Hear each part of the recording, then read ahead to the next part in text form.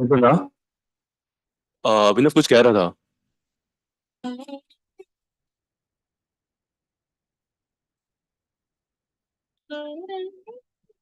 Podium.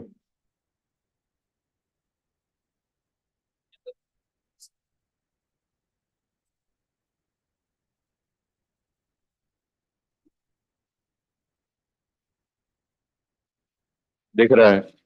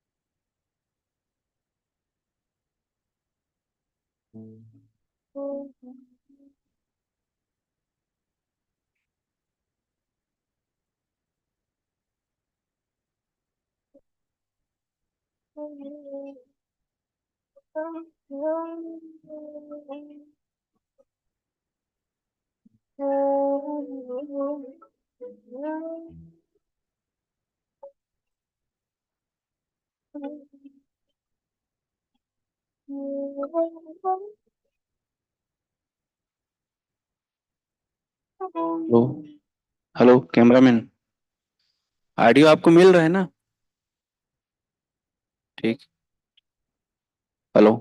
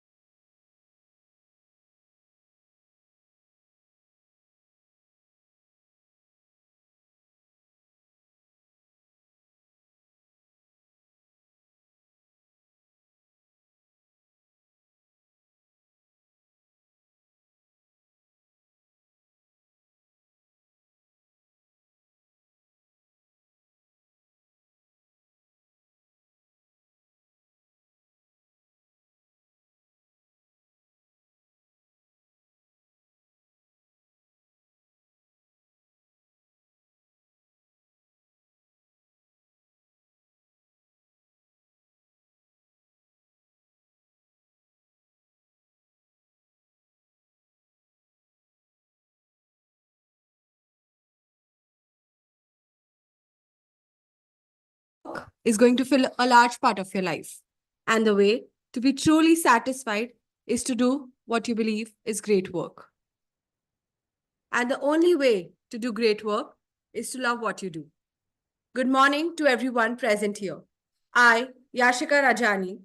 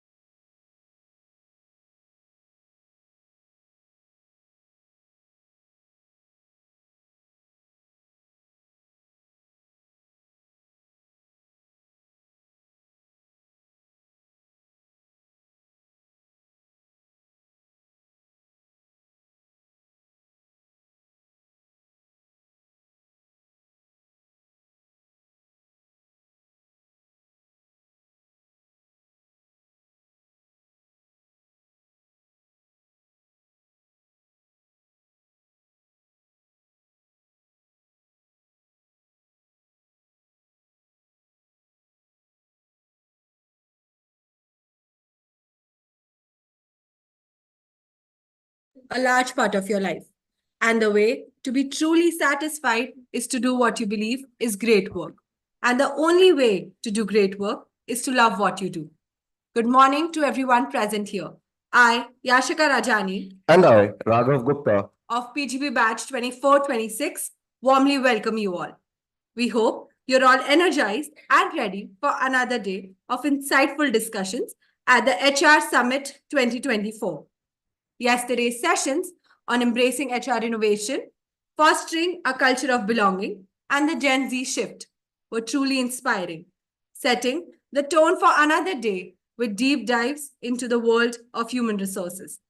Today, we continue this journey, exploring new dimensions and challenges that leaders face in a rapidly changing world. now we would like to invite Professor Smriti Pandey, Co-Chairperson Corporate Relations and Placements at IIM Raipur, to shed light on successful Day 1 of HR Summit 2024. Professor Pandey is an assistant professor specialized in marketing. She earned her PhD in management science with a focus on marketing from the University of Mysore in 2014. Her doctoral thesis centered on evaluating the performance of retail stores using a frontier analysis approach. Her research has been recognized both nationally and internationally with publications in Scopus Indexed and ABDC ranked journals. Ma'am, please.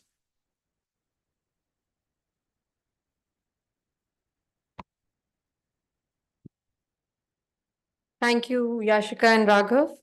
So a very good morning to all of you. Before we proceed with today's session, I would like to take a moment to reflect on this year's summit journey so far. So the theme for this year's summit, as you all know, is Future of HR.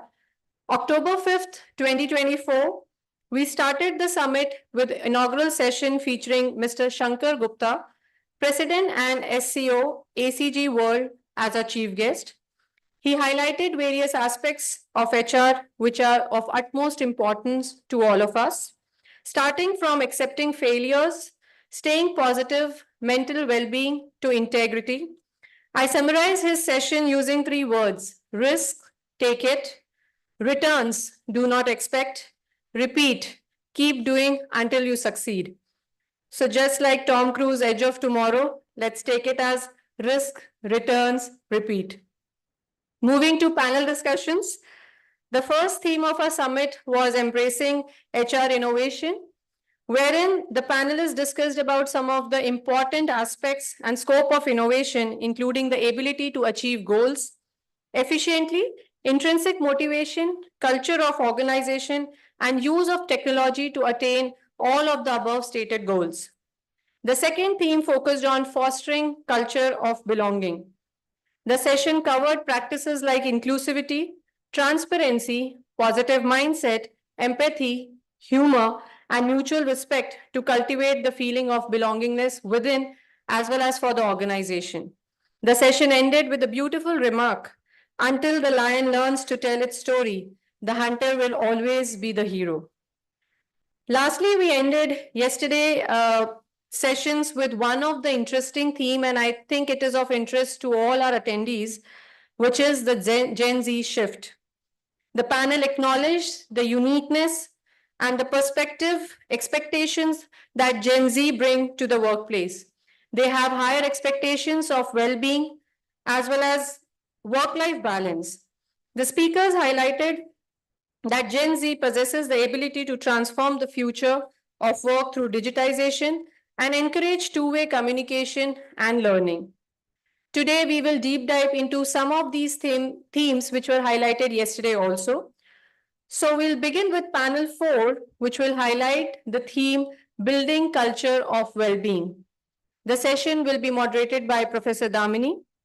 Panel 5 will focus on how do we prepare for future, upskilling and reskilling that is needed.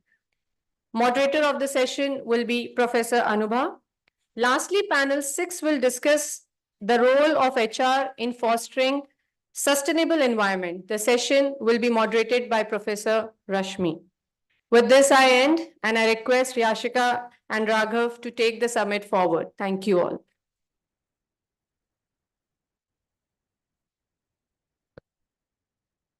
Today's agenda is packed with thought-provoking panels and discussions designed to help leaders navigate the complexities of today's business environment.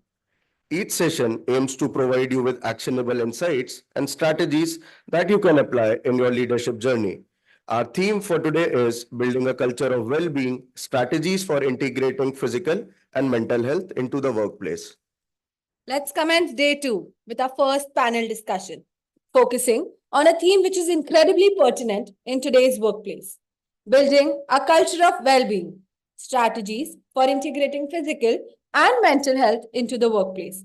As organizations strive to create a supportive environment, the integration of physical and mental health initiatives is crucial. This panel will explore effective strategies for fostering a culture of well-being that enhances employee satisfaction and productivity. We are honored to have a distinguished group of experts with us today to explore this crucial topic. Allow us to introduce our esteemed panelists and our moderator for the panel, Shri Ajay Tandon, Shri Vikram Vasant Patki, and Professor Damini Saini.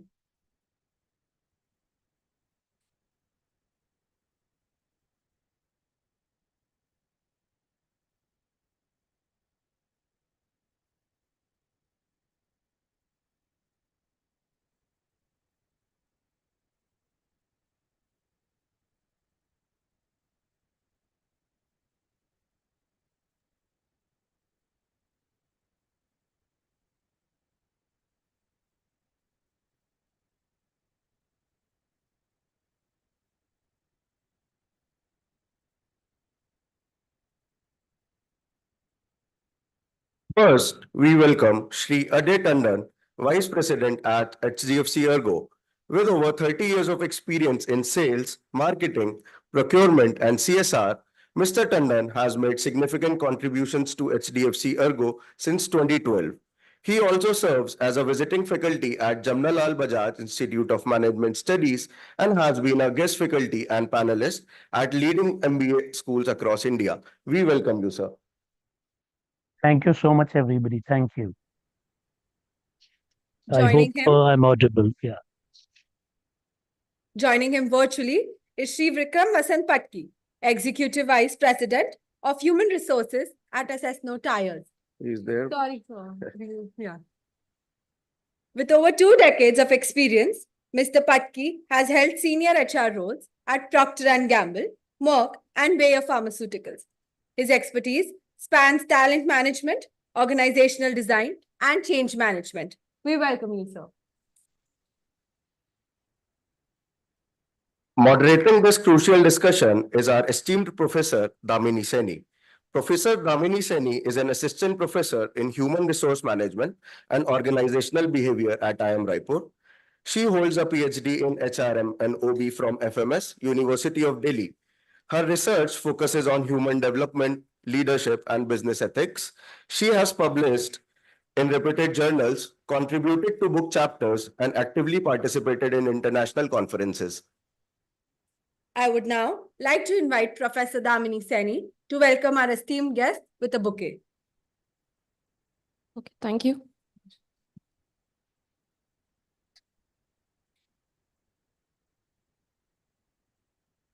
Shri Vikram Vasant Patki.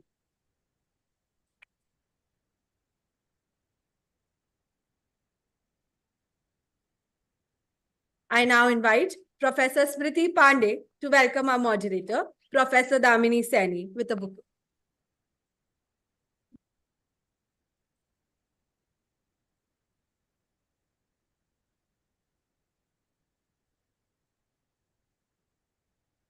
Thank you, ma'am. We are thrilled to have such an esteemed panel with us today. Let's dive into the discussion and explore strategies and integrating physical and mental health into the workspace to build a culture of well-being. Ma'am, the stage is all yours. Yeah, thank you so much. Thanks actually for the generous introduction of ours. And good morning, very good morning to everyone present here, to the esteemed dignitaries on the panel, Mr. Vikramji and Ajayji, and the faculty members who are here, and especially our young students who came here on the Sunday morning. See, we talk about empathy, and I also feel empathy. Okay. So I'm with you. Don't worry. Uh, I'm Dr. Damini Saini, and I'm professor of organizational behavior. I love to work in all these areas of well-being and belongingness, how we can enhance the productivity through the personal alignment, basically, how we can change, the mindset and everything, and then how we can fit ourselves in. Uh, I'm also interested in creating positive environment rather than fixing what is not right. So the culture is, building positive culture or culture of well-being is actually aligned theme with that. It is just like the theory of Hertzberg. I hope you remember the theory of Hertzberg. How many people here? Very good. What factors Hertzberg theory is having? See, you are with a faculty. How many factors? See, our students, they're so good, isn't it? Ma'am, don't ask us. At least I don't remember anymore. Yeah. So it's for the students only. So all right. So we are going to talk about the culture of well-being, and it's too good, isn't it? Culture of well-being. Do you want it?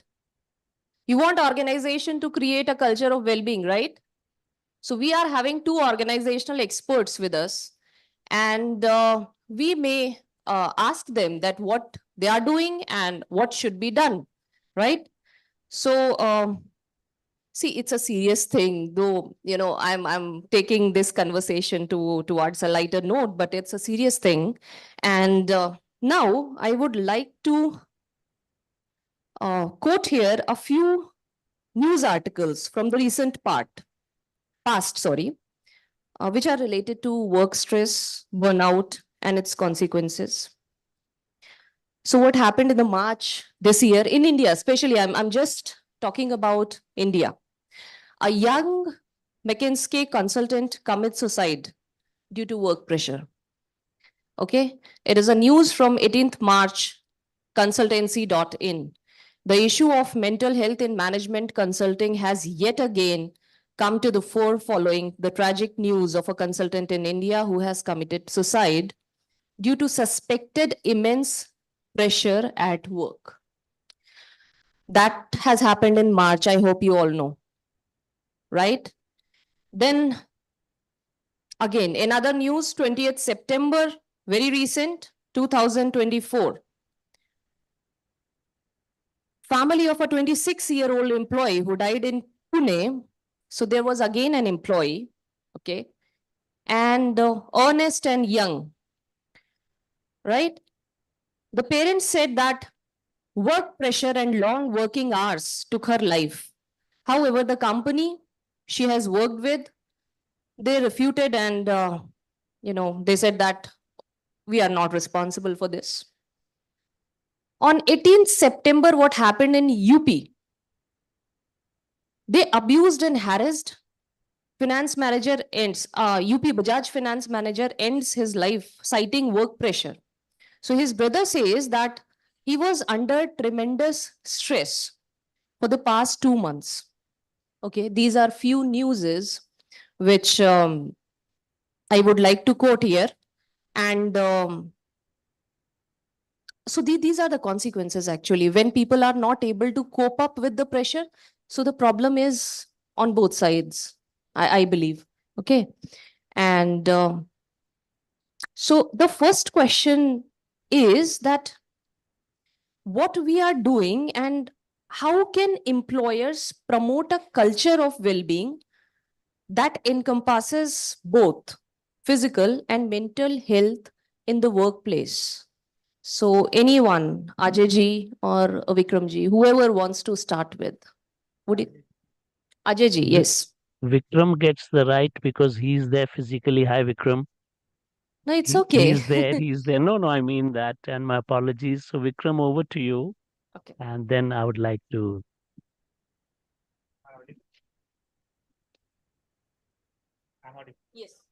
Louder, Vikram. I can't hear you if you don't mind. Can Please. you hear me now? Now it's good. Now it's Oh, good. Thank great. you.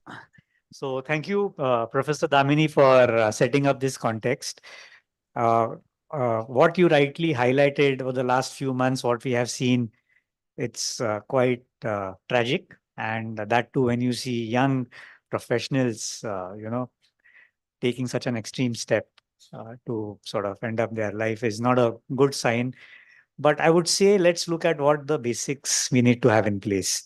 When we talk of well-being, at the end of the day, I believe we have to manage five key elements.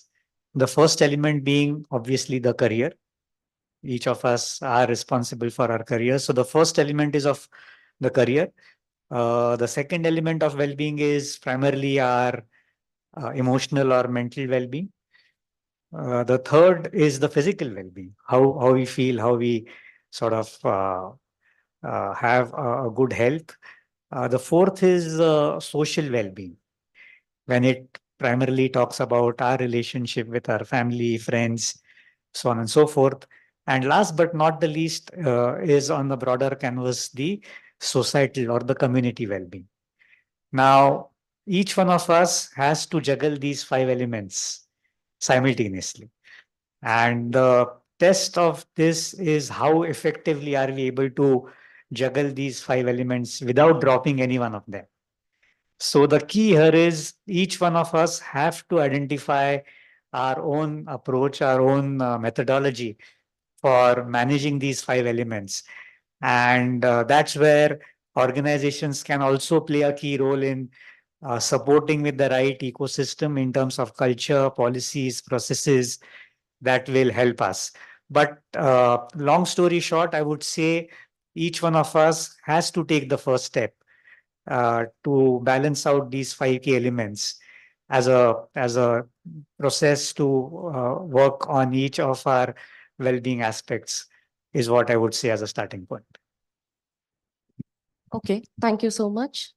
Ajay ji, would you like to add? Absolutely. In fact, I think Vikram, I don't know, he's stolen all my data. Whatever I had to say, he said it. Thank you, Vikram. Only possibly I'll rearrange the order as per this is my POV, my point of view, youngsters. Yeah, all you folks sitting there, I'm missing all of you, meeting all of you. For me, I'm very clear and I mention it every time. Physical well-being is paramount. अगर मेरा शरीर ही ठीक नहीं है, मेरी तबीयत ही ठीक नहीं है, rest all is secondary. If all of us remember Rakesh Jhunjhunwala, the stock market king, towards the end, what would he say? He had all the money in the world, but he was on a wheelchair. He couldn't eat, he couldn't walk. So, and physical well being also leads to mental well being. It's a two-way street. Students at Bajaj know how I make them run in marathons so that they get marks. And coming back to Dr. Damini's question, where should we begin? And I strongly advocate that it begins with us. When I say us, I'm talking about Gen X. We need to unlearn. We need to understand that times are changing. You know, the way when we worked, I began my career in 92, it was always yes. You put down your head and you said yes. You never said no. I never questioned possibly. Yeah. Whether it's a Saturday, Sunday, if you have to work, you have to work. And probably we didn't know what was work-life balance. We probably did it innately or we didn't do it. But now things are changing. There are too many other elements thrown in. Social media, while it's good, it has its negative effects also. Yeah. There's possibly more competition. Gen Z is far ahead of us. They know possibly the importance of well-being far more than we folks do. So possibly we need to unlearn, Professor Saini. We need to understand that we have to have a work-life balance or moving ahead, a work-life integration, which Gen Z is possibly looking at. And if I can quote a little bit more, a recent study says that in East Asian economies, the state economies of Korea, Japan, China, very Thai, Sud, formal, the first time in the history, the Korean plant of Samsung had a strike led by the youngsters. They have got enough of it. Japanese youngsters are moving to Australia to pluck fruits from the farms. Chinese youngsters are leaving because they say enough is enough. And I say this every time, 15 years max. And why? And I'll tell you, there will be no attendance system. There will be no, rules of a dress code. Hence, no sick leave. One can operate from anywhere. You know, these things are going to happen. And why 15 to 20 years? We Gen X folks who are possibly the bad boys, we would have retired and left. Millennials will be pushing towards 50s, yeah. And it's Gen Z who would be leading in leading positions. And I strongly hope that this happens. Yes. Thank you. All right. Thank you, Ajay ji. So, I mean, he was also talking about the individualistic orientation and what we can do, right?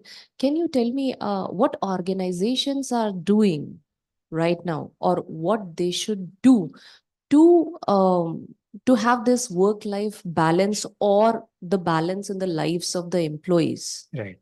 Yeah. Just to build on what Ajay was highlighting, it's time corporates have taken a note of it. You see many companies following these best-in-class practices, which revolve around work-life balance. I would like to quote a couple of examples which we have we had institutionalized in the last few years in my earlier organization. Uh, Post-COVID, we saw many of us spending 12 hours, 14 hours, 16 hours in front of the monitors. And we did run various engagement scores, organization climate survey. Uh, Feedback that came up was we need time for our own self. Now, basis that this was a global initiative which was rolled out, something called as the Pause and Recharge Week. So 1 week starting the month of January, you need to pause and recharge, which means either you take time off. There are no specific planned meetings, no events being held in that 1 week period. That's the time for you to reflect on how your objectives are going for the year. Are there any areas that you need some help and support as far as work priorities are concerned? Or you use that time just to take a break, recharge your batteries, and come back after a week's time. So this was institutionalized and it actually gave very, very rich dividends. And as a process, we started doing it 2 times in a year. So one in January and one in July for people to actually take that time off and, reflect, spend time with the family, friends, and come back. And the feedback that we received after this was people felt more energized, more productive after coming back from this pause and recharge week. So that was one example that I could talk about. And recently, in the new organization that I've joined, being a startup, one is expected to work maybe on a Saturday or a Sunday, but we do ensure that employees do get their fair bit of me time. So from that point of view, what we have come up with a concept is called as a My Wednesday. So Wednesday is the day which is middle of the week. And on a Wednesday, the guideline is that employee comes at 9 o'clock in the morning and leaves office at 6 o'clock. People don't leave or stay back in office beyond office hours. And the intent here is it is my Wednesday. I decide what I need to do on that Wednesday evening, whether I want to spend time with my family, whether I want to go out for a game, I want to go and watch a movie. It is my time. It's my Wednesday. I decide what I want to do. And to incentivize our employees, we have come up with a lucky draw type of a concept. So each person who leaves the company at 6 o'clock puts in his name in that drop box. We still follow the conventional process. We don't have any technology enabled app or something out here. But the next day morning, we pick up the chit and the name of the person that appears. He gets a 500 rupees Amazon gift voucher. Now I decide what I want to do, whether I want to go to a Starbucks and have coffee in that me time, or I just go and watch a play, or I go out to a restaurant with my family. So that is something which was institutionalized, and it's a low cost, high impact intervention. People are feeling quite positive about it. Everybody is looking forward for my Wednesday. When is Wednesday happening? And we see some element of excitement and engagement being built within the organization. So these were a couple of examples that came up to my mind. So the timing is fixed. Do they have to come by 9 and leave by 6? Yeah. So as per the statutory requirement, you need to fulfill that 8.5, 9 hour work day. So Okay. from that point of view, you come on time and you go on time. You don't Okay. need to stay back till 7, 7:30, 8 o'clock and go in the evening. Okay, I think they are also having some Wednesday concept, isn't it? Do you have it? Yes, no? But they are not getting any coupon or something like So that. maybe it's a food for thought. Yes, To maybe we can institutionalize think something like about that. it. All right. So, Ajay ji, would you like to talk about some policies? Absolutely. And in fact, Yeah. so well said, Vikram and Professor Damini. I think all progressive organizations are moving in the same direction. And one feels so happy the changes which are coming in. Like Vikram said, in our place, hopefully we've gone a step ahead. 6 or 9:30 to 6. After 7 o'clock, no ACs, no light. So you can't stay back in the office because it becomes stuffy. One, yeah. The best part, and possibly had I been there, we've renovated one of our larger offices here in Bombay, and we've got the extended cafeteria where there's a TT table, there's the drums, there's the guitar, there's chess, there's carom, there's books. It's kind of a lounge. And the best part is the TT table and the carom tables are occupied throughout the day. There's no fixed time that one can go. You need to unwind, you go there. You go there. And obviously, one does not play throughout the day because you've got your work also. Yeah, that's two.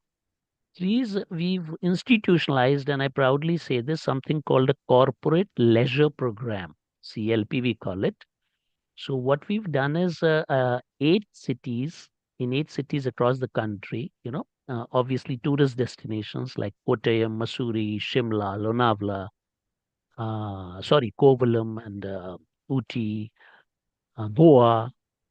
All these places, the company has blocked certain room nights, which the company will pay for whether utilized or not. So we block them. That's the inventory. And then folks, when the lock opens, the email is already there. Folks log in and it's literally fastest finger first. Let me tell you, we go beyond 100% occupancy. When I was in procurement, we did this till date. I have not managed even once. Only once when the admin guy told me, sir, aapka udhar Kovalam khula. I said, how to do it, I don't know. And Kovalam also, somebody had cancelled and those two. And on this, what does the company do? So we take care of quite a few things, including the accommodation and the meals. Rest all is also subsidized. So the employee is encouraged to go with her or his family and spend a few days there. You know, something wonderful and something, at least I'm not aware. I'm sure there are other organizations who do similar and even better. But this is a wonderful initiative, more than 100% occupancy throughout the year. It's always booked. And obviously, people are very happy. So these are some of the few initiatives, we connect. We've got Kahani time. We've got yoga classes and, yoga sessions, if I may say. So the important thing is engagement and trying to break the usual, coming out of that work, so to say, and taking a break. It's very, very important. I tell people, 1-1.5 घंटे से ज़्यादा आप machine पे मत बैठिए. Please get up. If not anything else, just get up and walk around. So that's my bit. Yeah. Right. Thank you so much, sir. So,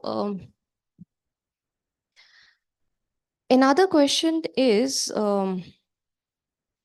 that see what is happening these days. Earlier in India, especially, I'm talking about earlier.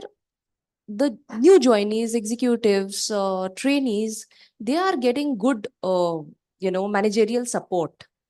But data says that proportion of the workers who feel they are supported by their managers has decreased from 80% in 2022 to 71% in 2023. Globally, this number has fallen from 70% in 2022 to 64% in 2023. So my question to you is, do you also, having those kind of experiences in the companies, do you feel, some differences in the value sets of the employees because of which it is happening? I am not aware of the statistics that you spoke about just now, but you need to look at it as a two-pronged approach. There would be a possibility, and it's a high possibility, where managers, because of their day-to-day work demands and expectations, would not be able to devote that much of time with their subordinates. But that is not a reason for managers not to spend time. They should spend time, because leadership, to succeed as a leader, you need to spend time with your team, right? Until and unless that doesn't happen, you as a leader will not be able to succeed. So that is something which is super critical for a manager, for a leader. But because of that, what I have experienced, I've spent almost 16 years of my career in the healthcare life science space. And typically, when we used to hire these medical representatives, uh, the job of a medical representative is quite difficult, very difficult, carrying that heavy bag, going and meeting those 10, 12 doctors every day. The day starts at 8 o'clock in the morning, ends at 12 o'clock, 1 o'clock at night. It all depends upon what time the doctor gives you the appointment to meet up with the company representative. So from that point in time, it was not always practical and possible for the manager, the first line area manager, to spend time with their medical reps. So we came up with a buddy concept. So buddy is like a senior, so-called senior medical representative who has spent a few years in the industry, a few years in the organization, and who has a good grasp of the market. So when a new person comes on board, he or she is not very clear how to manage the expense, how to manage the admin related work, who are the key stakeholders in terms of doctors, distributors, retailers. So the buddy helps a smooth settling of the new employee in the first 6 months. And what we used to do as a process was, we used to identify these senior people who used to actually become buddies of the new joinees. And you know how difficult it is for a medical rep to get the uh, time in the doctor's chamber, because you would have seen in doctor's chambers, you have a long queue of 10, 15 medical reps waiting. And then the doctor would say, हाँ बताइए आपका कौन सा product है.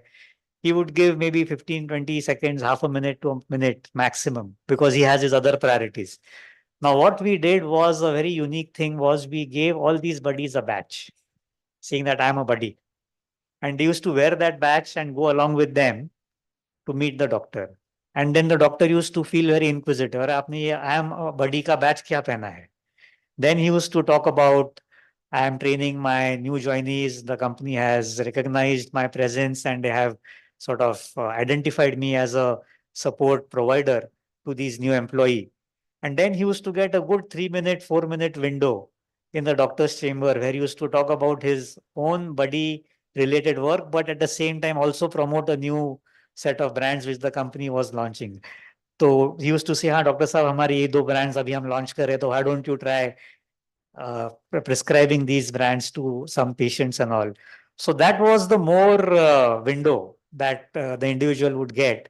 And that helped a new joinee to settle well into the role. It helped this gentleman to be recognized as a special person being a part of the organization. And it also helped him to gain more traction in terms of the in-chamber time at the doctor's clinic. So that actually helped us get very positive outcomes by doing this type of an intervention. Okay. So did you also provide trainings to these buddies? Of course, before they actually got into the role of a buddy, they were given that necessary handholding and support, so that the right messaging goes to the new person who comes. So this buddy is actually like a brand ambassador to the company. Any new person who joins obviously will have his or her own share of anxiety, apprehension. That chemistry between the new employee and the manager is also not there. So the buddy plays a key role in settling down the new employee in a very seamless manner. And after 6 months, the buddy then continues his journey with the new set of employees who join the organization. So that was something which we had institutionalized, and we saw very positive feedback coming out of this exercise. Right. So that's a very good concept. But however, otherwise also, if you see like managers, they have to support the subordinates, whoever is working under them, because you have to empower them. As an ideal manager, you have to support them, empower them, help them out. You have to save them.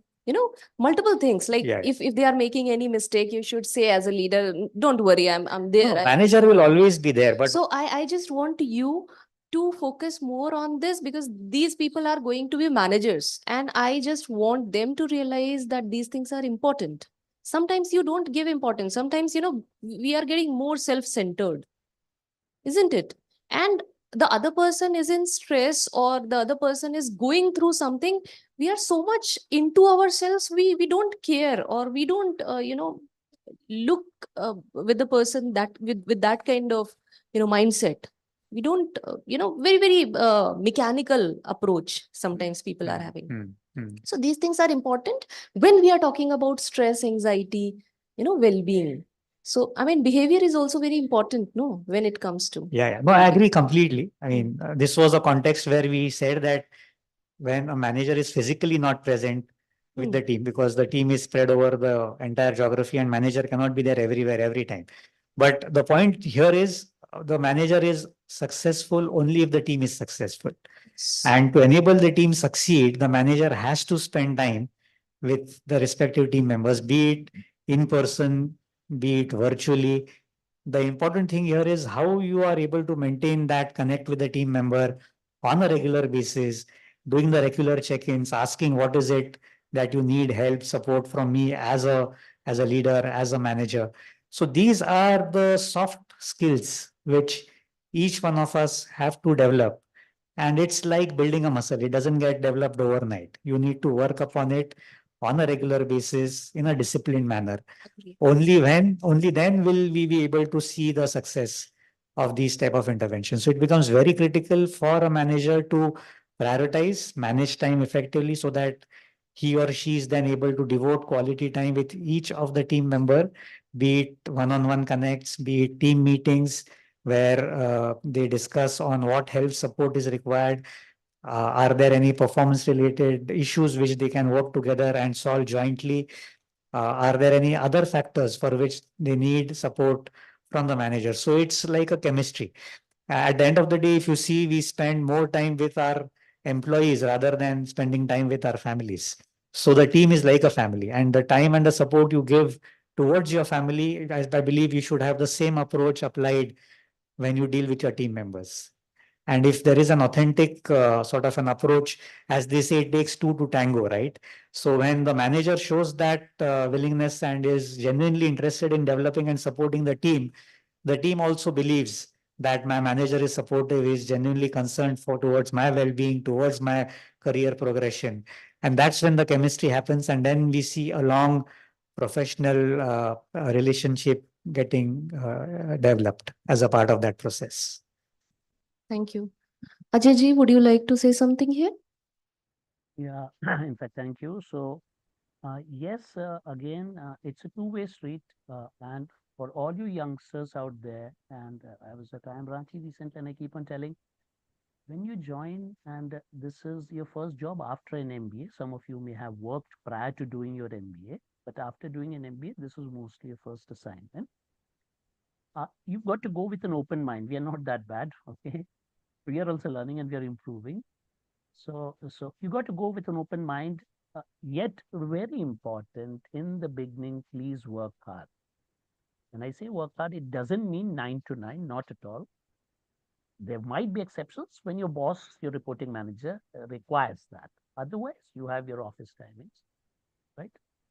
And try to understand, since you've just joined the organization, the most important thing, works and processes you will get to know is the culture, which means the people, how people work, how people relate. Please try to absorb in the culture, get absorbed, soak into the culture. Observe, observe, observe. Yeah. Look look, keep on noting down, if possible, in a diary. The best way to remember is when you write with your hands. Write down where you may not be in agreement or you don't understand. Yeah. After you've settled down for a few months, it depends. Again, this is individual. This is also what kind of a person you're dealing with. It's always a very, very individual connection, like Vikram rightly said. Right? Once you start understanding, you should also question. We always get the best from the youngsters because you folks come in with an open mind. We have worked too long that we think just like घोड़े होते हैं ना, घोड़े दौड़ते हैं, जब हम ज्यादा सोच, probably we can't think so widely. So do that. Do not say no. Let me tell you, in the first 15-20 days to your manager something, no, you're wrong. And I'll be very, very specific here why I'm asking, because this question came up. Remember, if you are told a no by somebody, you are wrong, it typically hurts the ego of the person involved. I mean, we're all human beings. Let's accept that we have emotions, right? So do not try to rub the reporting manager the wrong way in the first 15 days. While you would be right, possibly you're right and you know more, right? But you have to understand that the person has been there. There's a reason the person is there and is your reporting manager, she or he. So take it easy, take deep breaths, enjoy the work, soak in the work, and after work also enjoy. Work hard and party hard and play hard. You folks also need to unwind. Do whatever. If you're in a city like Bombay and you're coming here for the first time, explore the city. There's so much. Any city, in fact. Why Bombay? Any city has so much to explore. Go out, because we are more into sedentary lifestyles at work. Unless you're in hardcore sales. I'm a salesperson, right? Unless you're physically moving on beats, sales beats.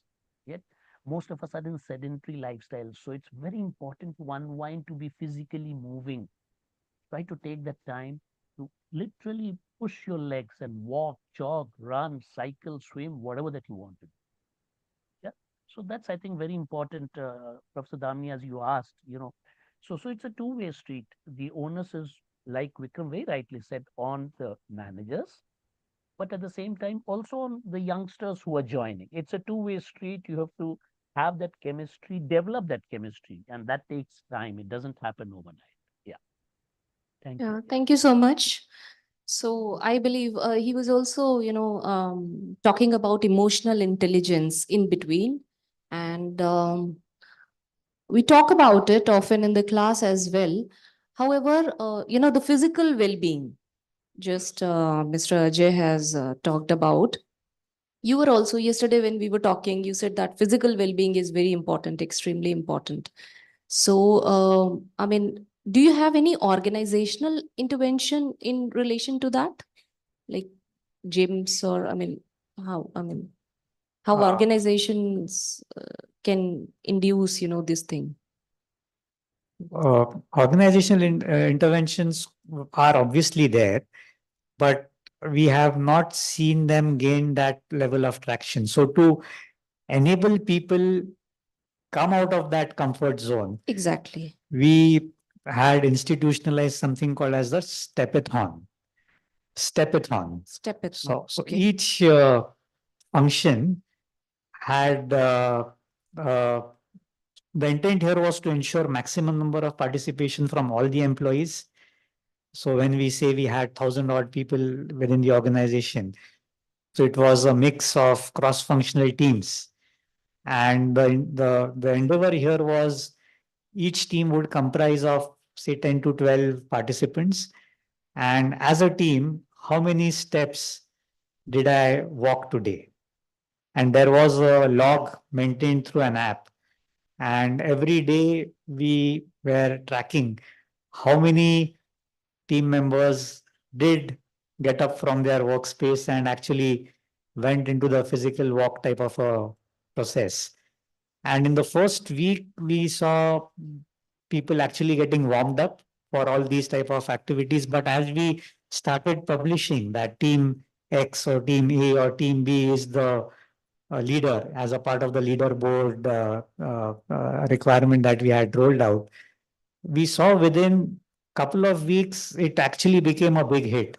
Everybody was competing because they wanted to see that our team should sort of be ahead of the curve as far as the leaderboard representation is concerned.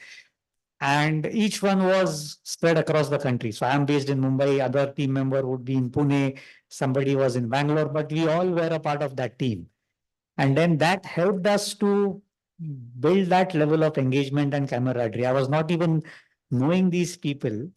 And because of this, we then used to connect every day in the evening on a quick call just to exchange notes in terms of how we are trying to improvise, how do we ensure that we sustain the leadership position. And on a lighter note, a couple of them after a month said that we lost 5 kilograms by doing this. So that was one activity which we had initiated, but that actually became a big hit, and that has continued as a yearly event for the last 4 years. So that is one example that I can quote of. Okay, so that means that we have to induce competition for making them run, do Positive, put something. positive pressure to ensure that Positive people reinforcement. sustain this on a long-term Okay. basis. Okay, thank you. So, all right. Um, so generally, when we talk about mental health, sir, people are having stigmas. And many times, they are facing something, they are having something in their minds, but they don't share because still it's an area which is still under taboo in some areas, or for some people at least. They think that how we can share these things because all the other people are like they are having good performance, they are having no issues. So how we can create a supportive environment for these kind of employees when people are thinking that it's not a good thing to share our mental issues or problems with the organization. Ajay, would you like to talk? Yeah, definitely. Thank you, Vikram. And I'll begin slightly before when Professor Damini on the previous question on the physical, and I would also like to share. I think Vikram and I probably know each other So for please a 50 years. bit, if you can be a little bit louder. I'm saying Vikram and I probably know each other for 50 years because whatever he's saying, I'm remembering we did stepathon in our place for long and absolutely similarly, And what we've been doing now, right now, since we're headquartered in Bombay, all of you would be knowing about the Tata Mumbai Marathon, which is one of the elite marathons right now in the world. In the world, it's a sought after an elite marathon, which means the top marathon runners like Kipchoge, etc. They participate in this Tata Mumbai Marathon, the only event where you can run next to a world champ. Of course, I'm barely struggling on Marine Drive. These folks run at more than 20 kilometers an hour and they are over ojhal ho jate hain, right? So the company has been sponsoring quite a few employees, more than 100, 200 employees every year. And it's an expensive affair for the Tata Mumbai Marathon. Yeah. So people do 5 kilometers dream run, people do 10 kilometers, people do half a marathon, 21.097. I still managed to do it. And people do full marathons, 42. So that's one good way. We organize TT tournaments. We organize cricket tournaments. Very important again. Yeah. And we do have, now coming back to the question which you asked, Professor Damini, yes, mental health is a stigma, I would say, and I would qualify this, is with our generation. हम डरपोक हैं, हम ये बोल नहीं पाते हैं कि boss, I have a mental, I'm depressed or there's an issue. I'm not absolutely my normal self. Yeah? The younger generation is better than us. I repeat, these folks say it on the face, which we are unable to. I'm still trying to learn to say no. Yeah. So there's nothing wrong. All of you sitting there, I could see quite a few in the audience. Thank God the camera went that way also. Yeah. Remember, stress is normal. Stress is natural. It's a human emotion. There's nothing wrong if any one of us gets stressed. I still get stressed because my main reason is my mom who's getting old. Yeah. So I get worried. Yeah. You folks also get stressed. So what? Nothing wrong. Only gyan that I give is moment that stress becomes overpowering, overbearing, आपको समझ में आ रहा है यार, sir fat raha hai, you're unable to do anything. You're absolutely caught up. You're not probably eating properly. You're not feeling like getting up or going to college, or you're just feeling sullen, moody. You're shouting. Yeah. Moment it's crossing that level, please, please, please talk to somebody. Talk to anybody. If you're not comfortable with your family, if you're not comfortable with your friends, there's always an anonymous helpline now. Please use that helpline, talk to somebody. That helps you to take it out. आपके दिल में जो भड़ास है, जो अगर मैं बोलूं बैठा है ना, थोड़ा कम होगा. Why? It will not only help you to reduce stress, this society needs you, Gen Z folks. We need you because it's you who will take this society, this country, and this world forward. We can't have you not being well. Yeah. We are losing, if I remember some statistics, close to $10 billion on such health related issues. Yeah, this is a WHO statistic. Yeah, and mental health is obviously one of them. So please, one good way to de-stress is go out for a walk. Let me tell you, walking is a huge de-stressor, unknowingly or knowingly. And you folks are good. Yeah, you folks walk at 12 in the night, which is good. 12 in the night, we are sleeping. So go out if you feel at 12 in the night, go out for a walk. You have a 200-acre campus. Go out, cycle, walk, swim, whatever, play. Getting too much of stress, कल exam में जाके TT खेल लो, कोई tension नहीं, exam में बस पास करने का है. ठीक है, these marks will not be looked at maybe 5, 7, 10 years into your career. You just need to keep on passing. That's important. Thank you, Professor Damini. I feel very strongly on this. Yeah. I can actually share. You did mention that people are a bit scared about talking. I can share my own example. 4 years back, this time of the year, I got affected with COVID. And I was the first one to get detected, and then everybody in my home got tested positive. So I got myself admitted because I didn't want my father to, aging parents, comorbidities, and all that. So I got admitted in the hospital.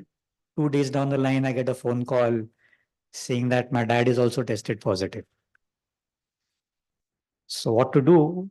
So through some network and all, we sort of got him admitted in the same hospital where I was there. We were in the same room, me and my dad. So day one went off well. Day two, he started complaining of breathlessness. His oxygen levels were at 55, 60. Then the doctor said that we need to get him admitted to the ICU. While he was moving out of the room, he told me that I don't know whether I'll come back. And he never came back. 4 days, every morning and evening, I used to get the phone call, and I used to dread to take that phone call because they used to say that now his kidneys are not functioning, his vitals are deteriorating. So I got discharged, and after that, 2 days later, in the morning, they said that it's just a matter of hours and we will be losing him.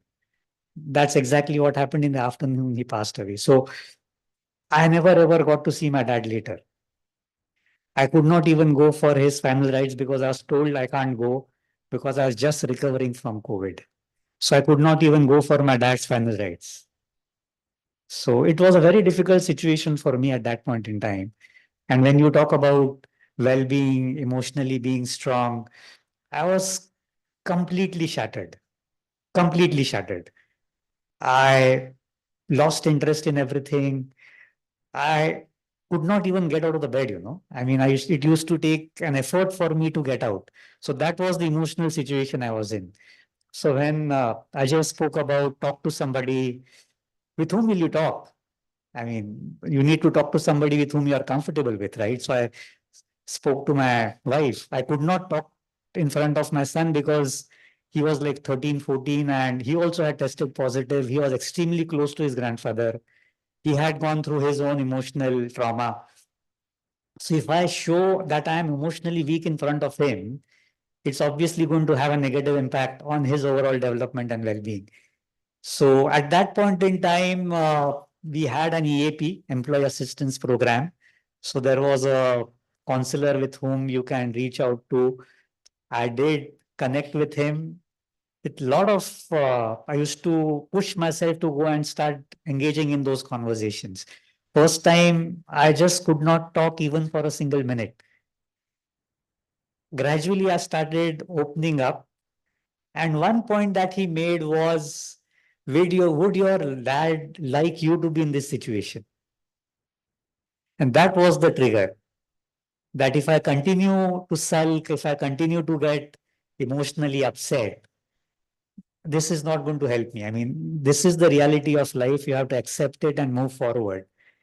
And that's when he told me, you do something which you love to do. You pursue what makes you feel good and happy. So as Ajay was talking, I also am a marathoner.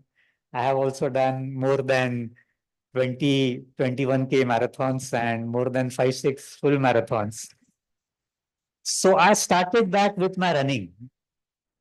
And I really started feeling so good about it. I can tell you, within a couple of weeks, I felt as normal as I used to feel prior to the COVID situation. And when you do these things, you at least are able to build that muscle to cope up with these situations. I mean, work pressure, work stress, these are temporary phenomenons, you know. It comes for a day, it stays with you for 2, 3 days, it goes back. But this type of a situation, that experience is a life-changing event, right? So from that point of view, I was able to manage, deal with this situation. And the point I'm trying to highlight over here is, for me, running is like meditation in motion, you know. But you also need to identify those areas. Somebody would like to sing, somebody would like to dance, somebody would like to play a sport, get into art. Please find out those sweet spots which will help you make feel happy and pursue time in a very aggressive manner to pursue these hobbies. We all have 40 minutes a day. And even if you look at the 5% of that, which is around 72 minutes, which is an hour and 12 minutes, I'm sure each one of us will be able to make that much of time to devote to pursue these hobbies, interests. And trust me, it will make your life much more better, much more productive, and you will feel very positive and good about yourself. So since you mentioned people don't like to share, actually I was feeling extremely uncomfortable talking about it, but since you spoke about it, I thought maybe I can also share about this. Each one of us have gone through some sort of situations. The challenge here is, how do we deal with it and find out mechanisms to cope up with that, is what is the point I'm trying to highlight. So thank you. Thank you so much, Vikram, actually, for sharing such, personal experience with us. And that makes more sense because people can see that how you have faced and how you have came across the whole thing. And, so it made me remember philosophy. It is called Stoic philosophy. Debalina is there. She's talking to someone. And she asked me once in the class, Madam, is it a Stoic philosophy, when I was talking about emotional, intelligence? So there was a philosopher in Greek. His name was Zeno. And he has given this Stoic philosophy.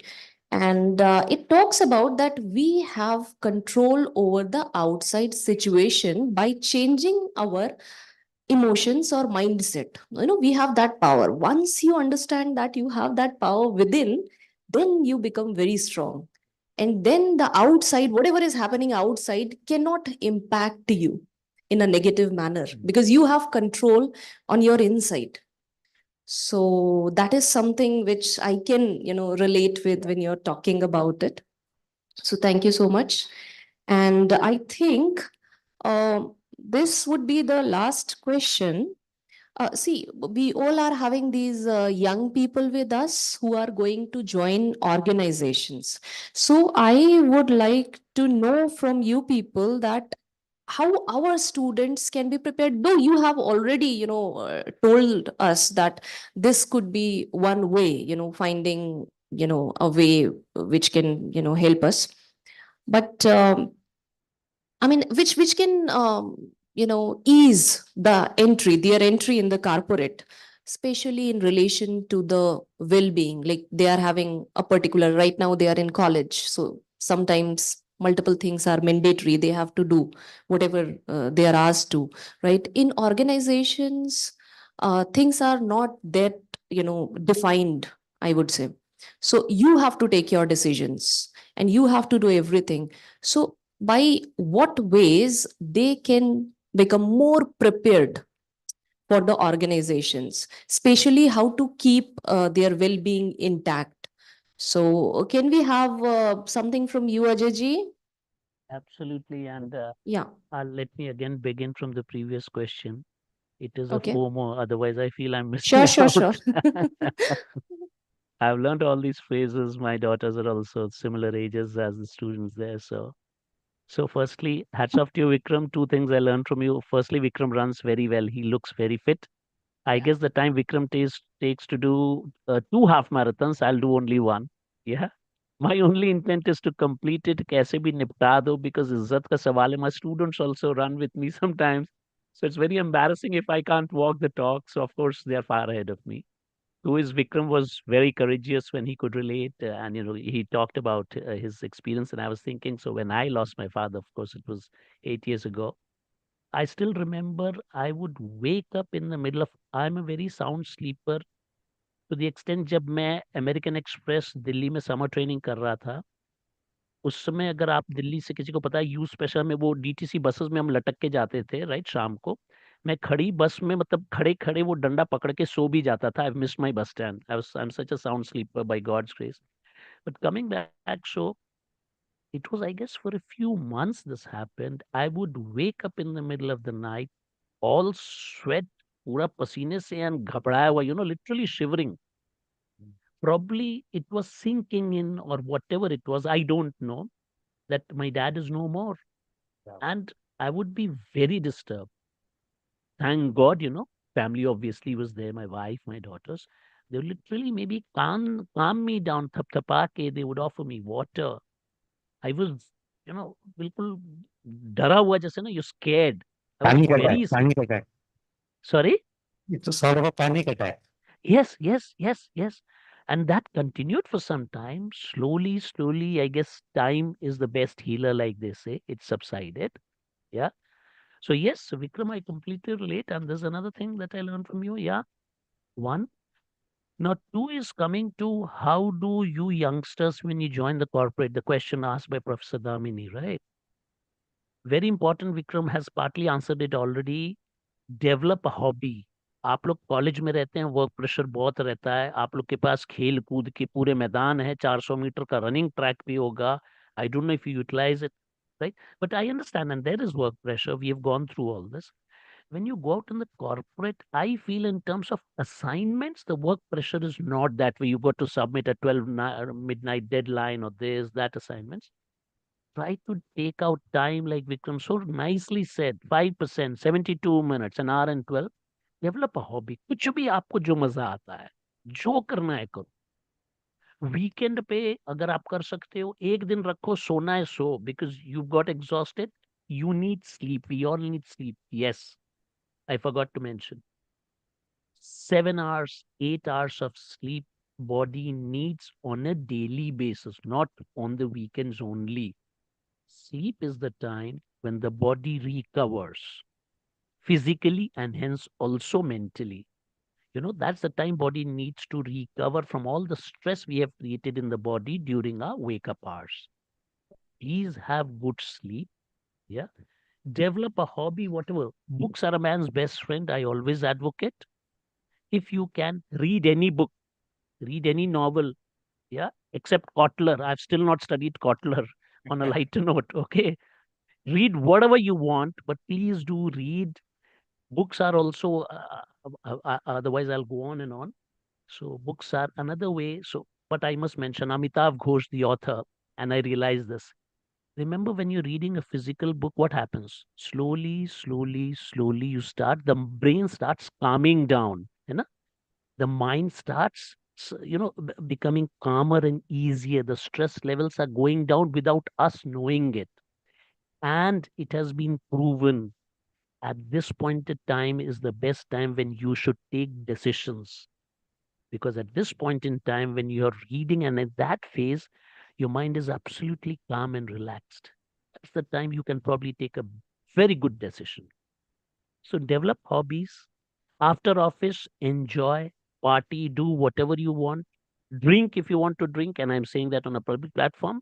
Don't get caught, और don't be वो नाली में पड़े हुए वो सब नहीं करना. Drink in moderation. You learn the harmful effects of drinking, and probably you leave it. Don't let anything go into excess. Yeah, that's about it from my side. Thank you, Prof. and Vikram. Yeah. One more point that I would like to highlight, as Ajay also highlighted, was identify a good mentor. We have good social media platforms, and reach out to people. I mean, it's not that you will find a mentor day one. You will have to build that network, but that really helps. And if you are able to get somebody mentor you, coach you at a starting phase of your career, it will help you reap rich dividends as you move forward. So that is also super important. You will have somebody at your workplace who will actually do that role, but you need to take that initiative to start early and identify some industry seniors who will work and act like coaches or mentors to you. That will help quite significantly, is what I would say. And Okay, for this, right. you don't need AI, you don't need anything, like Vikram said. Basic फंडे वही हैं, Vikram said. AI यहाँ नहीं काम आएगा. It's your human intelligence and the networking. Be active on LinkedIn. Sorry. Yeah. So you should have a mentor, as said.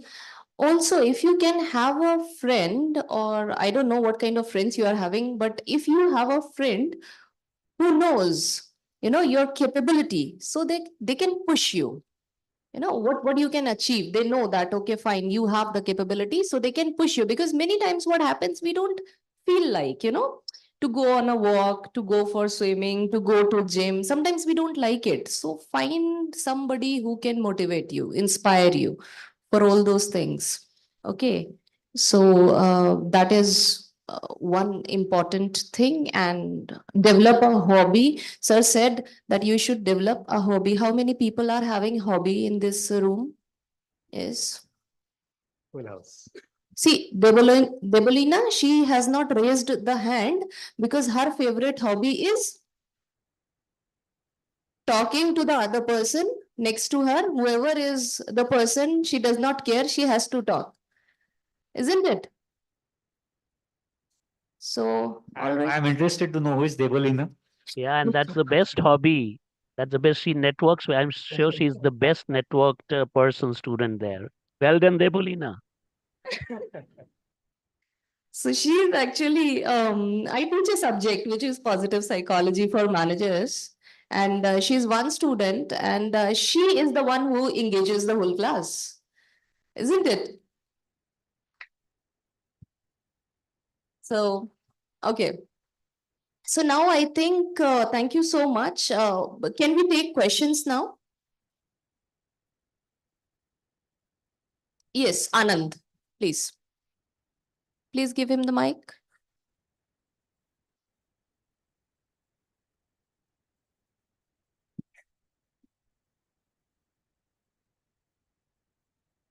No, it's not working.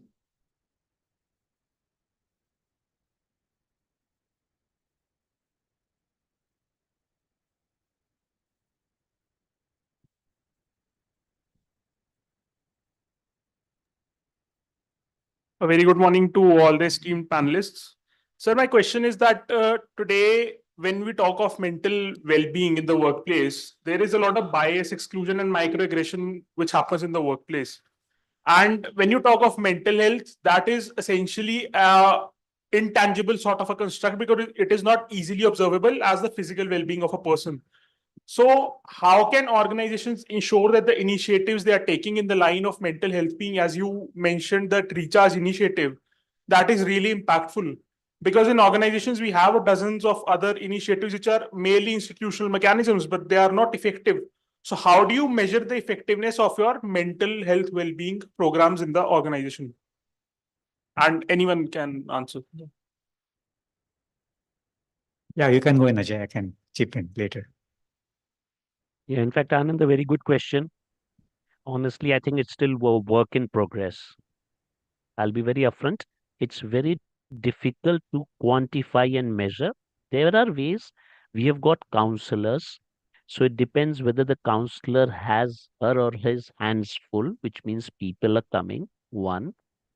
Two is leading by example. If I go to a counselor, and I've done that, I've been to a psychologist myself many years ago. Yeah. And I mention it in our internal communication that yeah, I need not mention the confidential details, but I did this and I promote this. Because remember, a leader is one who walks the talk. So that helps people to maybe come out of their shells, and hence more people are able to express themselves. Because yes, Anand, you're right. It's still, I won't say taboo, but it's still slightly, it's considered a yaar, isko kuch problem hai, right? Which is so unfortunate. Physical problem होती है तो सब बोलते हैं हाँ यार वो चोट लग गई खांसी हो गई मेंटल में एज इफ वो मेंटली हो गया which is wrong it's absolutely wrong we all go through that, I'm sure a doctor would know better, all of us go through this. The other is to have champions like he said buddy, Vikram said in a different context of course, but people who can champion this within their local teams. But yes, it is work in progress, Anand, and yes, we need to step it up. Point well taken. Thank you, Anand. Over to you, Vikram. Just to add, it's a bit of a sensitive topic, right? So people still don't open up as far as this particular aspect is concerned. But as an organization, we need to engage in first and foremost sensitization of people. So when I say sensitization, you need to build awareness on eliminating, if not eliminating, at least minimizing these unconscious biases. So through sensitization training, we can always talk about it, reinforce the importance of these type of interventions, which at least will help you to minimize these unconscious biases that might creep up. In offices, we have these first aid box. Why can't we have a process where we create mental health first aid box, right? Where people are trained, people are given necessary tools and support mechanisms which will enable them to deal with these type of situations that come up on an ongoing basis. And last but not the least, I would say over communicate. Doesn't harm if you over communicate when it comes to such an important and sensitive topic. But to institutionalize this, it's again running that 42-kilometer marathon. It's not a 100-meter sprint that you expect results to come up overnight. You need to have that sustainable intervention, and only then we will be able to see the benefits in the near term, if not the short term, is what I would say. I think wonderful. I must come in, Vikram, this aspect of a mental well-being health kit. ये आपका idea हम चुरा लेंगे. With your permission, sir. Thank you. Yeah, anyone else? Okay.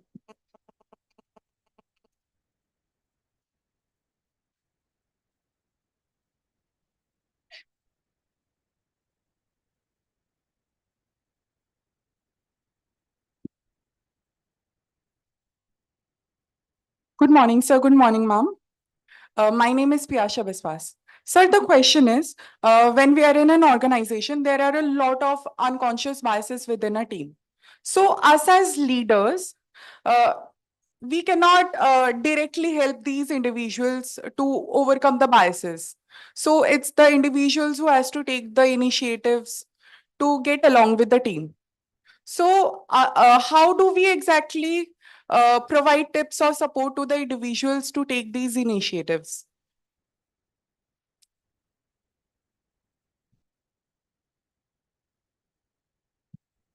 Okay, let me try to attempt to answer this.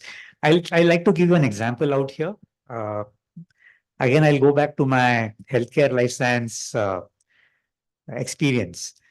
So typically, as I was referring to earlier, we have medical representatives, and typically these jobs are done by gents, not ladies.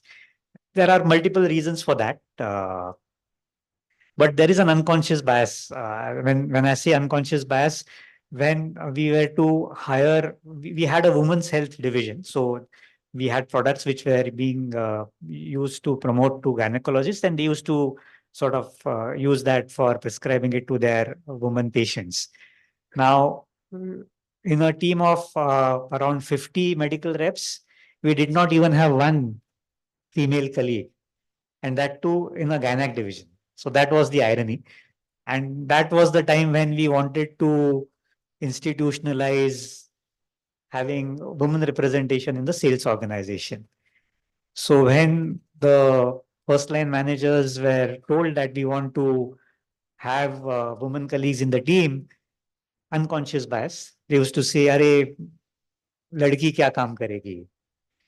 Doctor को late night तक बैठना पड़ता है, they will not work. Or even if they work, tomorrow they will get married. शादी हो गई तो फिर बाद में they would not want to continue working." So from that point of view, we had to actually tell our managers on how to mitigate and not look at it from that bias of not having women colleagues in the sales organization. The first step that we did was whenever we were interviewing a candidate, we had one woman interviewer also in that panel so that the manager does not have a bias to identify a male candidate instead of a woman colleague. So at times you need to use the carrot and the stick approach to educate and train managers on managing these unconscious biases. So that's what I would want to highlight. Can I add? Thank you. Can I add here? Yeah, sure, sir. So yes, Ms. Biswas, I'm missing your first name, but yes, unconscious bias is a fact of life, and probably we can extend this beyond the gender into the LGBTQIA plus also, into differently abled also. Yeah, we have these unconscious biases, but yes, thankfully now organizations are understanding and learning, and we are moving ahead. So organizations are hiring people from all communities, right? There's nothing wrong. Probably these folks are more intelligent. It's just that their orientation is different. As long as that's not harming me, why should I bother? One, having washrooms, etc., for differently abled, having workspaces for differently abled. So what are we learning here? There's a differently abled colleague. The person you has an issue, cannot walk, doesn't have a normal gait. I tried the moment I see, क्या मैं आपकी मदद करूं? Which actually they mostly don't like because they know they can do it. So that's our learning. They are as good as us. Only, of course, if they ask for support, that's a different matter, right? So unconscious biases are there in our organization. If any of you would be aware, you have vehicles at home, could be a two-wheeler, four-wheeler, right? Has an accident, unfortunately, then a motor surveyor comes to survey the vehicle, correct? The motor surveyor has to be a male, a man. Why? Yeah, there's no reason. Actually, there's no reason. It's probably been traditional or historic. Proudly, I can say we got in women folk to do this, and they're doing better than the men folk as surveyors. Also, possibly because they have a point to prove, and that they can also do it. They are equally capable. So yes, unconscious biases will continue for a while. But yes, things are on the positive side. Things are improving. Yeah, my 2 cents. Yeah. Yeah, thank you so much, sir. I hope it helped Piyasha. Yeah. So I also would like to add because both panel members they spoke about the different kind of the diversity or the diversity of the workplace and how people have unconscious bias. Apart from that, I would like to um, speak about, it's not only what is visible to you. Sometimes people are also having unconscious bias. What is not visible means how you approach a problem, means what are your values and beliefs, okay? How your brain is wired. All those things are there, and people who work with you, they know about all those things. And many times they have their unconscious biases regarding those things. Sometimes, because you know that three-fourth part is not visible of any individual or iceberg, right? So that is also, a kind of bias that we have, isn't it? Any other question do we have? Yes? Anyone else? Yes? Yes?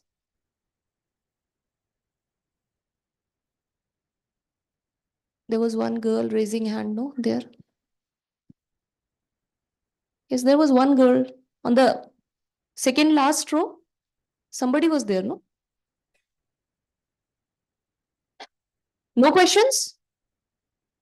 Okay, fine. So I think they don't have any questions. And thank you so much, sir. I hope all the information that you have shared with us, especially all those new interventions, it enlightened us.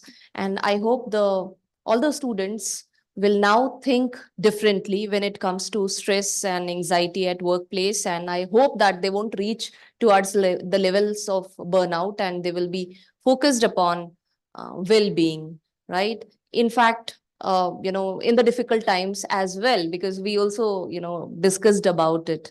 So thank you so much for spending your precious time with us. Thank you so much, Ajay sir. Thank you so much, Thank you Vikram for sir. having me here. All the best. Yeah, Thank you, thank you. folks. Thank you, folks. We'll Vikram, we'll connect catch up on. later. We'll catch up later. You are based मेरा in Mumbai or Gurgaon?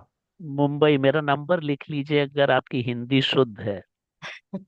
88 79 66 27 88। एक second. और मेरे को phone करिए अगर आपने सही number किया तो मेरे को आएगा। नहीं बोलिए। 88 या 88 eight 79 eight eight 79। Nine wrong sir, wrong. 79 okay sorry 79 8879 66 66 27 88। 2788। Yeah, students, you folks can note down the number. If you ever want to connect, I'm available. This is my WhatsApp number also. I love connecting with Gen Z. You can make out from the LinkedIn post, etc. Yeah. We So will Vikram, if you can send me, yeah, please. we'll chat for a marathon discussion. Yes, yes, absolutely, absolutely, Have a good day. absolutely. Thanks, Ajay. Thank you so much, Vikram. Pleasure meeting you. Same Professor here. Thank you. Damini, thank you. And youngsters, I'm missing the names, Raghav, and I think yes, Yashi. Best wishes, everybody.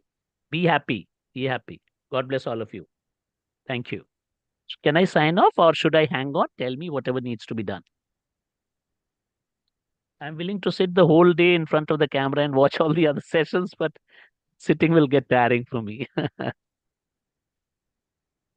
Today's discussions on building a culture of well-being, strategies for integrating physical and mental health into the workplace has truly been enlightening.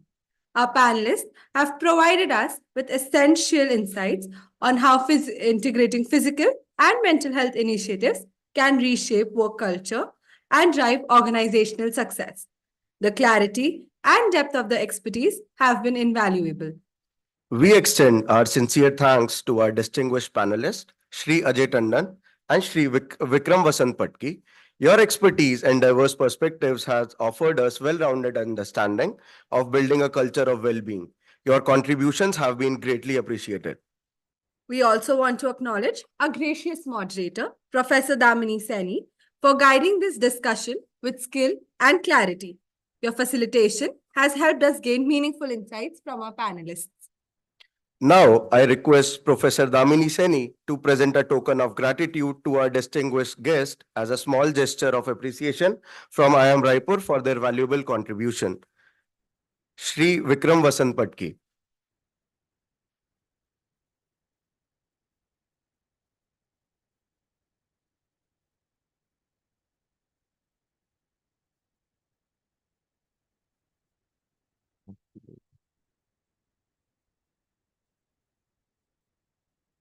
Now I request Professor Smriti Pandey to present a token of gratitude to our moderator as a small gesture of appreciation.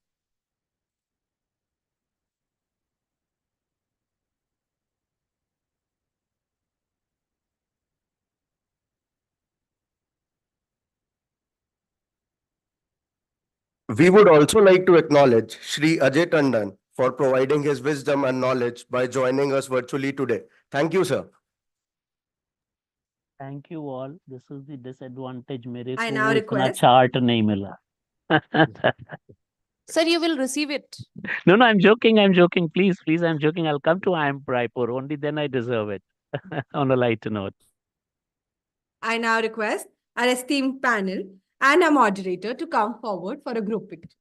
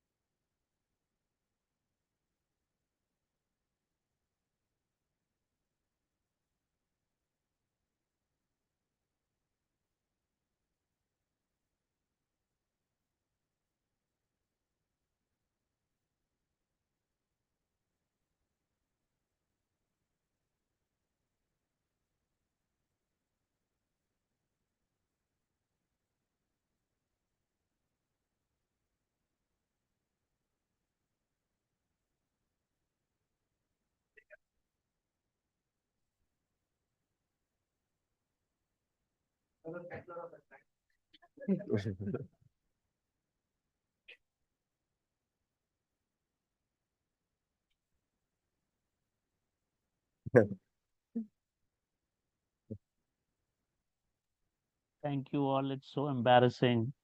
I'm very embarrassed. Sorry, I couldn't be there. My apologies once again.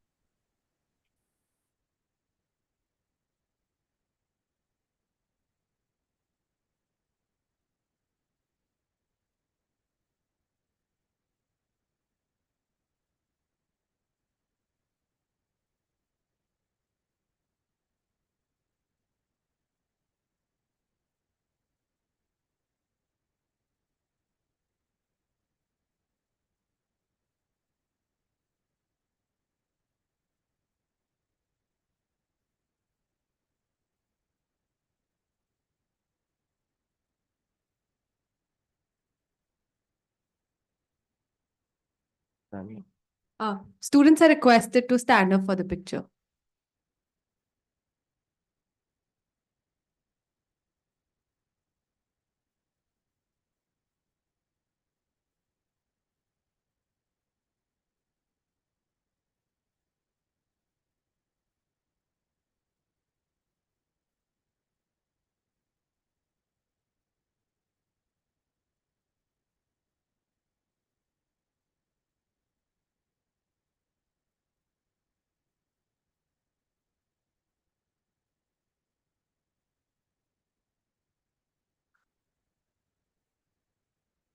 Thank you, respected faculty members, gracious moderator, and esteemed panelists. As we close this session, students are advised to take a moment to reflect on the strategies and ideas shared. Consider how you can apply these insights to leverage technology in your leadership roles. We will now take a 30 minutes break for high tea at IR Lounge, ground floor, Gyanchila. We look forward to continuing the summit with you. Thank you again to our panelists and all of you for your participation. We'll see you back here shortly after the break. Students are requested to be seated until our panelists have left the venue. The next panel will begin sharply at 12 p.m.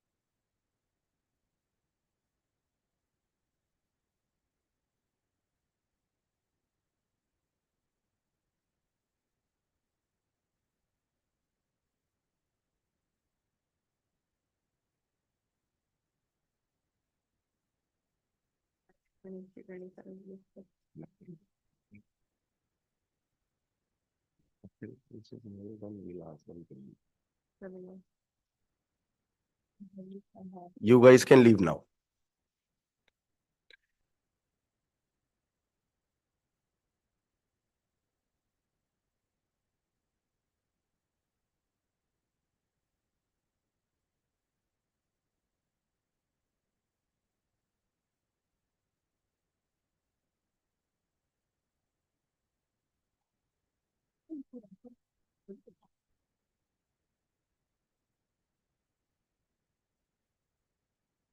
We have 4 guests in this panel.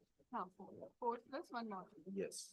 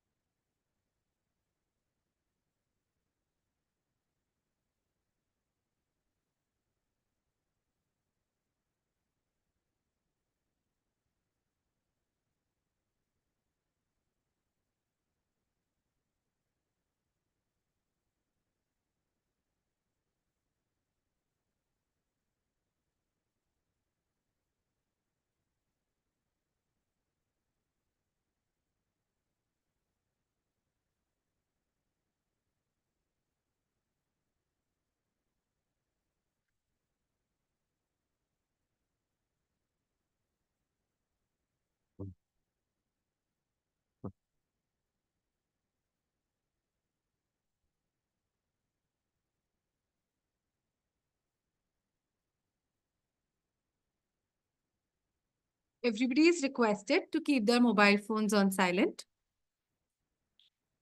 Good afternoon, everyone. We are excited to continue our series of insightful discussions at the HR Summit 2024. Our next panel focuses on a theme that is incredibly pertinent in today's workplace: reskilling and upskilling policies, preparing for the future of work. As the nature of work continues to evolve, it is crucial for organizations to develop effective reskilling and upskilling strategies. This panel will explore how to equip employees with the skills needed to thrive in the future workplace. We are honored to have a distinguished group of experts with us today to explore this crucial topic. Allow us to introduce our esteemed panelist and moderator, Sri Sankara Risu, Dr. Santosh Kumar Raut, Dr. Tanya Singh, Sri Tirthankar Ray Chaudhary, and Professor Anubha Dadich.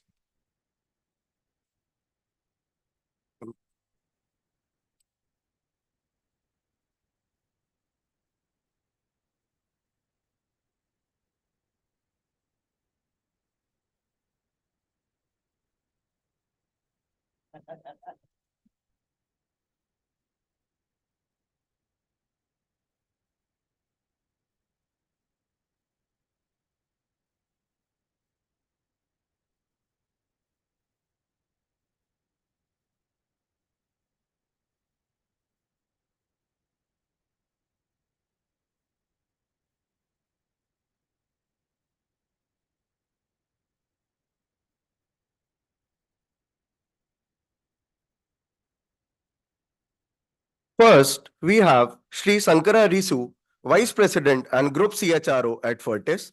With over 20 years of extensive HR experience, Mr. Risu is known for his commitment to fostering inclusive and high-performing workplace cultures. His innovative approach to aligning HR strategies with business objectives has driven significant growth and transformation within his organizations. We welcome you, sir. Next, we welcome Dr. Santosh Kumar Raut, Group Head of HR at Sorigen Group.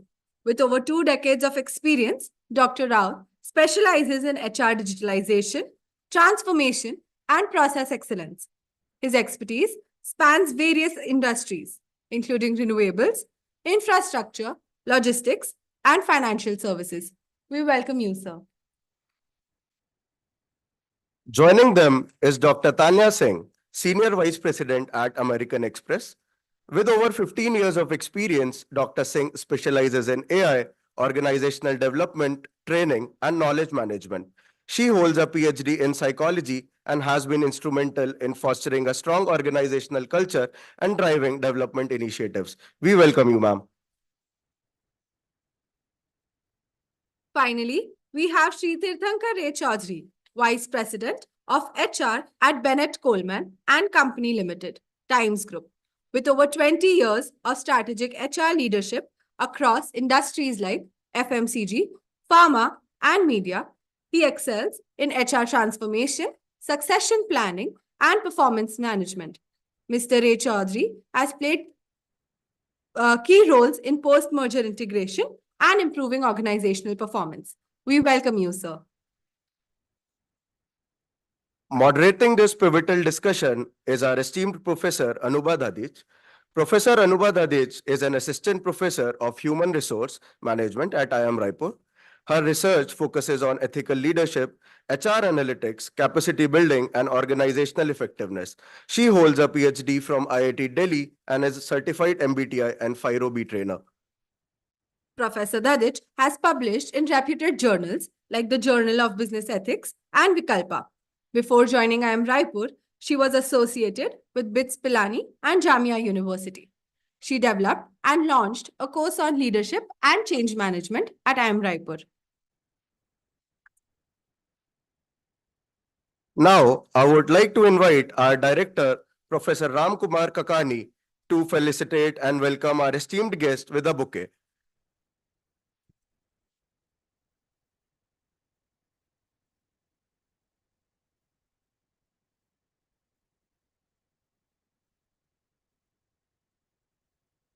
Sri Sankara Risu.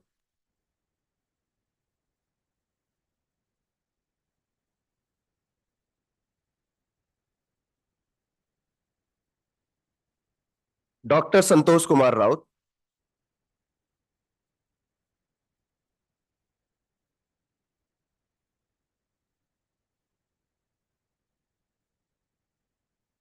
Dr. Tanya Singh,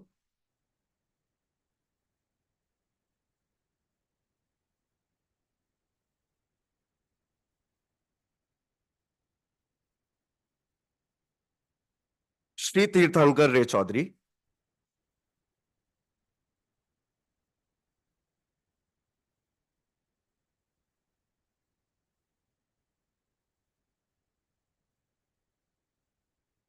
and Professor Anubha Dadich.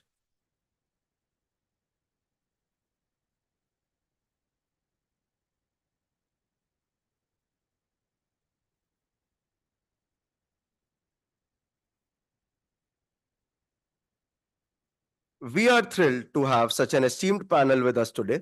Let's dive into the discussion and explore strategies for reskilling and upskilling to prepare for the future of work. The stage is all yours, ma'am. Thank you so much for wonderful introduction for all the panelists and myself. And I'm really excited when I was interacting during the break with all the panelists, although it's a very brief interaction, but I can ensure that you all will be thrilled and, full of all wisdom, information, knowledge, whatnot after this session, that I can guarantee you. Another thing is you yourself have to engage yourself by asking multiple questions based on your interest and based on the match with their experiences, what they're going to share in the upcoming questions. All right. So we'll normally keep with the interactive flow, sir, just for the panelist information and the students as well. So I'll start with something and then we can just move on with sharing your insights. And pausing there, we'll take the inputs or if they have any queries then and there, in spite of holding them, because at times it's slipped and at times something more curious they are and which they may not, able to hold till the last. So let's keep that. I hope that is fine with all of us, right? So just to set, as you all have watched and witnessed the very recent, budget speech also, where Union Minister have presented that importance of upskilling and reskilling of 14 million, youth of country. It's a big, project. And way back in 2015, Honorable Prime Minister have launched the Skill Mission India also. Although it's not for that executive level, but yes, why it is important to keep that information updated with us, because we're going to monitor and, evaluate those level of workers or the non-executive class in our day-to-day interaction with your future workplaces, right? So what kind of challenges those guys are facing despite being eager to learn new skills, but still not getting the right opportunity at right time. And they just get as an apprentice in many PSUs or in some other private sector organization, that certificate. They enter into the private domain or private premise or manufacturing units. And then the managers like sitting here in the room will struggle like what to do, how to upskill, how do I rate, not to rate, what to do. So those dilemmas you definitely going to, because it's not a small journey, it's a long way to go if I talk with the Indian context and global also, right? So first to clarify, because I can see a mix of first-years and secondaries here. So upskill and reskilling, the terminology, which many of you are familiar, some of you may not be familiar because yet to go with that course. So upskilling is like you just add something more, right? In your current, whatever skill you are possessing. Let's say, I'll borrow the example what we are having in the interaction. You're doing a marketing job or a sales job, but now you are doing a digital marketing. So upskilling. Reskilling is altogether entering into a new role. That is your reskilling part, right? So how organizations are investing, how organizations are identifying those gaps in both the segment, in the upskilling crowd also and in the reskilling crowd also. How those groups are matching with their organizational strategy and how their performance is making difference. So we'll revolve the discussion around these areas only. So I begin by asking with the process part, sir, first. So what current process, I mean, your respective, organizations are using for this skill gap analysis? And possibly along with that, if you share certain insights that what practices against the global practices you are already using and your future plans if you can. Or let's brief it first round with just the process part and then we enter into the other practice part. So maybe I can start with Risu sir and then we'll pass on the same.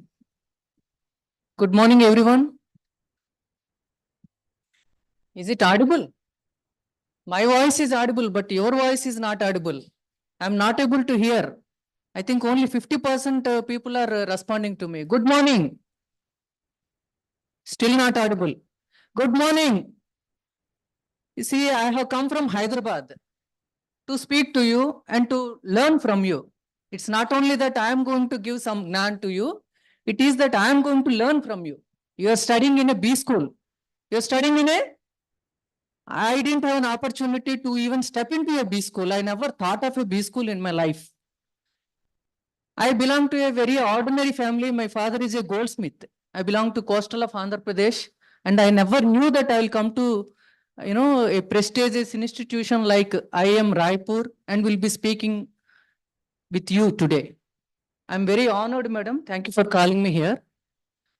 Today morning, in fact, I was mentioning to our moderator, Anubha madam, last night I didn't slept. You know why? The reason is technology. Technology didn't made me sleep yesterday. I heard a news that the flights, the Indigo flights and the servers of Indigo were failed, due to which Indigo is not able to take the web check-ins. They're not able to take the baggage of the passengers, not able to board them on the planes, which means there is a huge traffic at all airports across the nation, and the Indigo passengers have been suffering. And this news was in troll in Twitter, Facebook, whatnot, every social media I could find. I was worried whether my dream to come to this IIM Raipur will happen or not. So that's why I didn't sleep. The reason why I'm quoting is technology is an enabler. Technology can also create much bigger problems than the solutions. So we should be very, very cautious about the technology. And coming to the today's theme of the conference, I could see in one of the posters that institute has released. It is saying building business leaders. Am I correct? So you want to be the leader? Okay, good, very good. See, in my childhood, I still remember there is a palmist in villages. There'll be Purohit, Pandit. You know Pandits, na? So they'll look at your palm and they tell future. And then there are some astrologists, renowned astrologists, they will tell you whole your life. On the day you born, they will tell you what you are going to be in future. So which means from the childhood, since generations, not just my generation or the Gen Z today, we are always inquisitive and very happy to know what the future is going to be, how it is going to look like. Am I correct or not? But most of us today are very fearful about the future, which means instead exciting about the future of work, we are all having fear of work. Let us please not have any fear of about future. Let us only embrace the future. Okay? See, there are two options for future of work. One being, see, since you can predict the future, at least with a lot of permutations and combination, how it is going to be, how the future world is going to look like, how the future businesses are going to look like, how the marketplaces are going to look like. You can predict it and you can shape the future. If you don't shape the future, if you don't spend in learning and relearning and keep yourself abreast with the technology and the kind of innovations that are taking place, you are only going to suffer. So the choice is either you suffer or shape the future. So what will you do? Do you suffer or shape it? Excellent. So even here, the panelists and the moderator, we are going to speak about how we can shape the future. And coming to the question of reskilling and upskilling. So when you say reskilling, it is something first you have to unlearn the process. When I say unlearning the process, for example, I coming from a manufacturing industry, there is a shop floor employee, which means he does a packaging job or he does something at the shop floor in a factory. And now, due to the technological intervention or the disruption in the factory, I would introduce rather a mission and ask him to learn the data science or an automation process or a robotic automation process for him to perform the job. This is something called completely reskilling him, which means he has to unlearn and relearn the skill. It is all new genre for him. And coming to the upskilling, it is something very similar to the portfolio that he is handling now, the role that he is performing, like the example Madam quoted. You are asking a marketing manager or a marketing executive on the field to learn about the digital marketing techniques and digital marketing skills so that the commodity or the service that he is selling can be placed on an online platform and sell. Okay. And then the question is all about how are you trying to fill the skill gap analysis and how are you trying to augment it? For me, when I look at industry as a whole, the skill gap analysis is from the company or from the role that you are doing currently to the market expectation is called a skill gap analysis. It is not just some other company is doing this. So my folks are doing X, the other company is doing Y, I have to just upgrade from X to Y. It is not that. That's not the true skill gap analysis for today. This system has existed about a decade back where you look at your competition and try to upgrade your folks to the extent of the other competition. But today it is not that. The reason is technological disruption and the innovation that is taking place at a very, very rapid speed. You never know. For example, you learn today something called Java. Tomorrow it may be obsolete. Nobody may be asking for a Java skill set. So the world is growing at a rapid speed. So you have to only look at the marketplace and understand what the market is expecting. What are those consumer preferences that he is intending to have? Because there is no value for money. There is only value for the commodity, for the service, or for the experience that you are giving through your product or service. So you have to look at the market and the marketplace, and only then you can identify the skill gap analysis, particularly for companies like us. I spent not less than a decade with Nagarjuna Group, then forayed into Fetis India Private Limited, which is basically an offshoot of Nagarjuna. In the past, when you look at our business model, we were only manufacturing urea and ammonia. You know about urea, right? Farmers use urea for, at the farm to produce crop and all. So today, a 25 kilo of urea bag is condensed to a small 50 ml liquid bottle that we call as nano urea. Kripco and IFCO came up with a technology called nano urea, a 25 kilo of your urea bag, which is a solid content that you have to transport, and there is a lot of logistics that takes place. There is a supply chain involved. But today it is coming in at 25 ml liquid form, and that you can dilute into the water and then you just spray it on the crop. So which means there is a technological intervention. So as a business model, companies like us, we started looking at the specialty chemical sector and started looking at the biological space and also working on the new microbes, that can produce better quality.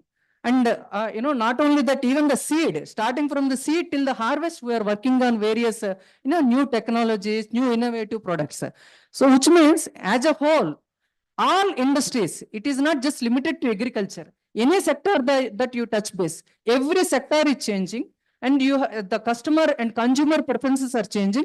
Basis that consumer preferences, your business models have to re-engineer, in the boardrooms, and then reskill your employees, and wherever upskill can categorize, because it is not that all industries, if they do upskilling, they will be, they can survive in the market. It is not that. There are companies with upskilling, they will not be able to survive. They may completely need a refurbishing, which means completely they have to reskill. It is like, for example, in my childhood, I used to operate a typewriter. You know about typewriting machine, right? Today you don't see it, but we used to have typewriting institutes. My father post my polytechnic diploma. I'm an engineer by academics. He sent me to a typewriting institute. I was asking him, I felt very low. None of my, none of my peers or, my batchmates, they did not possess this typewriting skills. I was worried and I'm asking my father, why are you sending me there? But today, when I sit on a computer or a laptop, people find me so fast in typing, which means it is helping me a lot. That skill, maybe it was not required at that point in time, but today it is required. Even software engineers, they have to be equipped with the typewriting. Otherwise, they can't do fast. They can't work fast. So out that of, is how- sorry, sir, to disturb in between, but out of curiosity, when you said that that urea bag, big bag has been reduced to a nano, Absolutely. some, so just to get an estimate or an approximate idea that the same workforce you have upscaled or rescaled or just a rough percentage, Yes, then we can move on with the next, Absolutely, absolutely. Yeah, initially when this technology came to the market or during the research stage itself, we tried identifying, where from we get this technology, because technology is not English. Technology means missions. Technology means lot of research. Technology means day in, day out, work among the scientific fraternity and making it a business model.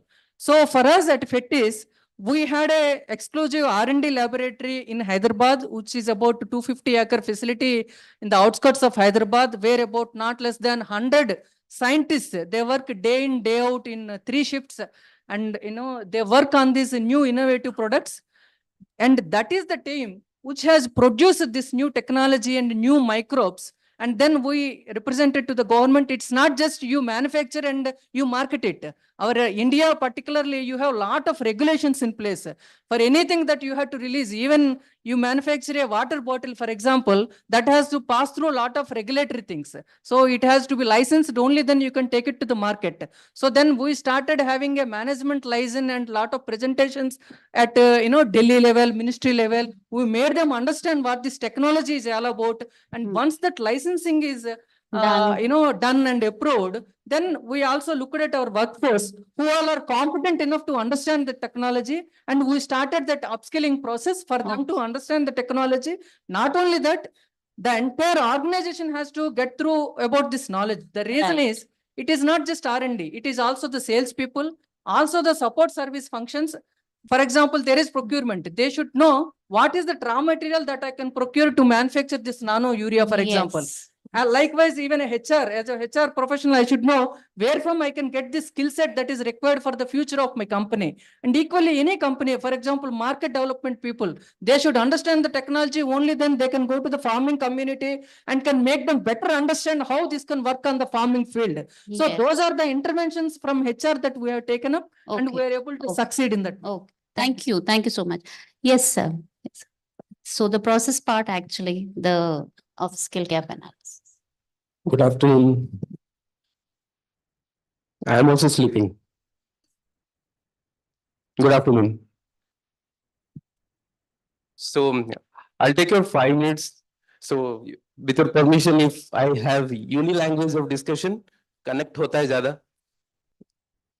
और ज़्यादा अंग्रेजी में बोलने से ज़्यादा लोग सुनते हैं, लेकिन हिंदी में बात करने से अच्छी तरह से सुनते हैं.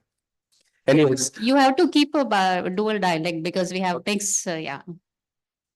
I'll just give a journey so that it will hardly take 2-3 minutes. Then we'll have 1 or 2 minutes so that I can close this upskilling and reskilling process. What is the need of the hour of why I should hire you? The basic things are, for me, if I am hiring somebody, I normally discuss with all my candidates. Basic thing, you should be understanding your business, the economics of your business. For a student, economics of your institute. If I'm going for the corporate sector, what is the financials of your business? Similarly, you will understand how the financials work in the terms of kitna placements in last year. Then you decide the things. And the major part is, who are the people? Human capital.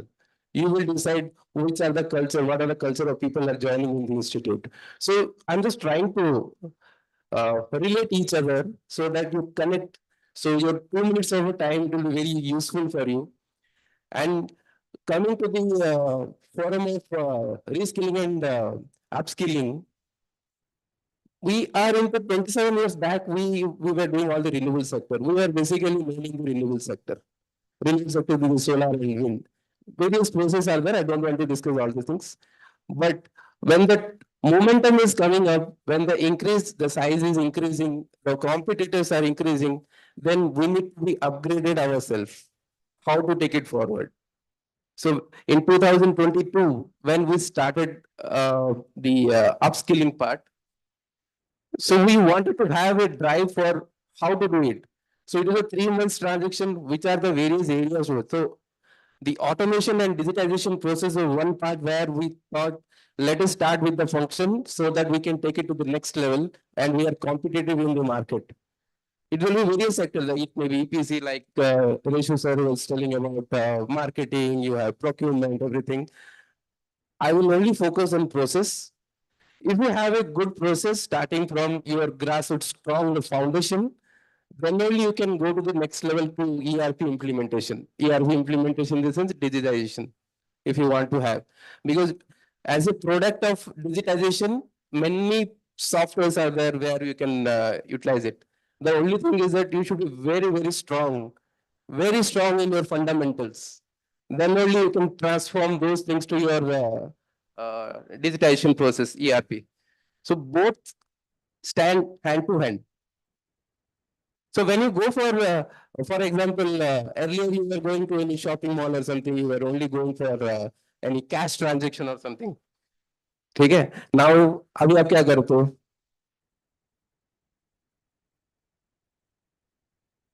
QR code करते हो? Somebody then swiping machine भी करते हैं हम लोग. Now the things will be moving on. Now there are various institutes which has come up with the cards like Zaggle is there. So they are using the RuPay and Visa card tie-up with the banking sector. You might be not knowing that, but still I'm expressing out. It's a fintech market which is coming up. So we started with the foundation. We are right now in the verge of ERP and all implementation we've almost done. Now we are also going to fintech market. The fintech market which is going on beyond the ERP system. So this is where the transformation is there, upscaling is there. But who will do it? We have to do it. You have to do it. So we have to be ourselves upgraded. We should be agile. We should be adaptable for all the new process. If you are not agile and adaptable, limitations will be there. Philip Kotler पढ़ लिया, Stephen Vince Robin पढ़ लिया, organization behavior में. It is the father of marketing, Philip Kotler. Organization फिर Stephen Vince Robin पढ़ लिया. 24 years I have studied that, and I was speaking to Raj, one of my ex-colleague or future colleague. So he was talking about the Philip Kotler organization अभी भी चल रहा है यहाँ पे. So these all things will be coming up. The only thing is that you should be very clear that what you have to do, very focused. आज मैं यहाँ पे हूँ, कल मुझे कहाँ जाना है? And you should be making some type of pyramids for you that this is the phase where I have to do. Don't go for a long run 5 years, 6 years plans. Go for short term. 6 महीने में मुझे ये complete करना है, next 6 months में ये करना है, campus placement में बैठना है, then we have to go. So this is what you have to learn yourself. You have to keep yourself motivated. And very important is that teamwork. Individual कुछ नहीं होता है. To be honest, individual you can only achieve whatever you have done it. Your organization will not achieve. If the organization will not achieve, you are out. So team spirit is required, and पूरा session में हम लोग बात करेंगे upscaling, rescaling, various things, but this is what I am the ground reality. Make your fundamentals very clear. If your fundamentals are very clear, then only you can go to the next phase of transformation. If your transformation is very good, don't limit yourself. It is improvising. You have competitors, benchmarking. Then you can go to the next level. Then you think about any innovative, like we are going for bill discounting. Many people will be not knowing what is bill discounting fintech market. So these all things are there. So be very proactive and very agile, adaptable. Anybody, it may be me, it may be Tanya, it may be Resu sir, whosoever it is, either any of our junior team members, anything you think it is learnable, please learn it. Thank you very much. All right, thank you. Yes, Tanya, please. Good afternoon नहीं बोलूंगी मैं आपसे, क्योंकि मुझे पता है आधे बच्चे इस तरह से करके आंखें बंद करके गुड आफ्टरनून बोल रहे हैं. And as far as your upskilling is concerned, I believe we all have various skills already. I'll tell you how. अभी कुछ बच्चे हैं जो सुन रहे हैं, साथ में मोबाइल देख रहे हैं, कुछ सुन रहे हैं जो आंखें खोल के सो रहे हैं, कुछ सुन रहे हैं और ऐसे आंखें खोल के मुझे देख रहे हैं कि हाँ हम सुन रहे हैं लेकिन हम सुन नहीं रहे हैं. राइट? और ये बैक बेंचर्स के साथ नहीं है, ये कुछ फ्रंट बेंचर्स भी हैं. I can actually see people have opened their eyes and they are sleeping. See how talented, multifaceted. Right? That's exactly why you will be hired. सोने के लिए नहीं. That's not what I mean. Adaptability. You'll be hired for the various numerous skills that you will already have. Number one, for the various numerous skills that you would want to pick up. Number two, I don't want to hire just one person belonging to one department. I want to hire somebody, or I want to keep somebody, or I would want to promote somebody who is completely trainable. I don't want you to learn, unlearn, get onto that. No. We as a company don't believe in that system. We as a company believe in, don't ask me for a workplace. Don't ask me for a cabin or a cubicle. जहां जगह मिल रही है बैठ जाओ. काम पूरा कर रही हो घर से कर लो, मुझे कोई प्रॉब्लम नहीं है. You don't have to come at 9 in the morning and report to me at 9:30 and then leave by 6. Keep looking at your watch throughout the day and say, अबे 6 बज जाएंगे यार, ट्रैफिक में फंस जाएंगे, निकलो. I don't want that. I want people with multi skills. Wherever you are, you're still performing. Like here, you're still on your phone, somebody is listening, somebody is half awake, half sleeping. यहाँ से सब दिखता है, problem ये है. Every nook and corner. So American Express as a company believes in a very streamlined process where after every 6 months, we train you. We bring you to a level that is a very hard-earned level. So when you are hired, you already get a reality test done, a psychometric assessment done, and that's where we assess where you stand right now. And that's exactly where we'll find out what your shortcomings are. And believe you me, the moment we as a company realize what your shortcomings are, 6 months down the line, we'll take you through that shortcomings. I've said this before, and I'm saying that again. American Express as a company has the lowest attrition rate, in spite of the fact that we grill our people like anything. So we'll come to the policies and procedures in a while. But yes, I feel you're trainable only when you are already multi-talented. Thank you. Thank you so much. And I think that openness, that agility, I mean, the other panelists have already spoken, Santosh and Risu sir. So moving ahead with you, sir. Yeah, process. Yeah. So why the need for upskilling and reskilling? Because the business environment is extremely dynamic. And when we talk about the business environment extremely dynamic, is that consumer behaviors are changing. And in order to bring about this, in order to deliver the change in terms of consumer preferences, companies needs to build capability, whether it is digital capability or human capability. And some of the skills are becoming irrelevant, and some of the new skills are required to deliver that value to the consumer. That is a first basis. Whatever we are doing, we are actually adding value to the consumer and the needs and preferences. If you see, some of the companies have been able to do it extremely well because some of the Fortune 500 companies do not exist. Some of the companies, startup companies, are becoming big because they have been able to bring about these changes. That is the base in terms of, I'm making it short, why skilling and upskilling is required. I will share our story of upskilling because for Times of India, which is we are the print, we are the printing side of Times of India. So there was significant issue that we faced at the time of COVID, and where print took a big hit. And post our pandemic, our strategy was digital. We will provide content across platform, so which is called the ARP strategy, audience across platform, because my audience is not only in print, I'm in digital, and digital also works very differently. Now, I will definitely talk about the experience of bringing about the significant change in terms of delivering value to my readers, not only through print, but digital, because we are the most trusted news company. And what are the skills required to ramp up? And if you see right now, the change has not only from a people point of view. First, when you bring about a change to a huge magnitude, the first biggest is the mindset change that you need to do. Because a 180 years legacy company has been successful in terms of a print platform. And we have the best of journalists in the organization, best of talent in the organization. How do we bring about this change? First, you have to understand that if you need to bring about a change, if I continue to in the current context, I will become irrelevant.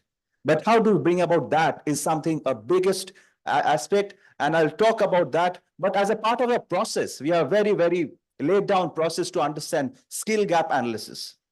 We have a platform called the PACE, where each employee goes and have to fill up from a self-evaluation, and the manager also does an evaluation. And also they have to identify what is the next role that they would like to keep up. This is a career ladder. And basis that we identify the skill gap, and that gets into a training content. That is for the rest. Their leadership also, because when you talk about scaling, it is also leadership capability also very important. When I am a manager of manager and I'm becoming a leader, there is significant change in terms of leadership behaviors this required. And one, for example, people management, strategic thinking. So you need to upscale. So various dimension of upskilling is required to be successful in the role, and there are laid down practices to do that. I just gave you a dimension of that. Yeah.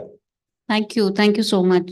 So far, I'll just quickly check with any, curiosity striking to your mind, anybody related with what they have just shared. Anything, any of their, examples which they have shared. Otherwise, let me move on with the next question. I don't see here.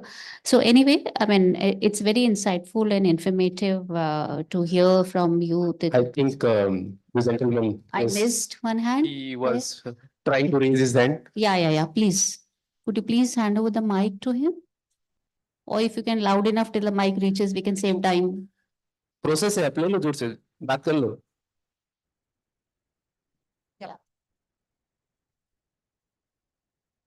What's your name? I want to hear your name first. Good afternoon, ma'am. My name is Mohit from BGP Batch 2325. My question is, for each and every organization, there is a specific department known as learning and development. Correct. After appraisal process has been done, the learning and development department is actually given specific budget to actually tell the employees which has not get good ratings to actually work on. But despite of that, there are actually been courses that has been given to the employees, which has been tracked through LMS, whether the person has done it or not, whether the process is being completed. But I just want to know, like, for most of the time, employees just do it for the namesake. Yes, because an HR official has been asked, let's just do it. But in practical way, how to track it, whether it's been genuinely done or not. Since you have talked about like every 6 months, you actually follow the process, how it has been done. Okay, so for us, training and development is not about just filling up your forms, doing LMS online, or doing your assessments, or the managers and the super bosses coming back to me, telling me that so-and-so person needs this and this kind of training. For us, it's very, very different. We have a whole team of, so something that you've not heard now, this is the news. We have a whole bunch of psychologists in our group, and they will assess whichever training you're going through. So if you're just doing it for the heck of doing it, we'll get to know because our systems and processes are such. For example, there's a question and it has 3 answers. And the moment you hit the first answer, we know you're thinking. The moment you hit the second answer, we know you're doing something else. And the moment you hit the third answer, we know this is a non-thinking answer. That's exactly how we track. And then there are, so more than the American Express personally believes in offline trainings. We do online trainings, we're not against it, but then only when it's needed. We mostly make sure all our trainers across the globe sit through the sessions and we have that one-on-one with the people, which is very important. And to track performance, learning development is not the only thing that we do. Like, I'll give you a very, very classic example, since you quoted the team learning and development. So all your content development, content analysis, psychometric assessments, all of that is now done by AI. Right? So the job role technically for somebody who is developing content and the questionnaire and simulations and all of that has gone for a toss, right?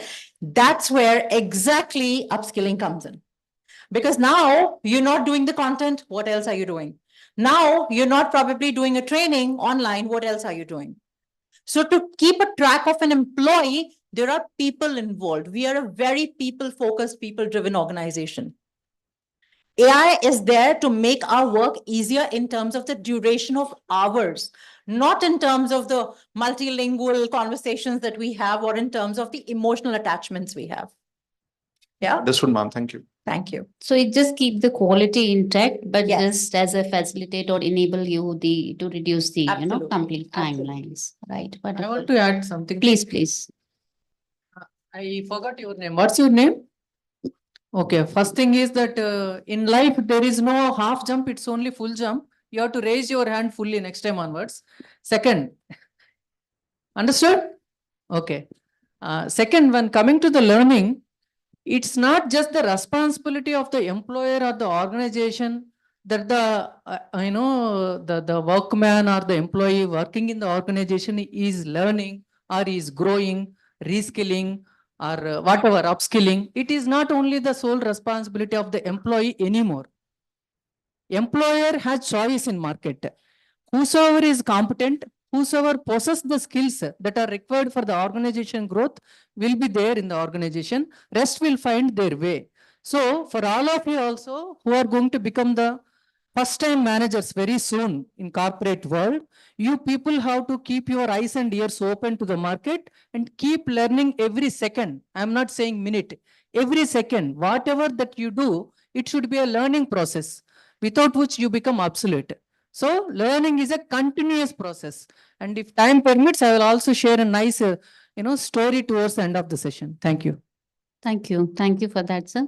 So I'll begin with Tirthankar, sir, with you, related with the procedure. So what are some of the, as you just cite an example of the COVID times, right? That it's a legacy to have a print, but because of the requirement or situation was such that contextually you have to take such measures to make it alive, still with and connect with the customers. What are some of the challenges which you face currently? I'm talking about at the internal level and the external level, because at times we propose certain strategy accordingly. We propose the type of skills, type of existing skill we map.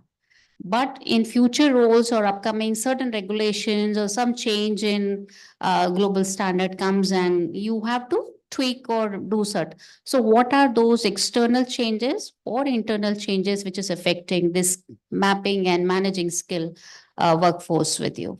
Right. So when I was talking about, it is the absolutely a wonderful example of a change management. And when you talk about skill, it is not only the skill, but you also need to tie up this with other processes. For example, a performance management system needs to also have a variable pay, should also have what are the new things to deliver that. So recognition program. So when you tie up a particular priority of an organization with various processes, that becomes that you institutionalize this change within the organization. But what I said is that the biggest is that the mindset change that is important, that that I need to change, I need to move and work on certain area.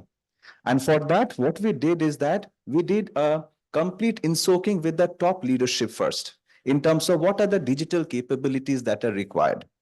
And for example, when you write a content in digital, it has to be written very differently. Your headlines has to be very, very different because it has to be search engine optimized. Because in digital, you go and there the consumer behavior is very different. When you pick up a print, it always the word trustworthiness of news content, we will always be the first preference of a TOI. But in digital, a reader would be behaving very differently. So how do I manage that? So then the digital, also at the same time, when digital is becoming very, very strong, what is the relevance of print? Because if I give the same content, because I will already breaking news will be always in digital, but why people will see the print? So investigative journalism is important because I'm deep diving on that. My data journalism, infographic. If you see, if you are putting a big story and want to make it simple for a reader to understand with complicated graphs, but simple graphs to talk about the story, what we are into? We are into the business of storytelling. And storytelling will become interesting when I make complex points simple through data and visuals. And that is something which is working out very, very well. There are various things that we are currently working. And right now, that we are working is AI. Right. Now, why AI is going to, do I have 2 or 3 minutes time? Okay, I will be short. See, at the same time, our price point, why productivity is very important. Our price point is not growing. We need to continue to build on that healthy bottom line for shareholders' return. And there productivity is important. Productivity, why the reporters, when they give content, there are a lot of grammatical errors. And first the reporters gives, and then it goes to the desk. Desk means who writes the content. Right now, we have developed an AI called the Beans, where reporters put the content in the Beans and it is much more cleaner. The desk guys are getting a much cleaner content and quickly putting into our processing, whether it is digital or print. So our productivity has significantly gone up. The AI is something people are getting trained on. And if you talk about the quantum of change that we have had right now, if you see one of the very, very good digital product, which is ET Prime, how the quality of the content is, it is the readers give the feedback. And that score gets on the performance management system. So there is a software which talks about how readers are giving input on the quality. ET Prime is behind the paywall. It is a subscribed product. It's a wonderful long form content, about 10 minutes reading. So they will give you likes, improvements and all of that.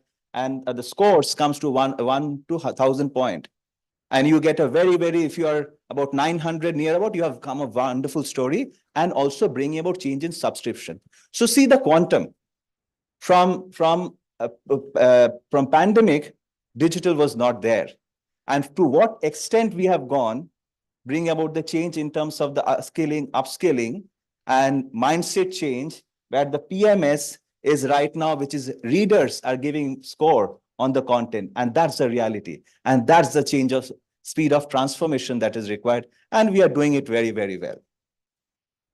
Thank you. Thank you. Wonderful. And I think we had this mindset change topic and discussion in yesterday's, also in one of the panel, that it's very, very important. Actually, you can bring in advanced AI or any technology in your processes or this thing. But until unless people adapt that change, it makes no sense actually for the company investing hugely.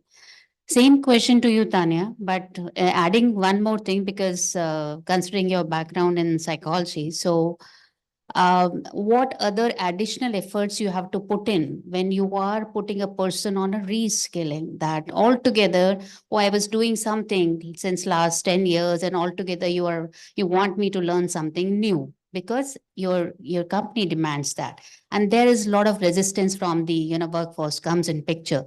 How you handle that and what policy or practice you are using in your company? Okay, I think what is more important while someone is working for you. Okay, let me throw this question to you. When you work for a company, what is important? Culture. What else? Growth prospects. What else? Money. Look at him. Okay, yes. Compensation. Lovely. What else? Tell me something.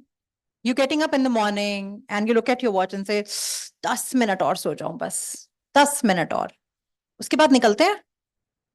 And what if you're getting up in the morning? Oh my God, यार आज 10 minute पहले office पहुंचता हूं मुझे ये 4 काम खत्म करने हैं. Let me do it today. Let me seize the day. Are you doing this for compensation? Are you doing this because you're growing growing within the company?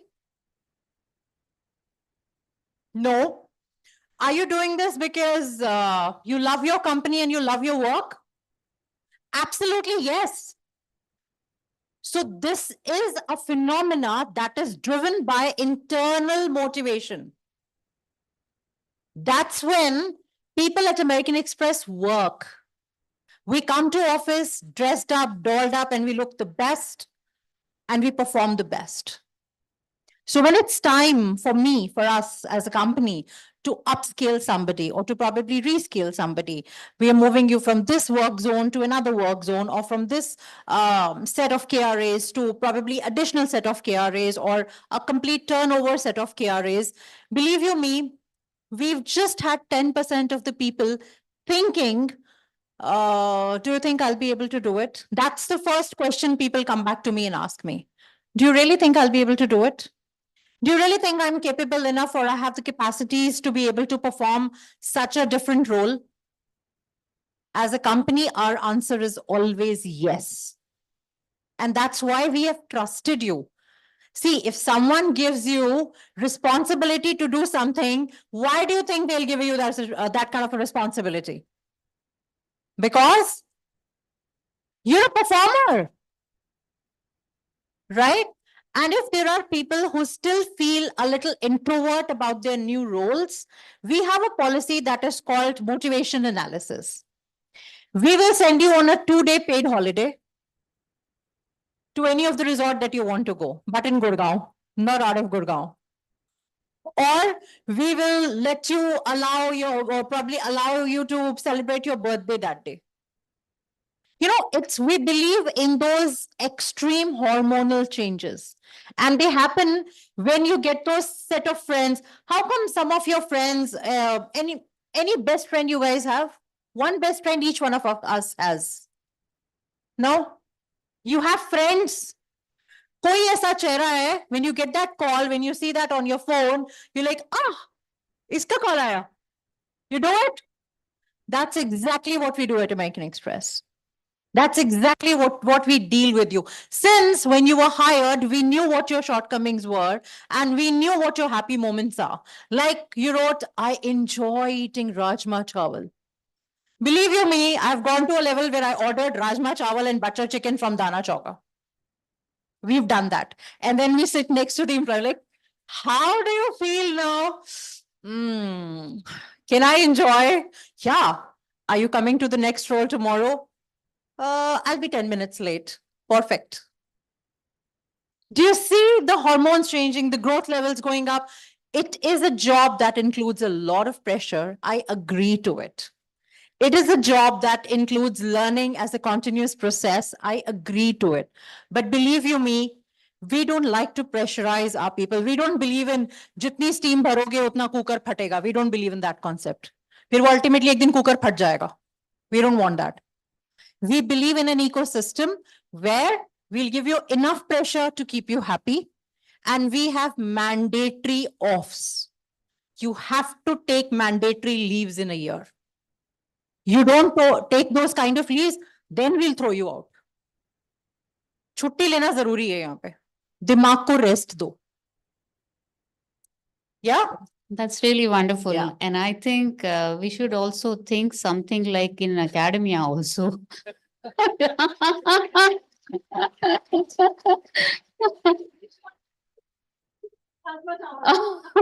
Both will work for us as of now.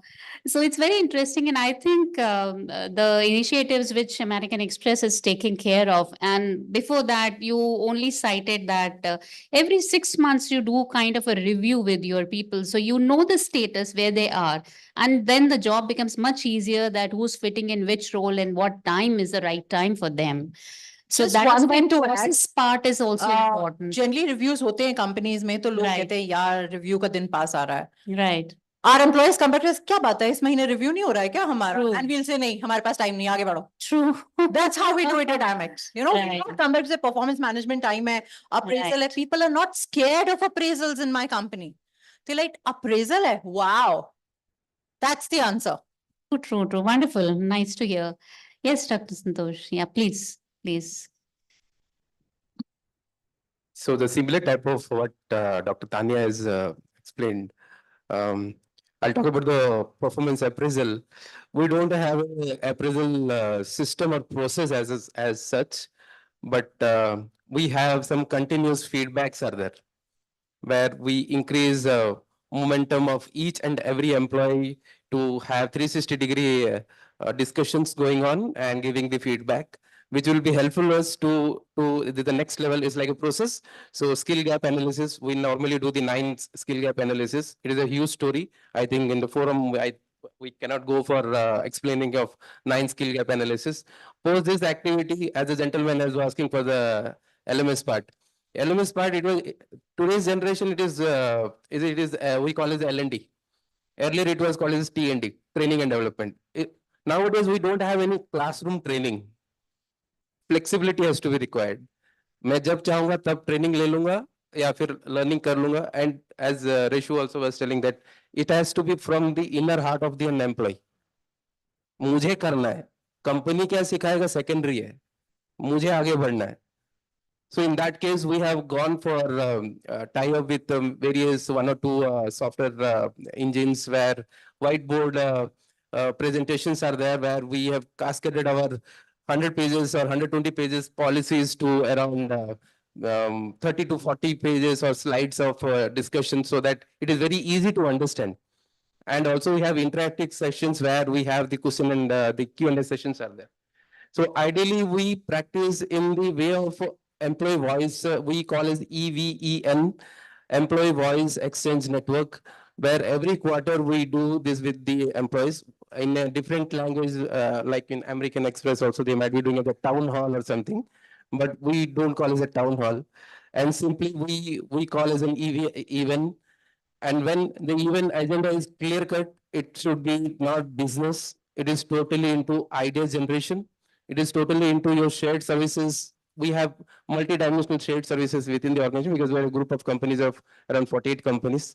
So how the processes are there, it should be people engagement programs. So these are the various things where we try to take it forward. And coming forward, this all helps us when we go the pulse rating of the each and every employee. Feedback and ESS, we call the employee satisfaction survey. Sometimes we go for the health surveys. So these all helps us to create ourselves. It is a learning to the HR department and how to take it to the next level. We give assurance that we will be coming up, and we ensure at least 80% of what we have discussed in the first quarter, it is achieved in the second quarter. So that we are improving ourselves, employees are happy. Similarly, like Communication Excellence has something around 5 to 6% attrition. So 1%. Okay, great. So in renewable sector, in the thumb rule, it is somewhere around attrition is around 23 to 24%. But we have an attrition of somewhere around 7 to 10%, not more than that. The reason behind the thing is that we understand the business and we understand our people. Financial does not matter. The leadership team are there to take care of that. The managers are appointed. Employees has to only take care of their whatever the basic things are there. Rest all HR is there, people managers are there, they will take care of.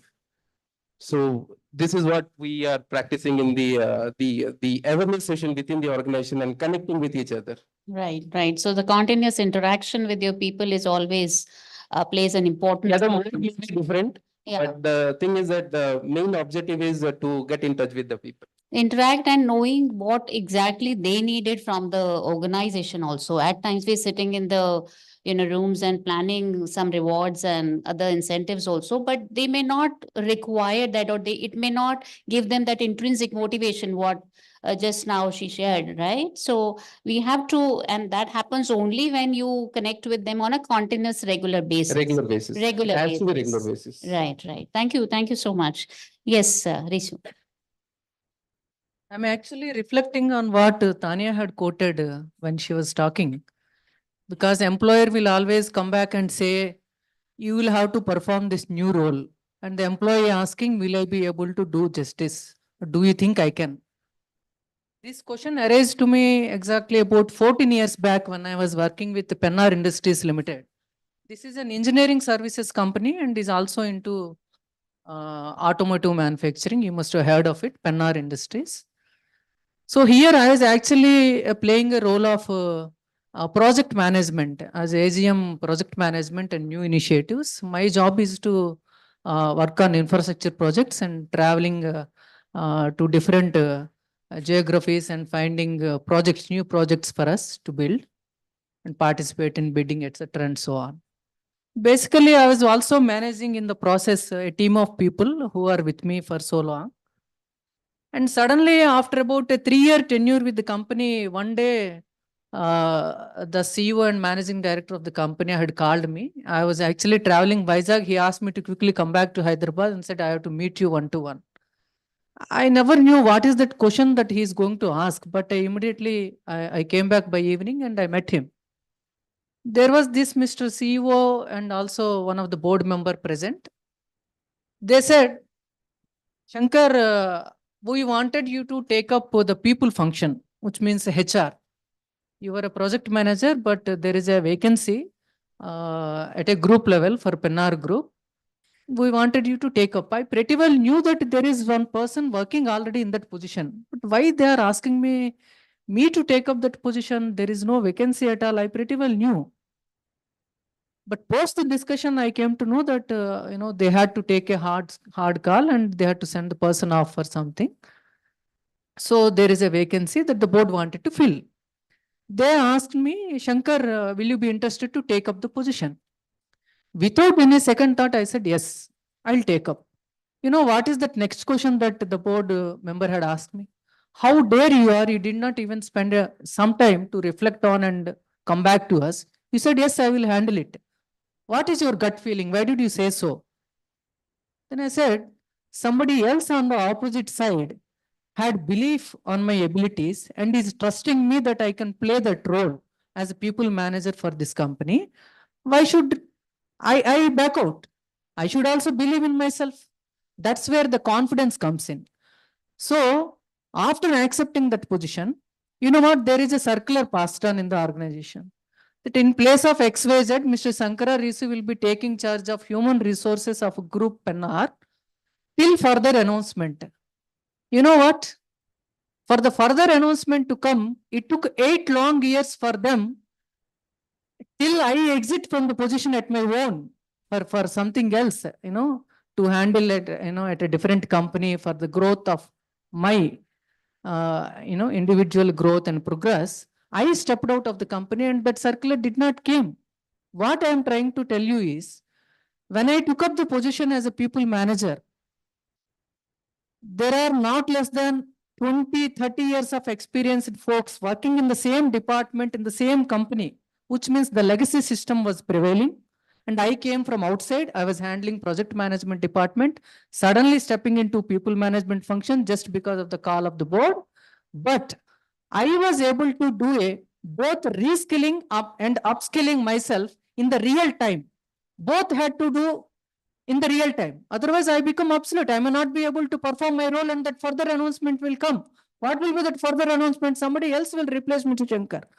Why I am telling you this real life experience is, all of us were well acquainted with every skill set that is needed to perform any job. It's only a matter of awareness. It is only a matter of awareness, my friends. Nothing else. We are all competent to handle any kind of role that exists on this planet Earth. So don't afraid of future of work. Future of work is you are already there. You are studying at very reputed institute. So you possess all skills that are required for the future and you will definitely going to win. But please keep in mind, there are three things that are changing. The first one being work. Work is changing radically. You see, about 20 years back, the work was something, there used to be a paper process where everything has to be documented and it used to go to the files, officer to officer, table to table, and then it gets approved, then comes to the action. This is how work used to be. That's already changed. There is a radical change that had come in work. We started operating digitally on computers, whatnot, every tool that we have. None of us here are present without a mobile phone in the hand, which means the work has changed. We are working even on a mobile. And the second thing that is changing is workforce. We used to only work with our fellow colleagues in the office when we come, and hardly there used to be a women population, hardly any percentage. But today, women are at the forefront. They're also occupying the CXO chairs and also the chair positions. Women has joined, they are flourishing. And then the new thing is that robots also have joined the workforce. It's not just humans anymore. Robots also joined. So there is no wonder the moment you go to your workplace, you may find your colleague as another robot with some name. You will have to even gel well with that robot and even compete with that robot in performance for you to get good grade. So the third aspect that is changing is workplace or workspace, whatever that you call. As Tanya was mentioning, flexibility. Again, you want to get a bit late. Office should allow you to come at a flexible hour. Otherwise, there will be no organization that can sustain. Okay, there are some sectors like manufacturing, you don't have a choice. You have to go to a factory. But otherwise, 80% of the organizations today are allowing flexible work hours or operate from your home, which means work from home, work from anywhere. There are some companies that have introduced, which means the flexibility has become a new compensation tool. People are asking straight to the HR when they come, sir, do I have to come to office every day? Or is it flexible? Can I operate from home? Or there is a hybrid model of working. So which means you people have to keep these three things in mind. Work is changing. Workforce is changing, which means your colleagues are changing. Missions are coming. Recently, I happened to visit one of the automotive factories in Nashik. When I visited Symbiosis, they took us to Mahindra factory. There, when I was talking to the factory manager, he quoted a very interesting word. Sir, in the past, I used to do manpower planning. Today, I also have to do robot planning. He's assigning robots with work and taking the work at the end of the day. So it is hybrid. It is no longer humans. So please keep this in mind. That will make you to be open while learning, whether it is reskilling or upskilling. These three, please keep in mind. Thank you. Thank you. Thank you so much. You give me some time, I'll give 1 minute of a time. 1 minute, sir. Yeah, quickly. So as Reshu sir was talking about something about his experience, the similar line. Nothing going for the company, but I've been there in this organization from last 13 years. And we have a very complex business. It's not a single business, so that we'll take care of all the process and policies. So combination of all three businesses, one into renewables, one in financials, fintech, one other areas are in the logistics sector. It is very, very difficult to have. And in the month of 2024, April, there was an exit of my peers, my senior. He left the organization, or maybe the superannuation was the date. Now the organization was searching for a person, including me, to take the charge of the entire group HR. Literally, we will be very sounding this that I was giving on an interview as a skill gap analysis. The third party was being introduced. 3 members were there. I was the third one of the contestants, you can tell, ongoing contestants, and though two were outsiders. Everything was done, and the final result was there, the consultancy they have given. What was the answer? मेरे को क्या feedback मिला होगा? I failed. Failure. Honestly, I'm telling. I was failed with whatever the parameters or whatever the things. But post that, there is a feedback session. Also, we have an interaction section, which we call as a skill gap analysis. Then we have skip level interviews. When the promoter and the some of the investors, they asked individually, somewhere I think I gave some answer of something on optimization and something about top line, bottom line, or EBITDA or PAT something, which I was aware of because I've been there for 13 years and I have taken charge of around junior and senior people, somewhere around 12 people handing overs. So I understand the business, the economics of the business.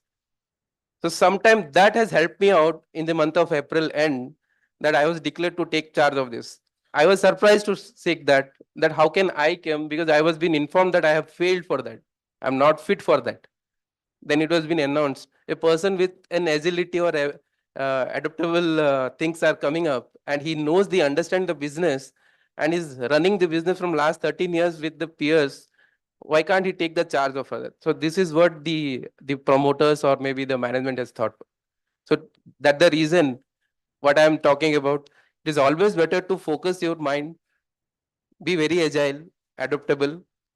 What was I was not there in the last year. Today I'm learning many things. Yesterday also various learning sessions were there. I was there in the last benches. I was going through the panel members, what they were going on. So every moment is a learning. I'm sitting here with the staffs here, so I'm also learning with them. So this is what I can contribute, that everyone has a system and process. We know each and everything. Only thing is that you need to focus what exactly you have to do and how you have to deliver. Nothing else. Thank you so much for sharing that example here with all of us. I was thinking when you started discussing, I mean, citing this, saying that you were also shortlisted and you were, so I thought maybe somewhere the third outsource agency might be using AI interventions in scripting the questions or something went wrong there, possible, and which is happening these days, very common. And we often heard that a very suitable candidate been still not, get shortlisted because very not planned the other psychometric assessment or following with the psychometric assessment, and companies do later regret that they miss out a very matched talent with that. So with that, we have come to wrap up with the sessions, being left with, I think, 15 more minutes. So I'll quickly wrap up and summarize your thoughts, and then we'll open the floor for the questions. So as we have learned by now that you have to have a deep understanding of your, first and foremost, your fundamentals, your basics, which with that objective you have all have landed up here on with the program. So just clear your fundamentals and your concepts before you enter into any workplace or any job in future. Second important thing, wherever you go, just try and understand the whole, economics, as Dr. Santosh just now mentioned, of business, understanding that business and how you are contributing and doing a value addition in that business, because that makes you and assure you that, okay, if HR has given any form or any XYZ department has asked you to fill a survey or a form, how it matches with the overall objective of the organization, then it makes a little sense to you. May not be with the immediate, learning or a response or offer for a new role, but maybe later down the line, 6 months or 3 months, you definitely get something new to perform there in the organization. Also, you need to be very agile and adaptive. Whatever comes on the way, you have to keep yourself open that, okay, fine, that so far I have learned this, and now onwards, if I've been chosen or if I've been given another additional thing, that means company is trusting you and they want to invest in you to give opportunity to perform altogether a new role, which is need of the hour also. And that is what we were discussing since last 90 minutes, that upskilling and reskilling phenomena, right?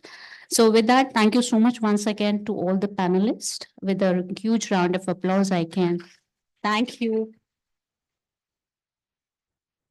And I open the floor now for the questions. You please keep your questions very crisp. So we have 15 minutes. We can able to capture maximum questions. Yes, this side, please. Pass on the mic.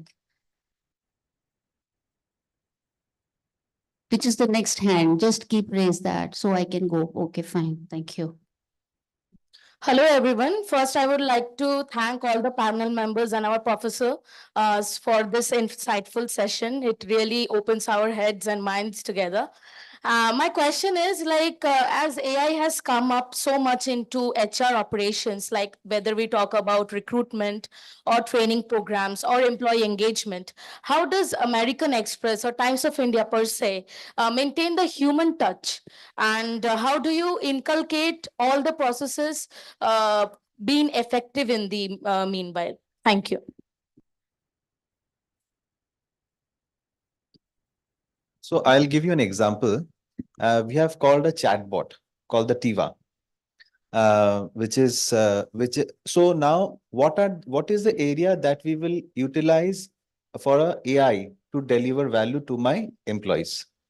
It is the transactional work. For example, what my salary got deducted because I did not regularize my leave, or I have certain queries. So it is I will ask Tiva about it. Tiva will give me a solution to this.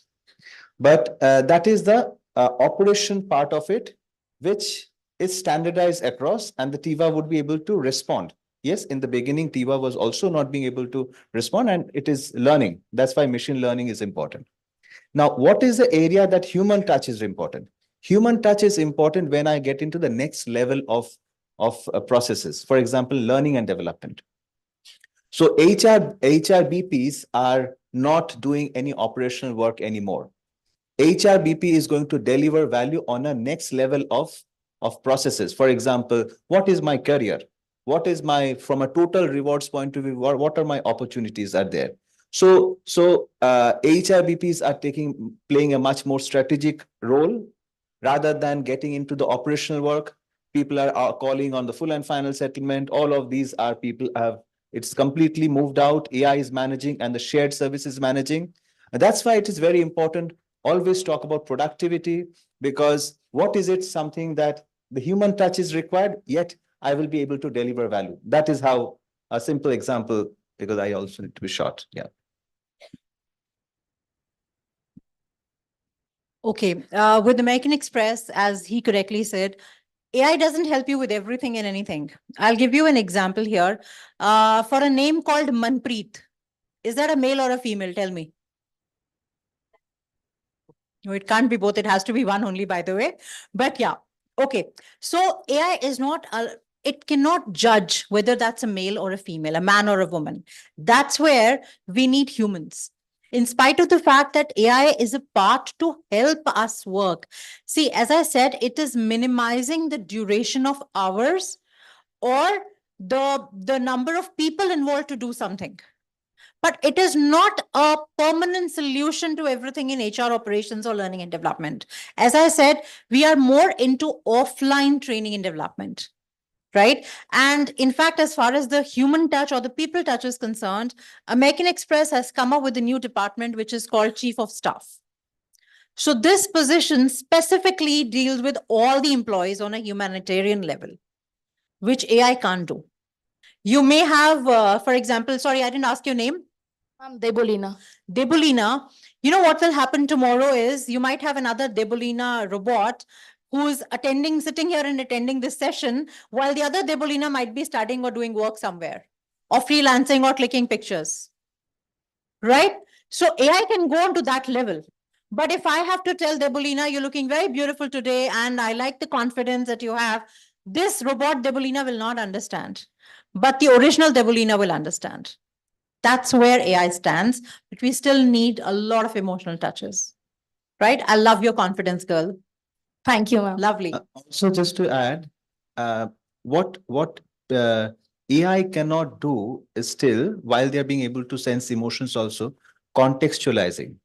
Because when I'm doing a personal conversation and I'm talking about a next level processes, for example, I want to do this work, my career, the conversation, the contextualizing, these are the work which is very, very important from face-to-face conversation. Standardization is something that AI doing extremely well. Like that, right? Thank you, sir. Thank you, ma'am. I think let's take the another question. Yes, A please. very hearty good afternoon to all the esteemed panelists. So my question is for Tirthankar sir.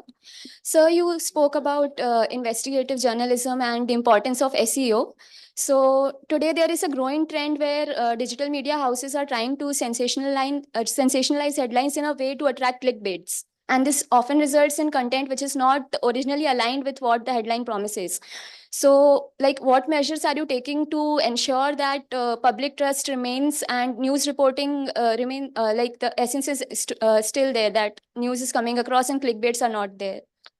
Are you talking about fake news? No, sir, like headlines are framed in a way for like to enhance reach. And when we open it, the content is quite different from what is originally promised. So yes, see, right now there are so many content creators that are there, but if you look from our organization point of view, because we stand for the position of trust, trustworthy content as an organization. So we do not. Yes, if you see the headline, Donald Trump's death, right? It created a huge, it reached significantly, but it is a powerful headline. Now, the thing is that it is, we do not tweak it headline from changing the overall content of it. But truly speaking, if you need to reach out to people, there are certain do's and don'ts we have to follow to reach so that people access the content. But we do not completely change the story from a headline point of view to make it more catchy and attractive. Yes, because there are certain very clear guidelines we follow, whether it is a ET, which is again which we have to focus in terms of the content, because we cannot be biased towards an organization or a party.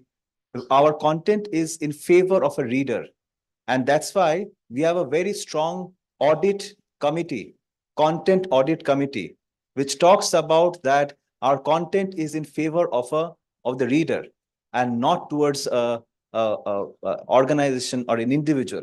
So that's why it is very, very clear guidelines that are, and this scores of this rating goes in terms of the variable pay, right? So if I'm coming up with not a great headline, that is a negative point that goes, and people gets less money in terms of the variable pay. So there's a very strong process and guidelines and governance in place. Thank you, sir.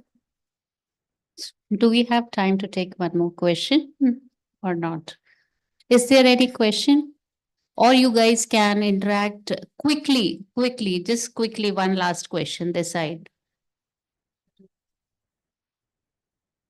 We'll also try to keep brief from the panel side, because I'm getting signal from my students. So just crispy and brief, and later you can interact with the panelist. Quickly, please. Working, just be it loud. Good afternoon, everyone. As we discussed that there is need of the flexibility, but sometimes flexibility may lead to indiscipline and laziness that may decrease to our productivity. So where can we draw a line between the flexibility and discipline? That's my question. You would like to take? We have to be crisp little. Yeah. Nice question. But Gen Z asking this question is bit, I'm worried about it. You should be asking for flexibility, but still you are asking this question. Very good. You see, at organizations, the way we measure performance should change. Basically, that's the only one mantra, whether we should accept flexibility or not. Because most of the organizations today are failing to measure the performance properly. Some follow annual performance management system, some say it is half yearly, some say it is continuous. So likewise, there are varieties of performance management and monitoring systems. But there is no one way to get the right feedback whether the employee is truly performing or not, or up to the mark or not. So the way we measure the performance, if it is changing, flexibility can be an option for every organization irrespective of the sector they are in. That's my answer. Thank you. Over to you now. Thank you.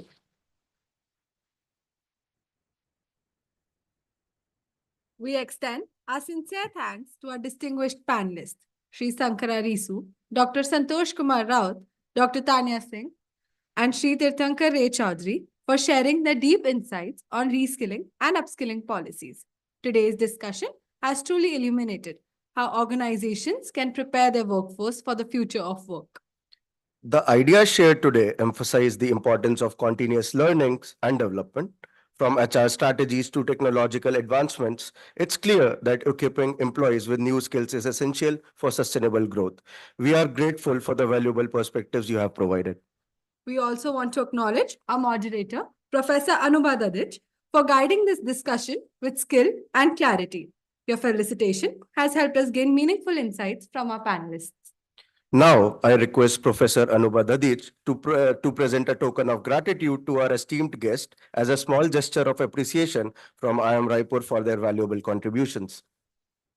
Shri Sankara Risu.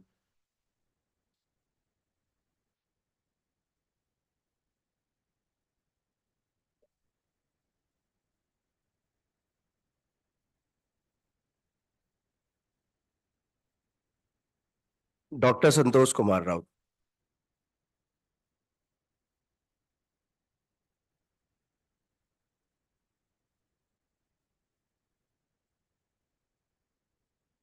Dr. Tanya Singh.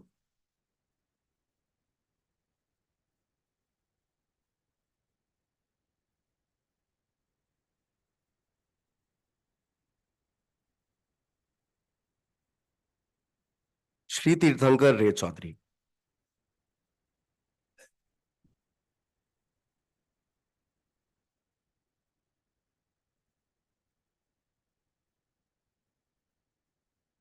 Now I request Professor Rashmi Shukla to present a token of gratitude to our gracious moderator.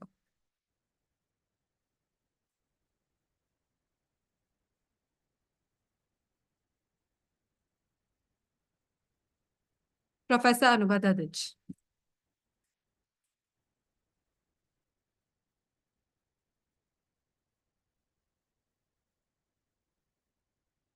I now request our prestigious panel, respected faculty member, and our moderator to come forward for a group picture.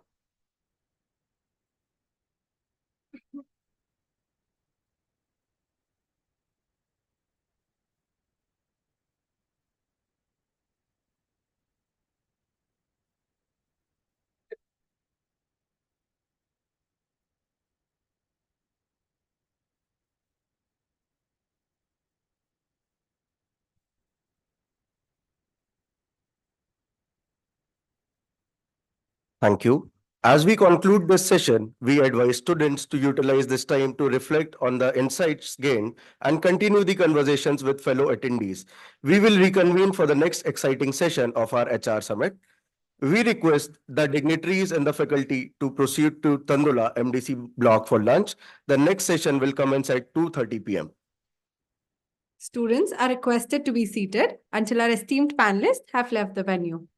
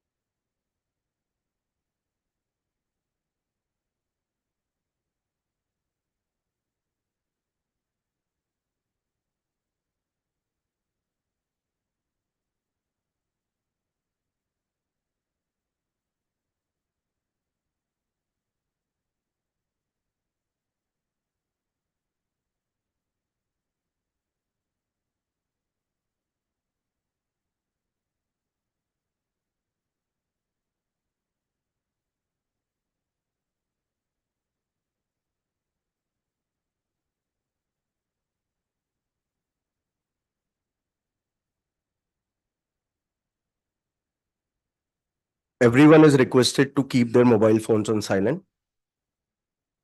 Welcome back. We hope you're all feeling refreshed and excited for the next panel discussion.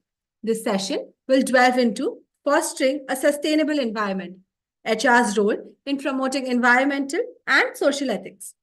As businesses evolve, the role of HR is embedding sustainability and ethical practices, with corporate culture has become pivotal. Today's panel discussion will explore how HR leaders can drive initiatives that not only benefit the organization, but also contribute towards a better world. We are honored to have a distinguished group of experts with us today to explore this crucial topic. Allow us to introduce our esteemed panelist, Shri Dheeraj Kumar, Shri Lokender Kumar,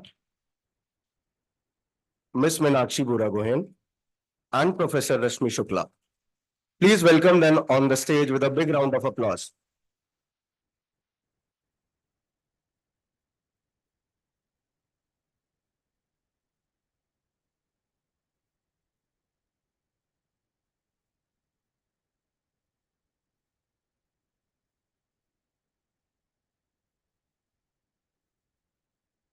First, we have Shri Dheeraj Kumar, the Assistant Vice President of HR at FIVE.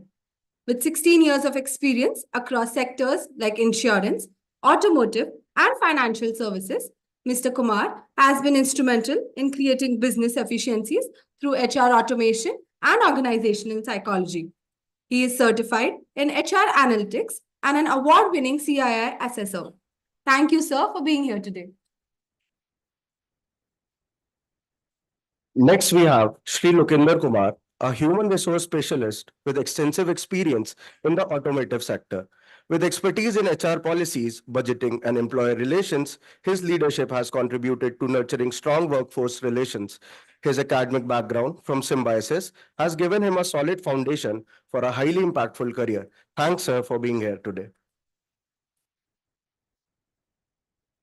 Lastly, we would like to welcome Ms. Meenakshi Buragovian, an accomplished HR leader with over 17 years of experience. As the group head of HR at Times OOH, Ms. Buragovian has spearheaded initiatives that focus on talent management, employee retention, and fostering a collaborative culture. She holds a master's degree in HR and a strategic HR management certification from IIM Ahmedabad. Thank you, ma'am, for being here today. Moderating this insightful session is our esteemed Professor Rashmi Shukla. Professor Shukla is a faculty member in the Economics and Public Policy area at IIM Raipur. She holds degrees in Computer Science Engineering, an MBA in Finance, and a PhD from Indian Institute of Management, Indore. Her research interest focuses on financial economics, economic growth and development, and the digital transformation of the management case studies in reputed international journals. And her research work has been honored at various national and international conferences as well. I now invite our director, Professor Ram Kumar Kakani, to welcome our esteemed guest and moderator with a bouquet.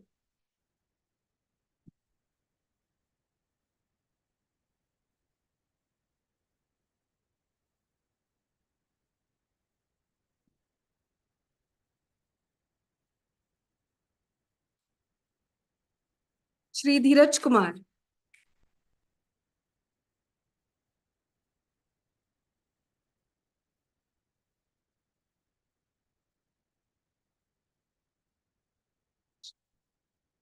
Shri Lokendra Kumar.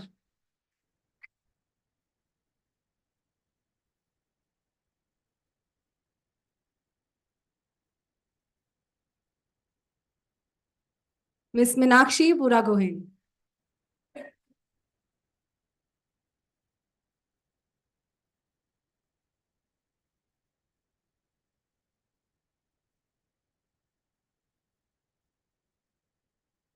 And Professor Rashmi Shukla.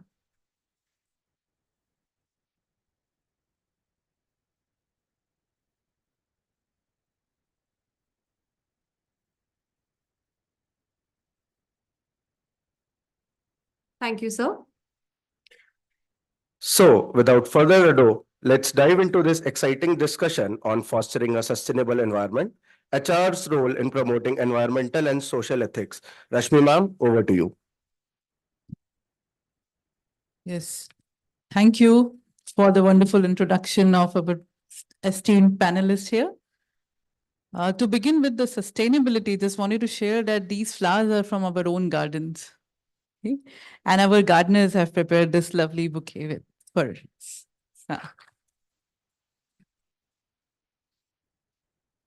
And also we have made this entire, not only this summit, but we have been practicing at IIM Raipur that there are no plastic bottles as such. So the one single-use plastic has been completely avoided.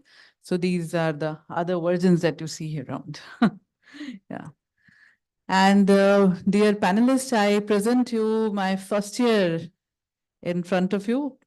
So just to share very quick insights from the batch, that we have 330 of them sitting here. And we have 40% gender diversity with us. But in terms of their educational diversity, it's something I will be delighted to talk that they are coming from a very interesting pool, including basic sciences to medical sciences. And we also have CA, we have engineers as a majority. However, in non-engineering backgrounds, we have an excellent portfolio in front of you.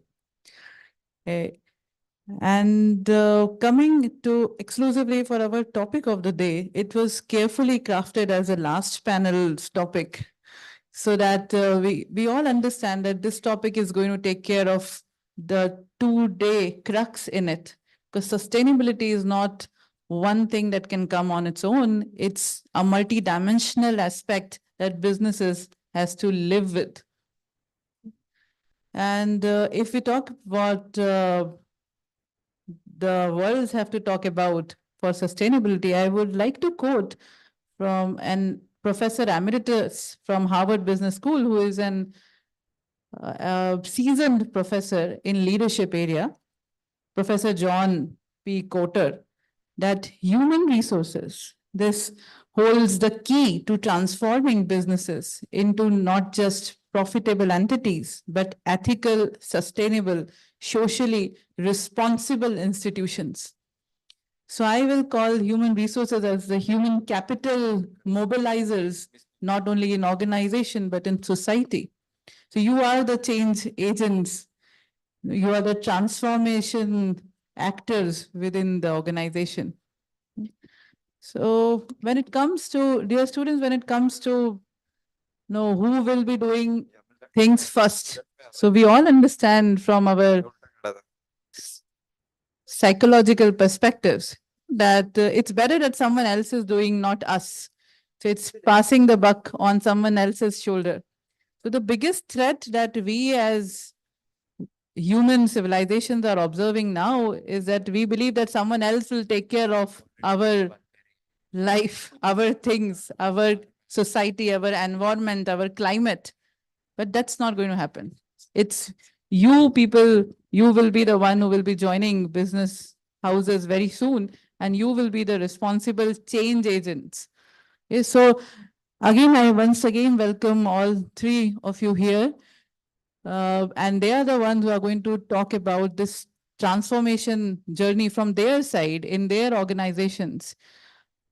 And what has been the role of human resource as a function in pivoting these two critical areas. So one is we are calling it sustainability and the other is social ethics.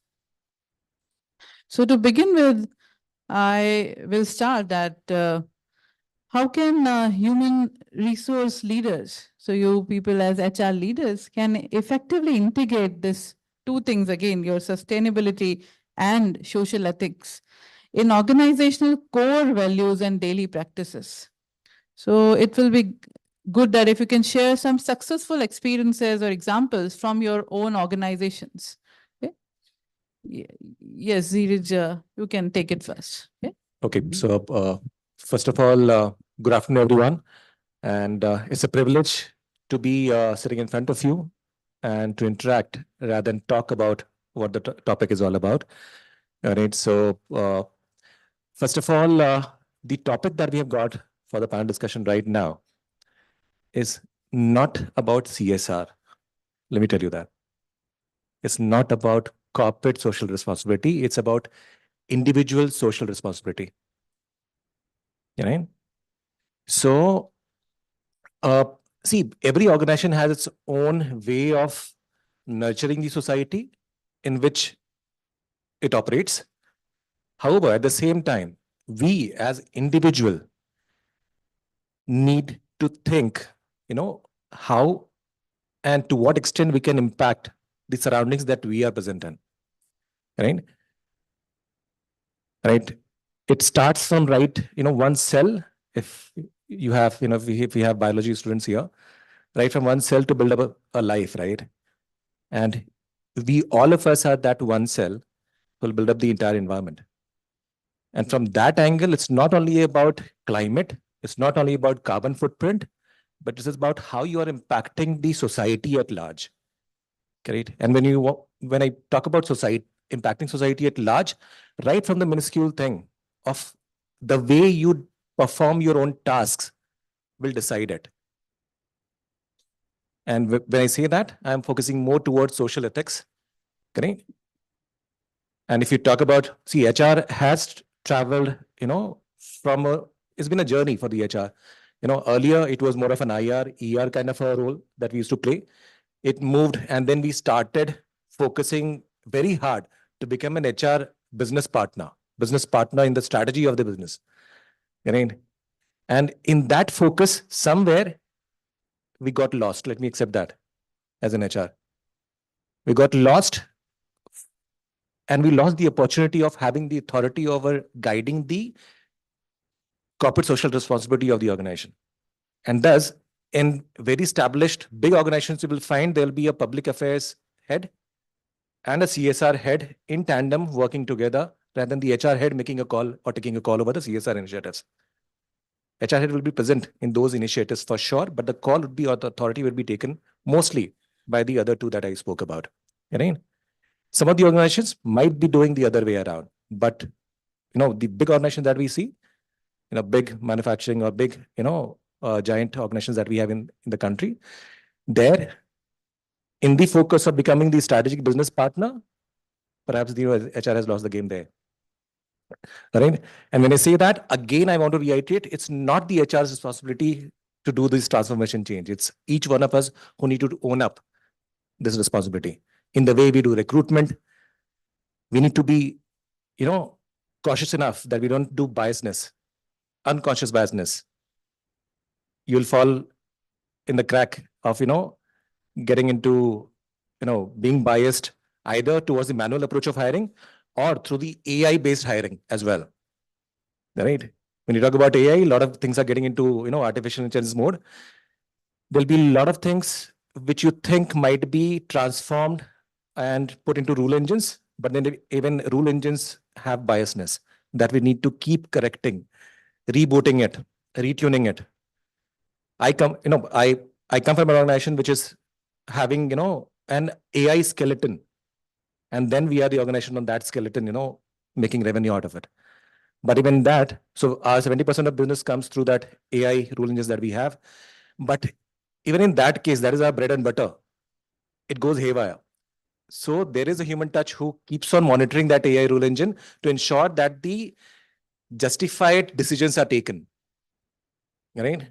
The decisions which were supposed to be taken are being taken in the right manner so that ethics do not get compromised of doing business as well. So that's what I wanted to share.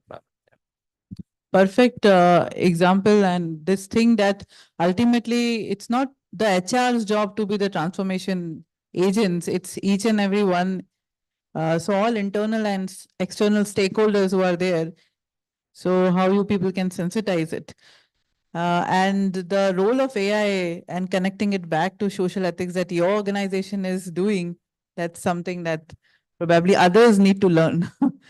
Yes, Meenakshi, I will request you to please. So I think, HR is definitely back on the front seat, on the driving seat now. Well, I won't say we are the the emissaries, but each one of us, because we stand for human resource. What each one of us do today has an impact in the world, because the world, the blue planet that we are in, is in a very crucial stage. It's churning, and there are alarming changes that is happening. And what we do responsibly, while we drive profitability, we sustained or being in an advantageous position in the marketplace, what we do today and what's the impact in the society is everyone's responsibility.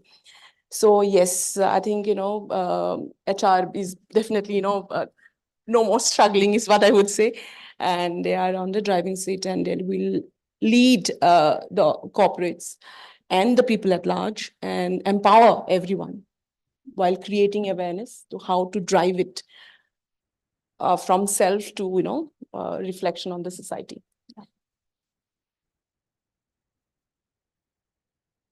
Yes, and thank you, Meenakshi. Just one, I would like to add here that the thing that you shared, that HR's role is also to empower. And I think the concern that you raised about our planet, just a follow-up quick question there, that when it comes to your industry, so where potentially you have seen certain examples that companies, not only your company, but probably competitors also, what are they doing in this particular area? Keeping the ESG issues at the backdrop, because our ESG journey has just about begun, and what we have done is we are empowering everyone, not just a function head, but team members alike, to look at entire processes that they own.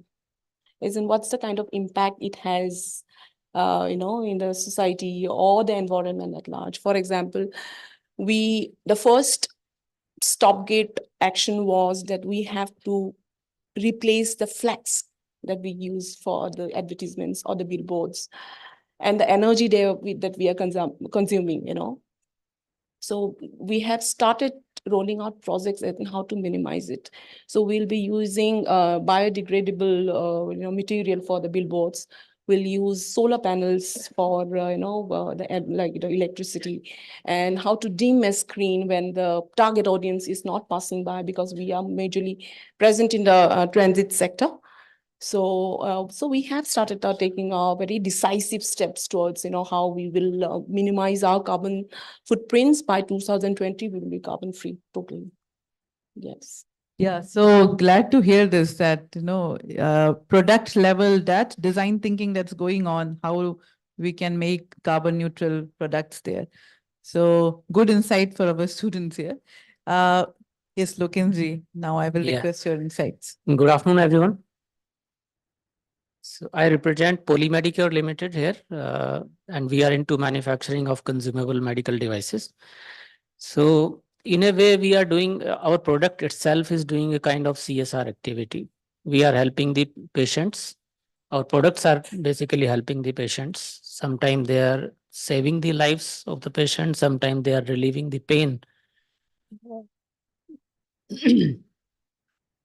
Now, one thing when we talk about sustainability and environment, I remember when we used to study in school, and whenever industry word was to be used, so a sketch was drawn in that book, a sketch of a manufacturing shed, a big cloud of smoke coming out of it. How many of you have seen it? Almost everyone. Okay. And another picture about industry comes, that is about exploitation of the labor. The people are working for penny wages. There is a difference in wages of senior people and people working at the floor level.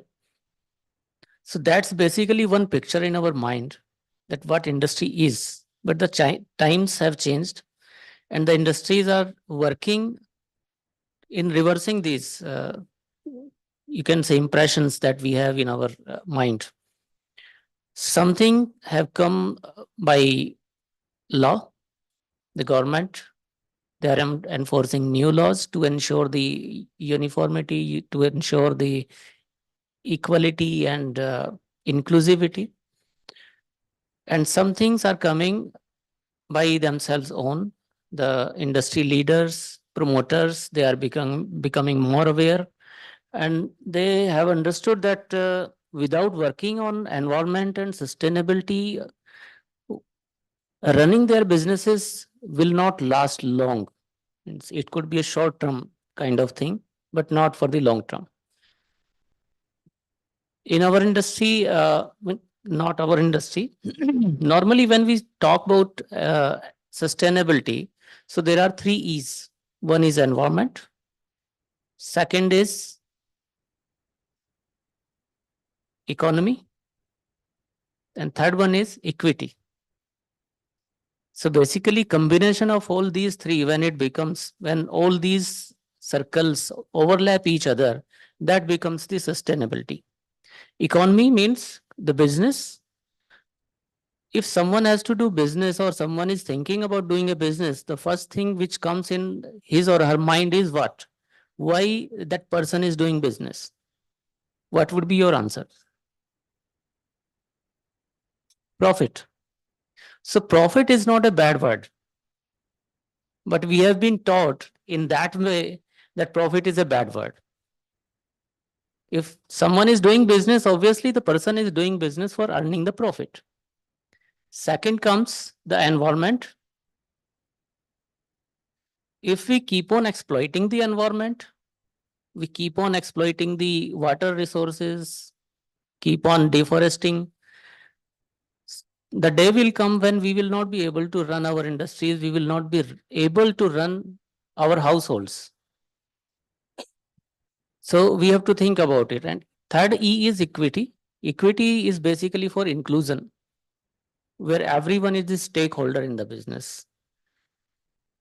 And in India, when we talk about inclusivity, normally we talk about the female participation in this.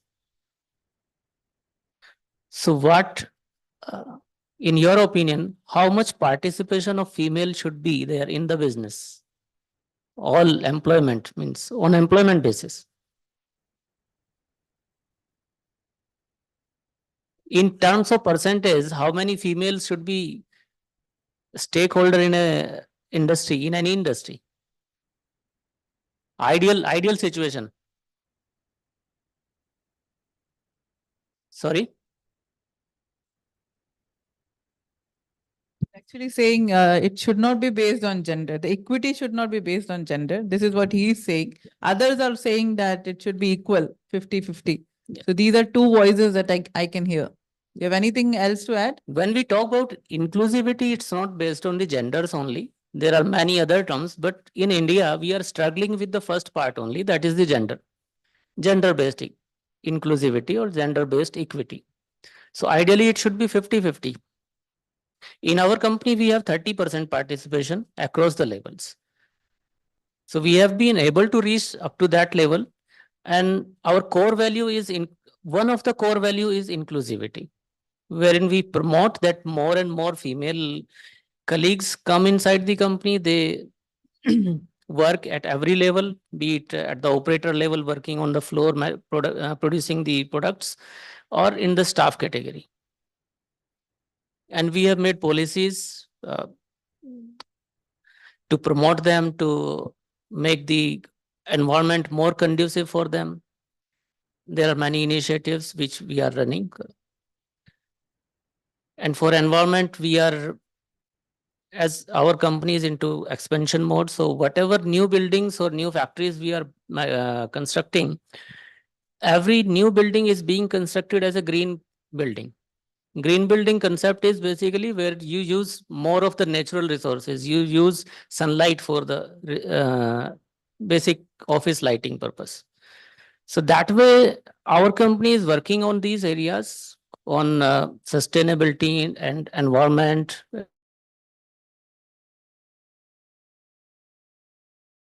HR comes as a change agent. We are the flag bearers.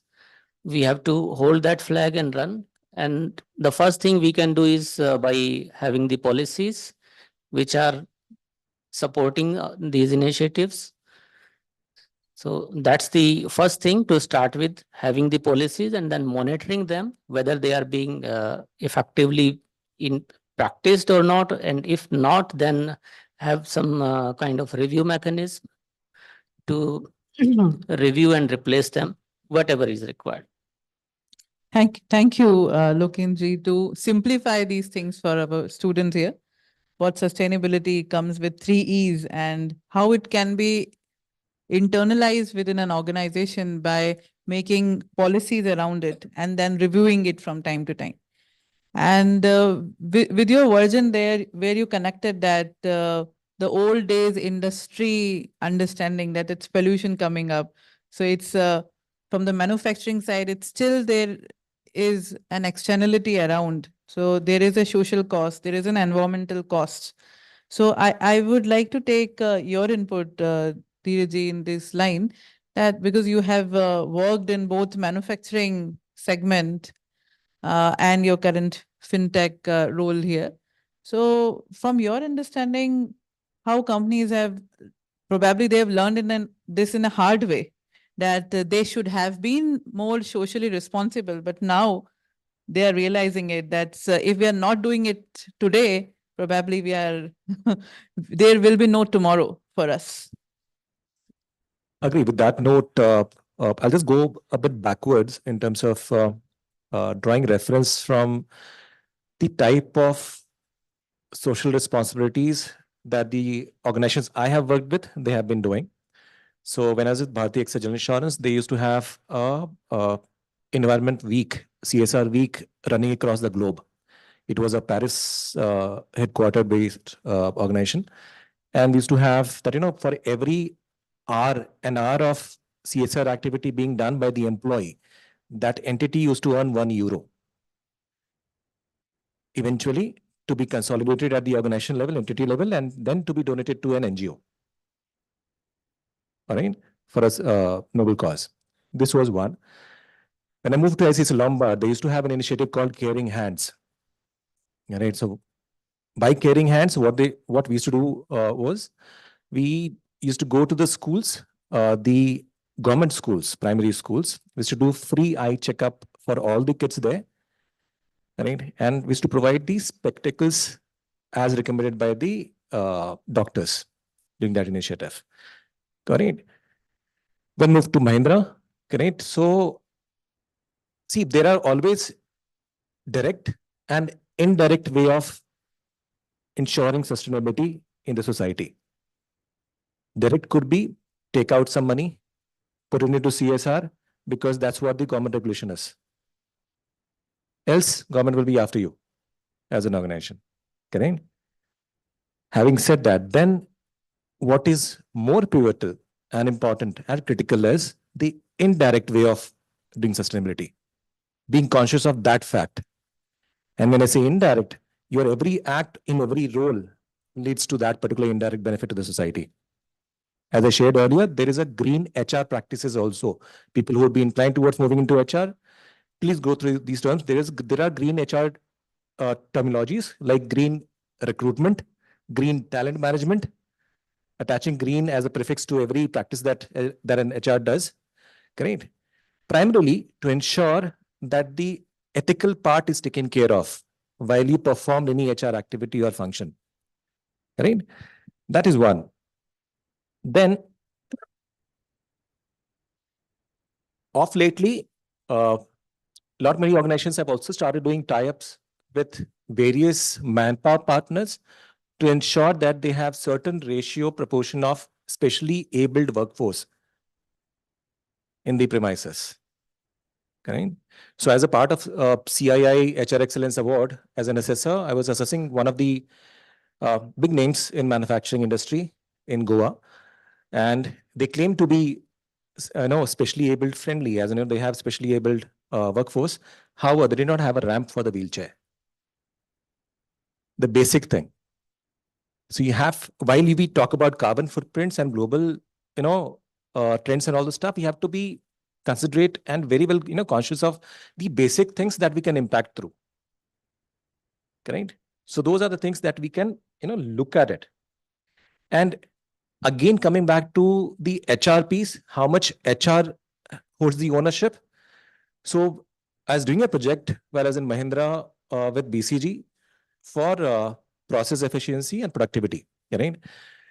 So we defined the decision metrics for every decision points to produce a product. So if you have to produce a Thar, so right from conceptualizing the product till the launch, we might have 50 or 55 decision points. For every decision point, who's the owner to take that decision, who can veto that decision, and who can influence the decision. At this point of time, I will be very pragmatic that we are the influencer of social sustainability as an HR, as far as my viewpoint is concerned. However, we need to be the owner and driver of that. Right? And you can very well do that. Like in Mahindra, we used to, so every day we used to have this plant manufacturing meeting. The consumption pattern and the inventory management kind of, points also can lead or to either increase your carbon footprint or reduce your carbon footprint. Our plastic crates were replaced by wooden crates. Right? Of course, wood will come from trees somewhere, but then plastic was more dangerous, so that we remove it through wooden. And we had to build one new paint shop for which one tree was supposed to be cut, which we could not do because it was so, the regulations were so strict. We stopped doing that, right?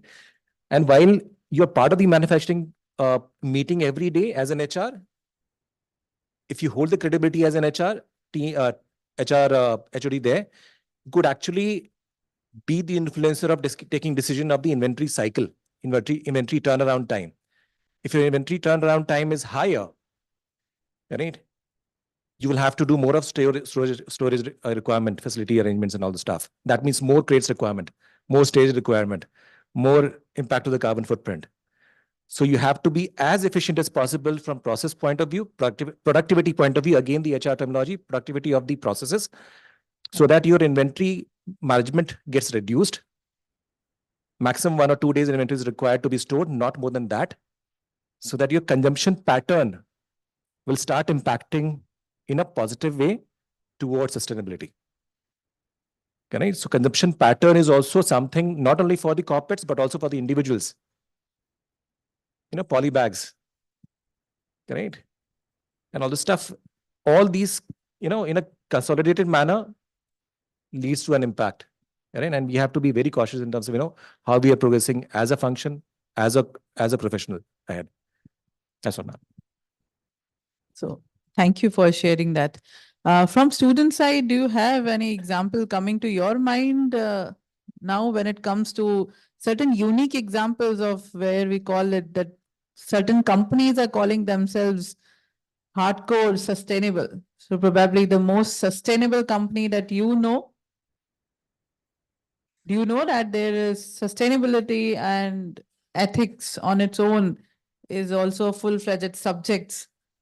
So there are certificate programs done on these lines.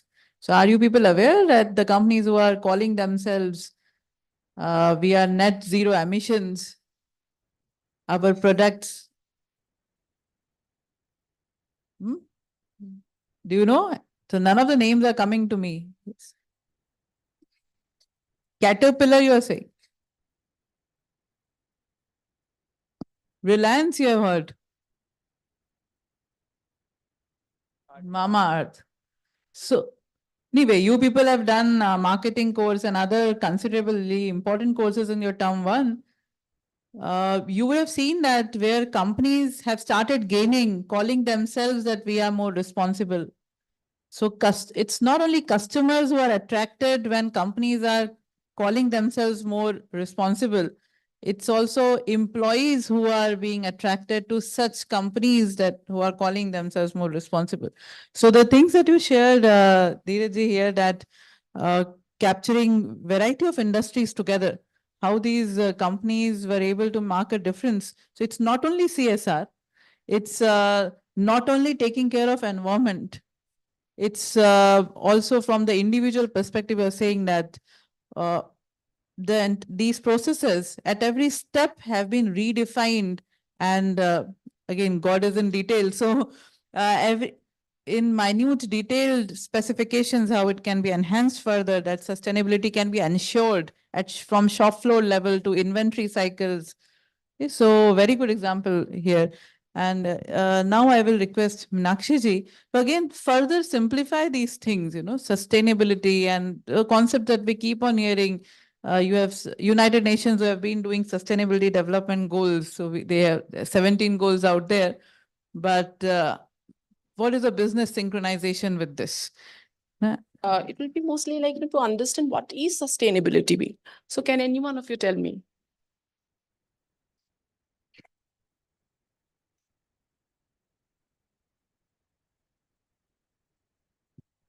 Hello.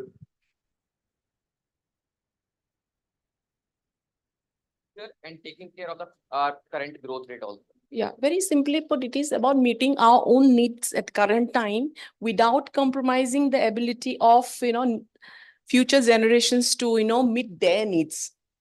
Now, come to think of the scenarios wherein, today, as on today, by 2030, the world will be left with just about 10% of forests worldwide. An estimate of 7 million ton plastic makes its way to ocean. So why do you feel that, sustainability or competitive advantage, this synchronization that, Dr.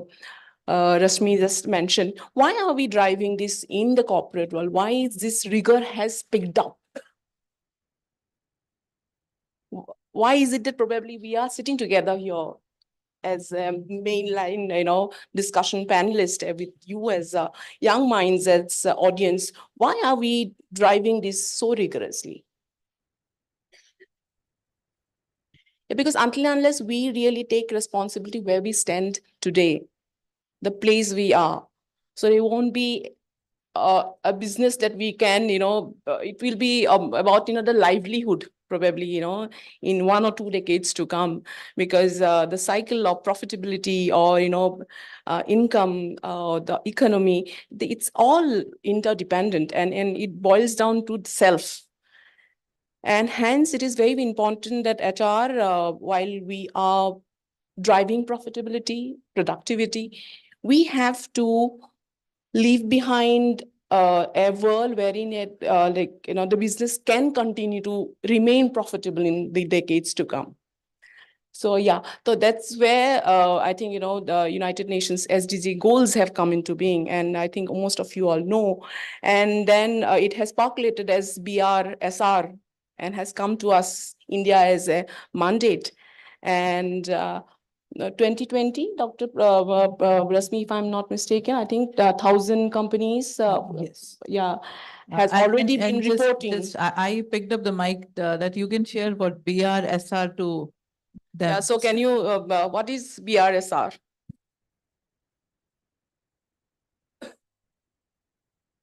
Business Responsibility Sustainability Report. So this is a framework that has been derived from the SDG goals, which was, I think it was born in 2012 and was published in 2015, if I'm not mistaken, by the United Nations.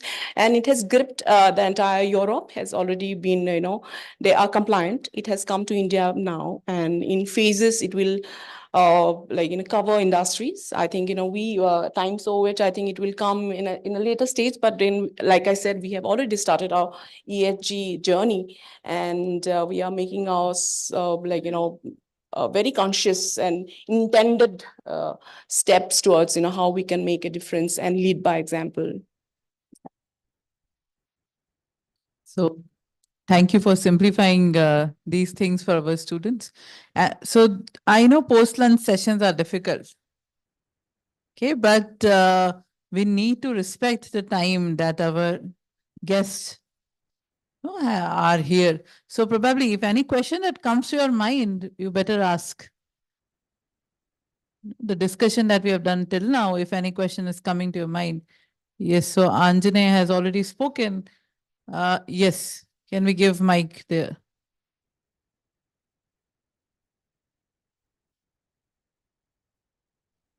Good afternoon to all our panelists here. Bhriguraj Boro, PGB batch 2426. I'd like to direct this question towards Meenakshi ma'am. Ma'am, hailing from a tier 2 city, that is Guwahati, I have seen that industrialization is taking huge progress over there. However, there exists a polarizing realities amongst the income distribution over that city. So ma'am, how we as organizations can better facilitate to cover the social gaps that are present over such regions? See, companies will take people who can, while we take, go about our attraction and recruitment process, we will take in people who are competent and capable. But having said that, for example, if we take the example of Unilever, so now what they do is while they go about, doing their business in mainline cities, but in tier 2s, what they do is they train people, in society at large, so that they can run their own small corporation. So you have to find your way how to give back to the society. So you can train people, but having said that, education and capability and competency is something the company would definitely look at when they are hiring people to drive their work. But having said that, this I think it has to be a very conscious effort of all corporates, wherein hence the ESG mandate has been will come as a compliance mandate, which we have to fulfill, and we have to invariably give back to the society. And every corporation or enterprise has to figure out how they will give, and because it will be measured, and that will kind of impact how the company would probably continue to exist in coming years. So there is no ready answer to say what we can be done in Guwahati, but because this compliance will cover all the corporations and the business houses, and they have to figure out how will they give, and it will happen. I think change is already there. Like I said, we have started our own work, and we are creating awareness. We are empowering people to do their bit and, look at the ESG issues so intently, so that, the novel risks there, because the ESG issues will converge to create risk which is not, known to us before. And what will be the impact is something, again, we do not know. So we have to be very, very, what they say, serious, and drive it with a lot of force and rigor. Yeah. So, and I think, all the corporations and organization companies are taking it seriously, because they're at the end of the day, I think their existence is really some question. Yeah. Yes, thank you. If anyone else would like to add there. I'll just like to add here. In every day plant meeting that we used to have in the, so I used to head a Nasik plant for the HR portfolio. And every plant meeting we used to have the year-on-year water consumption and electricity consumption efficiency target. So we had taken 5%, 10% or 15% target year-on-year to improve in terms of consumption, percentage for water, electricity, towards contributing towards the, ESG and sustainability and all those stuff. Sooner or later, not only manufacturing, I believe all the service organizations also will have to start doing this. Given the scenario It will come in phases, but it will.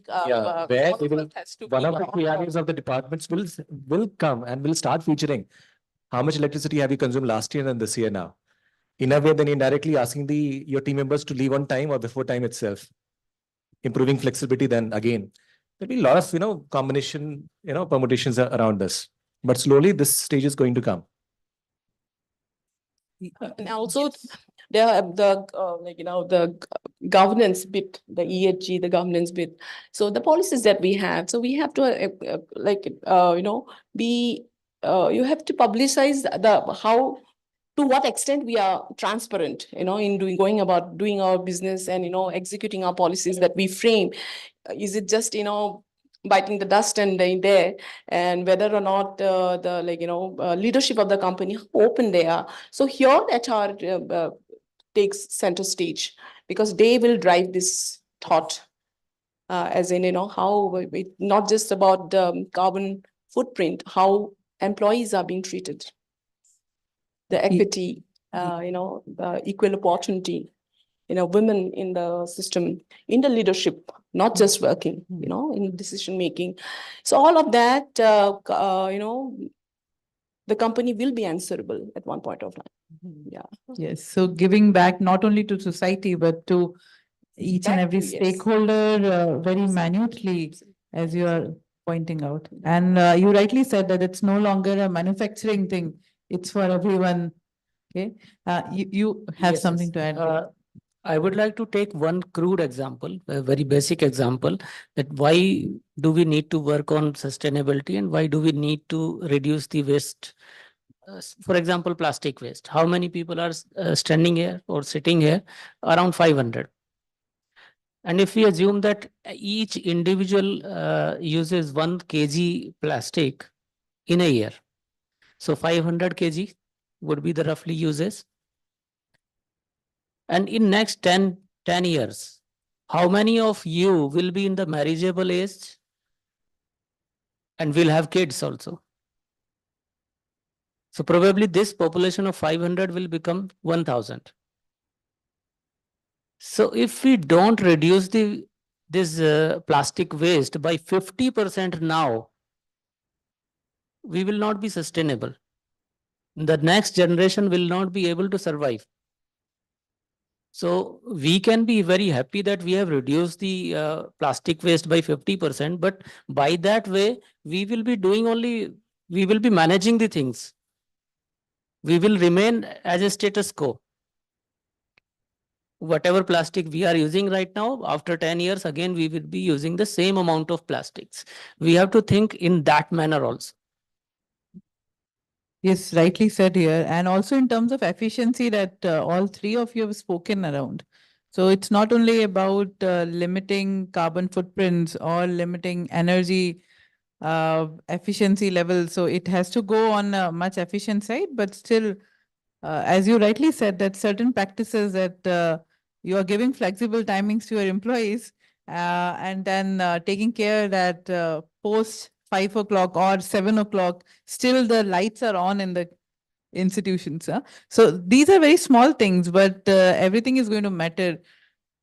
And here, Lokendraji, I would like to take this opportunity to know where you can share with our students this entire journey of evolution of HR as such that started from health safety long back, and now we are talking about there was an age for just CSR conversation happening, so everywhere it was only CSR. Now we are into ESG, and probably as you shared that mandate is going to come, and now we have United Nations framework also to take care, and this whole psychology that companies need, they are becoming more responsible, but are they really making themselves responsible, or they are just window showcasing it to the world, to employees, future employees, or to customers? So everything is becoming very different now, but from where all it started?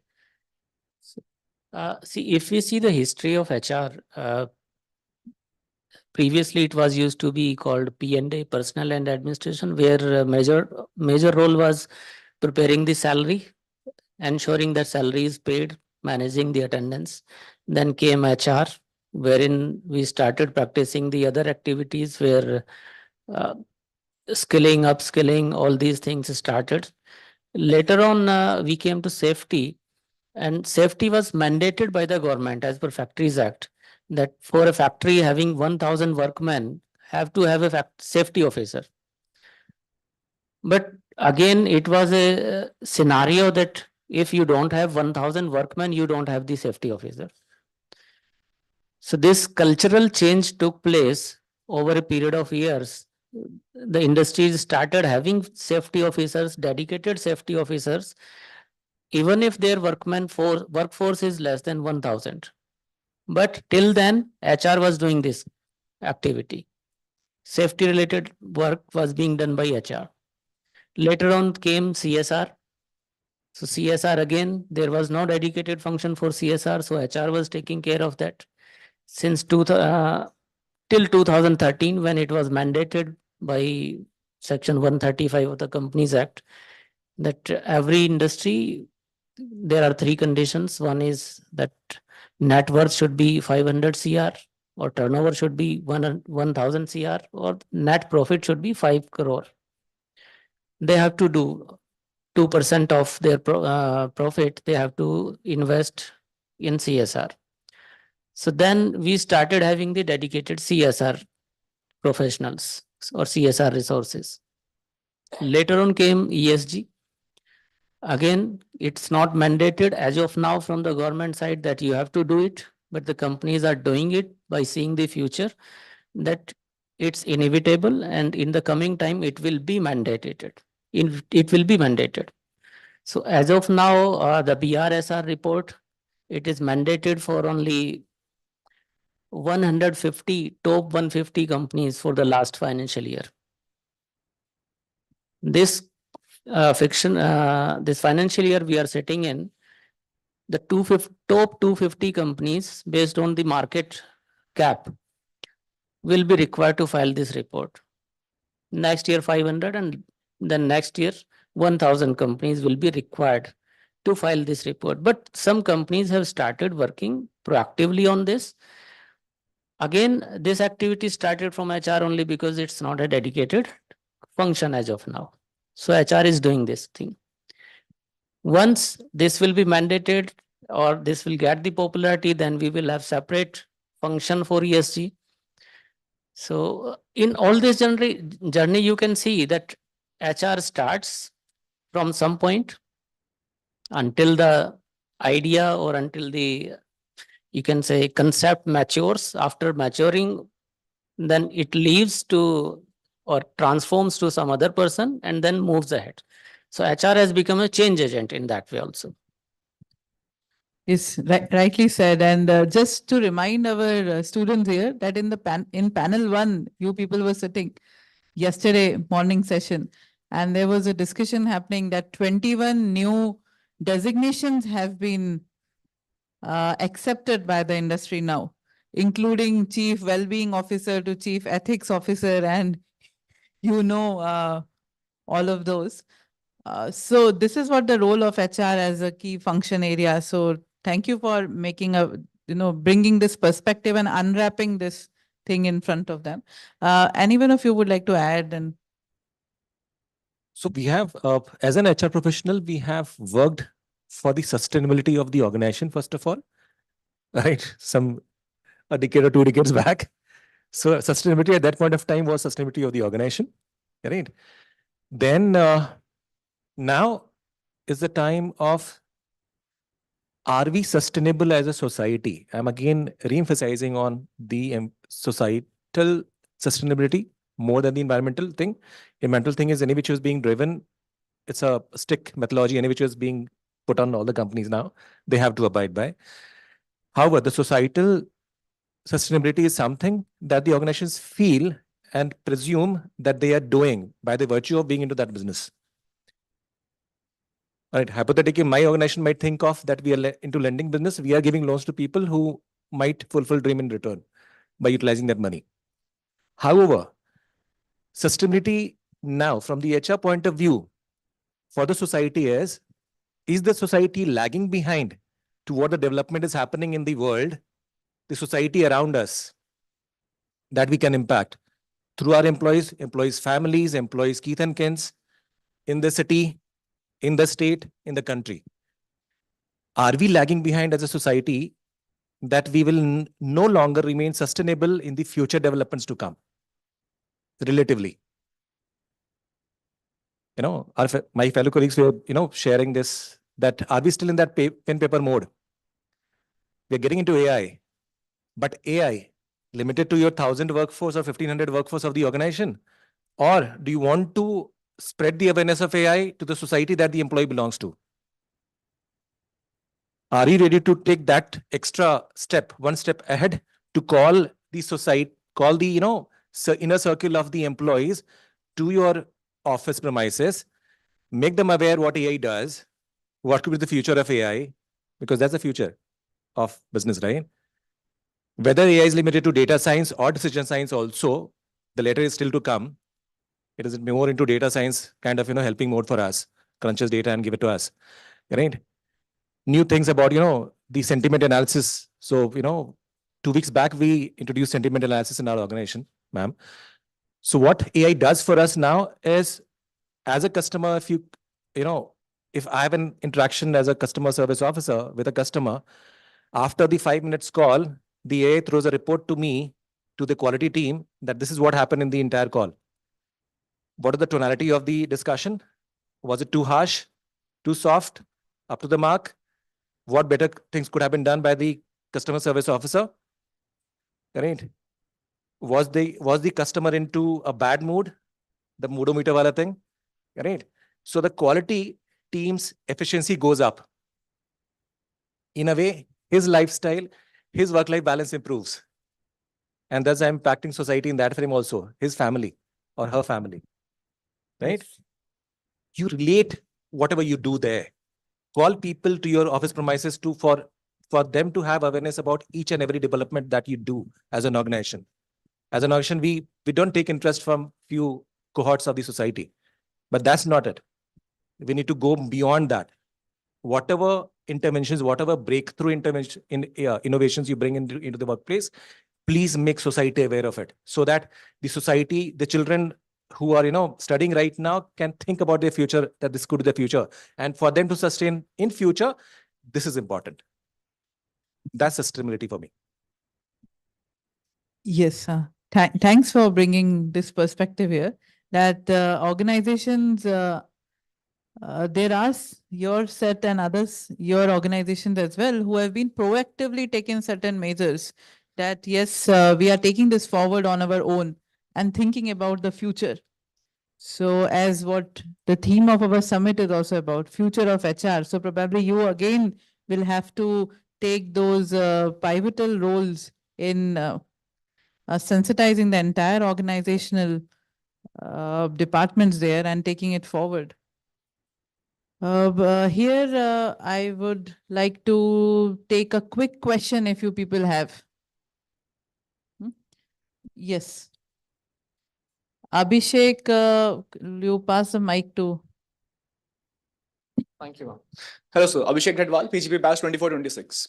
So, sir, I was really very impressed when you shared the statistic that in your current company, you set a target of 10% efficiency or the 10% reduction in electricity or water supply, water consumption. So, sir, 10% is actually a very good number or very fantastic number to achieve. So, can you please share the step-by-step process or the what practices you followed at your organization that led to that reduction in consumption in both the areas, because so that we can learn and incorporate that at IIM Raipur, because here our annual water consumption, if from a rough estimation, is somewhere near 10 million gallons. So a 10% reduction will save us a fortune. So if you can share on that, that will be of great help. Thank you. It will not be if I share the practices which we do in manufacturing industry or automotive industry, for example, it will not make sense to implement the same replica here. Right? However, you need to look into the process, break the needs and process into as small steps as possible and see the scope where you can improve. And is the need actually a need or just a step that you have added to be on a safer side? We lived through these kind of rationals and questioning. We put the team under this kind of questioning in the organization. That if the vehicle which gets produced, assembled, does it need to be washed twice or thrice? Or we can wash it only once and we are done with it. Or some other mechanism can be put in place instead of washing. All right, so if you have seen the assembly line of the manufacturing plant for the automotives, once the vehicle gets assembled, it goes through a enclosed washing chamber to check the leakage and all the stuff. Right? So and that's the maximum water usage that we do in the plants. Is there any other way to do that? Right? Or reduced water pressure can help it. Something like that. So there are various mechanisms that you can think through. You'll have to invest time and you have to be concerned about it, first of all, to go forward. And thankfully, you are concerned.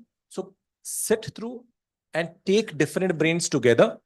Not only yours, who is working towards this water conservation in the campus, but also from the rest of the cross-functional project teams might be. All right. You never know where the ideas can come from. All right. So, it will not be, justifiable for me to quote an example which will directly fit in over here. It will not, to be honest. Yeah. Yes. And thank you for this, that are we concerned about it? Until unless we are really concerned about it, none of the organizations will take proactive measures until unless being told. So government will come forward, and being the regulatory compliance issues, companies have been following this. But now there is a change. Now there's a shift that's happening in industry across segments, if I can understand. So how can you share your perspective or some policies that you people have really implemented at your organization, at workplace? So again, connecting both these things together, you maybe only on sustainability, or you can also talk about the ethical parts here. Yeah, just adding on what Dheeraj just mentioned. So what small steps we are taking, like, for example, our finance team has come forward to say that they will aim at being paperless by so and so date, because that's where the piles of files, highest use of paper is in that department.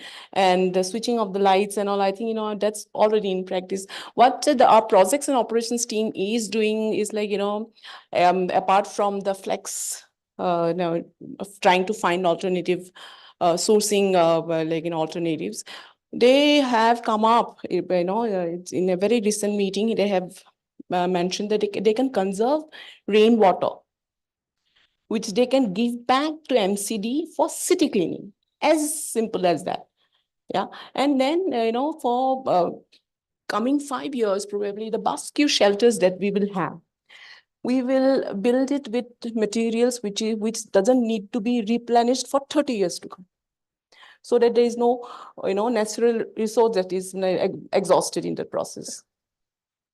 So there are a lot of things that we are working on, which we will kind of, the vision board is getting kind of, formed up, and we'll be publishing it by March 2025. So there are a lot of, short-term, long-term, roadmap. We are forming up the roadmap. That's what we are doing. Yeah, thank you. And maybe you can also share certain practices that are basically helping the organization to take it forward in both sustainability and ethical grounds. I will quote one example that one part of having the sustainability is rewarding the sustainable actions. So what we have started in our company is that we have started rewarding or encouraging the people to use eco-friendly transportation method. So carpooling is one option, company transport is another option. And even after that, if someone has to come by his own method or on conveyance, we have developed a strategy that people who come by bicycle, their parking will be closer to their workplace. So they will walk less. The people coming with bikes, motorbikes, their parking will be little further than the bicycles. The people coming from cars, their parking will be at the end. So they will have to walk more. So it works two ways. One is the incentivizing the eco-friendly transportation system, and another is helping their health. The person who is coming in car, so he's not walking that much, but after coming in the company, he at least having some opportunity to walk, to have some step counts. Yes, what an innovative idea. No, and Like yes. when being from the HR, what we have done is like what we are doing is we invoking that sentiment in people to brainstorm for departments to come, what you can do. So rewarding is something I'm definitely jotted down, so that reward mechanism will be put in place, of course, yes. But it is, you have to invoke, that's our role. That how we internalize and we actually start practicing it, yeah, ESG looks very bookish, but it will hit us hard. And I think, sooner than we realize. So that's one. And I think, I would like to hear from the students also what they think about the topic. And Dheeraj, you can actually probably re-relate the story that we were discussing about the homegrown world famous CEOs, because these are the people who we are in the threshold and will be taking on the corporate world. But each one of you will make difference, and that's the hope that we all of us have in us. So Dheeraj, over to you. So if you could relate, because this is something, this is one of the biggest takeaway. Okay, so For me. before sharing this, sorry if I hurt any of your sentiments in going abroad and all, right? So we were having a leadership talk last week in our organization premises, and we had one of the CEOs, CEOs of one of the largest general insurance company, and one of the biggest conglomerates that we have in the country. So he happened to share that all of us are so proud of Satya Nadella, Sundar Pichai. Those guys are Indians, global CEOs who are there. And we're so proud of them. We want to be one of them. But do you really want to be in the country to benefit the country? Because as per him, and which we got quite inclined and quite aligned as well, that they are the CEOs of, the companies which belong to other countries, and they're benefiting their countries. They are US citizens benefiting there, not to India. Of course, there might be employment generations as part of it, but there's no direct impact as such, which might have had in India if there would have been a CEO of some organization here.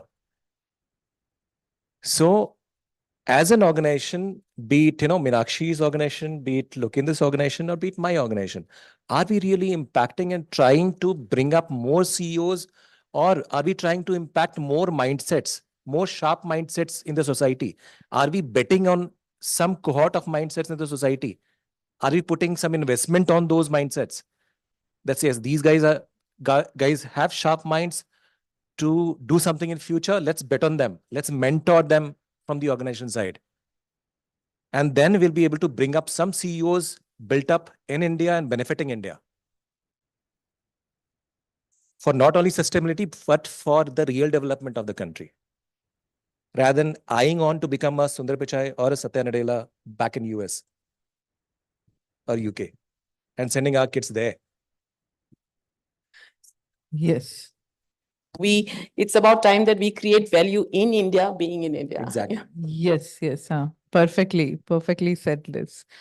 So it's when we talk about giving back to society or being proactive or being concerned about, are we really concerned about our own country? And are we doing the right things there? So very well said. And thanks for connecting it. So to students, this was something that we were doing at the back end. We were interacting with each other and then this topic came up. So just as a closing remark, because I would like to take questions, more questions from them. So, but this sustainability as it's not just your thing, definitely it's about business sustainability and how it can be enhanced further across domains or departments is what your task comes up. So any other or one or two statements that you would like to talk regarding this sustainability as a cross-functional area?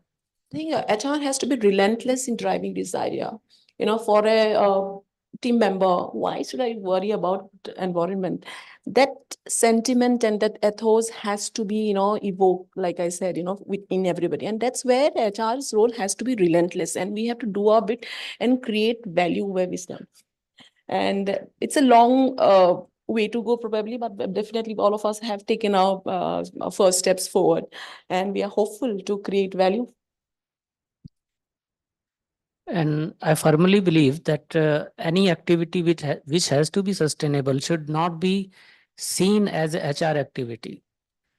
If it's seen as a HR activity, it will remain alienated from the mass and it will not become sustainable. Only HR will be continue doing that, and there will be memes on the social media that HR is doing this. Like memes are there on Rangoli and all. I'll take up from what Meenakshi shared. We need to invoke the need, and that's what our job is as an HR. We need to invoke the need, and rest is upon each one of us to do. And that's the statement that I want to make lastly. Yes, perfectly said that.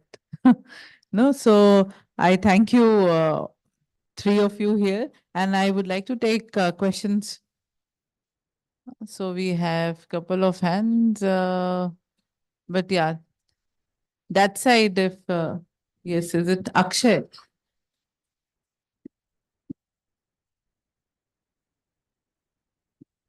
Good afternoon, panel. I'm Akshay Sharma, PGPH 2426. I have question that very recently we have heard in news that Mercedes and Benz have been fined by CPCB and Environment Ministry for the violation of battery waste management norms.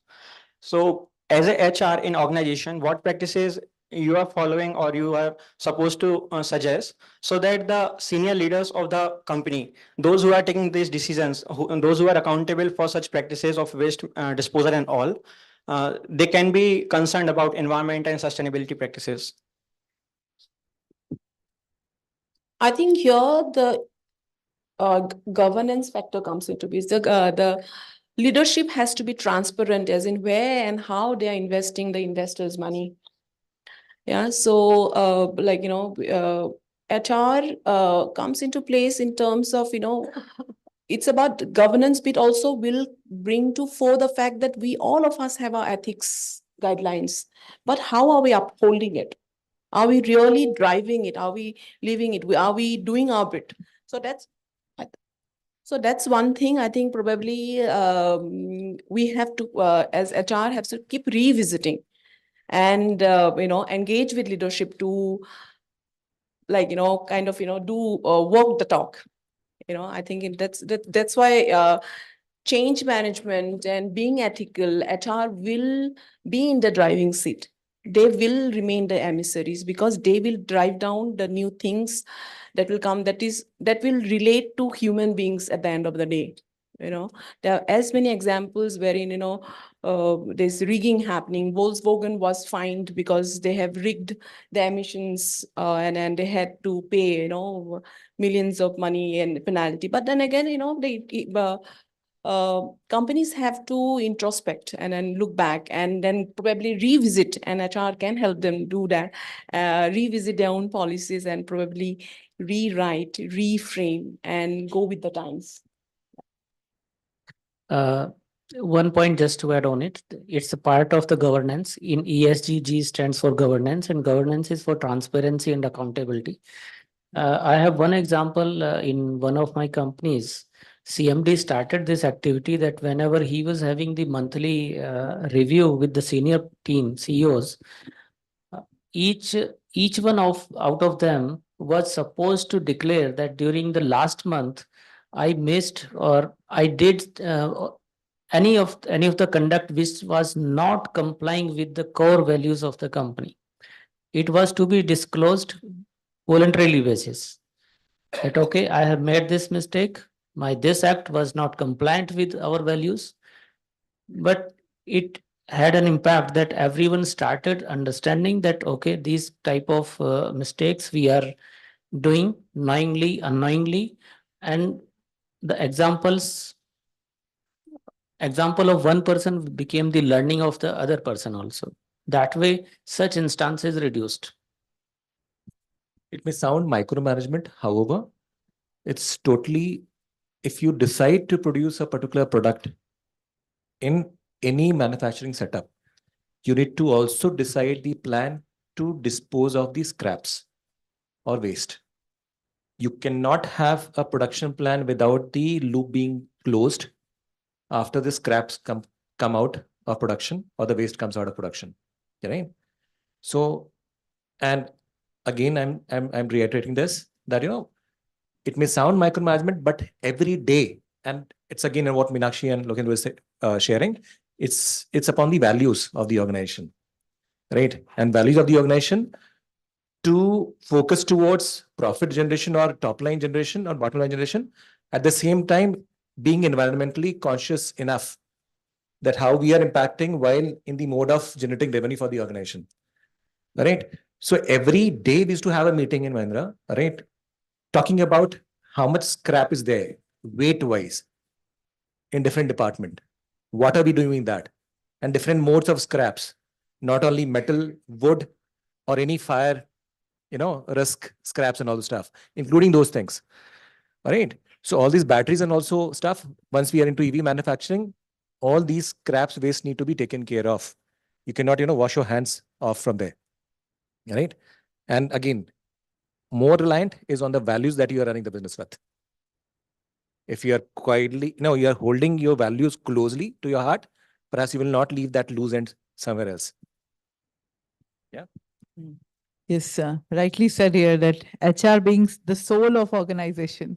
They are the ones who are going to drive the change, and they are the ones who will, I will use the word that you shared, evoke the values and make sure that it's happening. Yes, we have, I saw many hands there. Yes, sir. Yes, you there. What's your name? Just use mic, yeah. Raj. So, ma'am, just now you mentioned about how green practices actually attract the employees as well as the investors. So my question is around how some companies actually go towards the practice of greenwashing, and they greenwash their processes and export some of the processes that might have higher carbon footprint to other organizations. And how big of a problem is that in India? And it is globally a problem, but how big of it is a problem in India? Greenwashing is definitely like, you are saying things to the extent that we are compliant, but it's probably the opposite of what you are. The actions does not meet what you have committed. And I think the scrutiny in India will by and large come now. There are examples like, BP, British Petroleum, I think, they had littered ocean water by spilling oil. So they had to pay up in millions, not just for spilling, but also to clear up the ocean water. Likewise, Facebook used data and which was leaked, and they were like, they lost face also. I think, so companies have to be very, very conscious because the times have changed. By another decade from now, I think 72% of employees, since we all represent corporations, and so the employee will be from Gen Z. And they are people who will be more and more aware of things, and they would not want to come and work for you. So it's about time, and that all companies do the needful. And greenwashing, because I think with the report publication, which will be regulated and reviewed by SEBI, I think more and more activities will come under the scanner and it will be arrested. The greenwashing, the activity will come under arrest. Yeah. Yes, so more questions from, this side, you can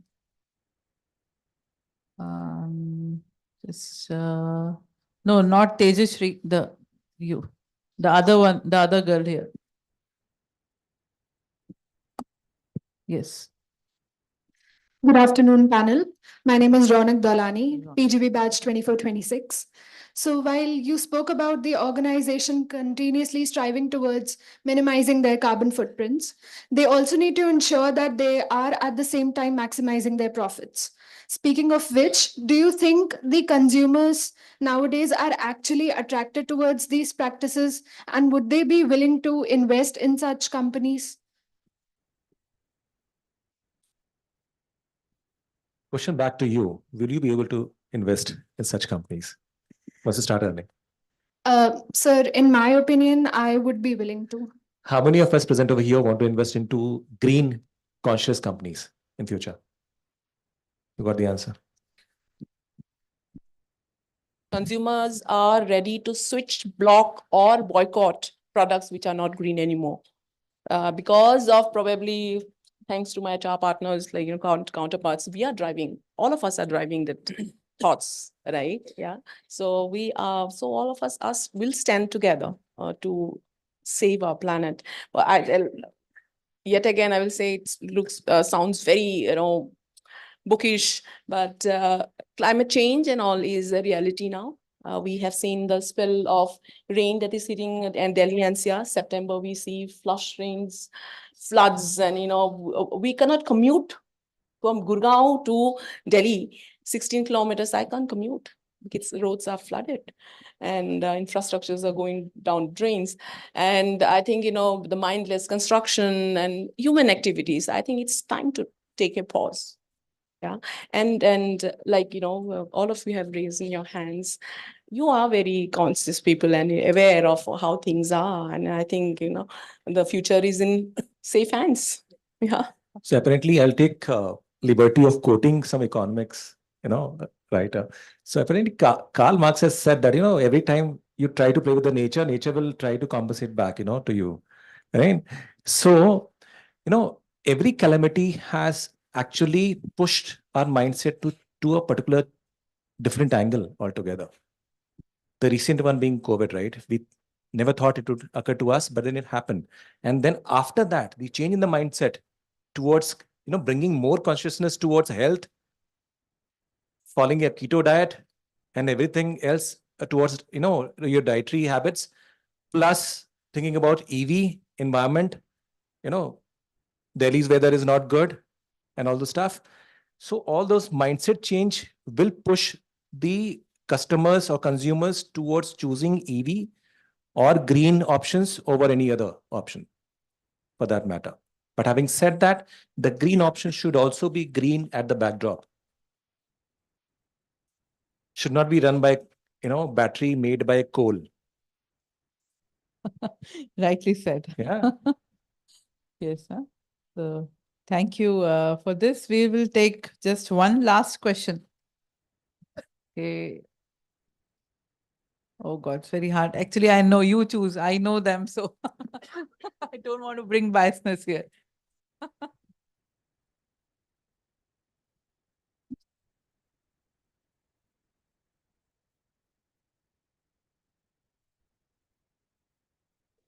Good afternoon, panel. I'm Ishita, PGP batch 2426.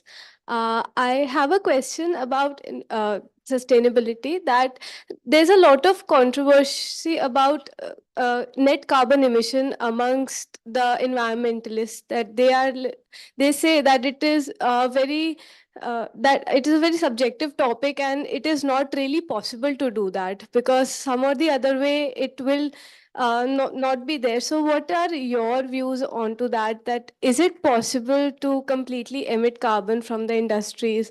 Because as I read about an article where they had this idea that it is very difficult to achieve that 100%. So what are your views on that? Partially, you are right that it's very difficult to eliminate the carbon footprint, because you switch from one activity to another activity, one resource to another resource, alternate resource, but ultimately there will remain some carbon footprint. If you go from paper to electronic devices, electricity will be used. If you go away from electricity and run on battery, there will be battery waste. So in a way, EVs are a good option right now. They look good that they are not causing any emission. They are green vehicles. But after 5 years, 5 years of a vehicle, the battery need to be replaced and disposed of. So there will be hazardous waste coming out there. So we can minimize it up to certain extent, but I don't think we can reduce it, or we can ultimately eliminate it, but we can reduce it. I think we can take measures to offset that. For example, for every tree or, paper, yeah, we can do simple activities like plantation. Yeah. So like we said, business will go as usual. But how we offset is something, we have to brainstorm and, come up with alternative ways to compensate back. So, and I think, great minds are in place, and, they are doing their bit to, bring the change. Because business, if the sustainability is not there, profitability is not there, livelihood economy will be at question. So, yeah. Yes, thank you. Thank you so much. And we have to take a pause here. An excellent session. I thank you, each and everyone. Yeah, please take it forward.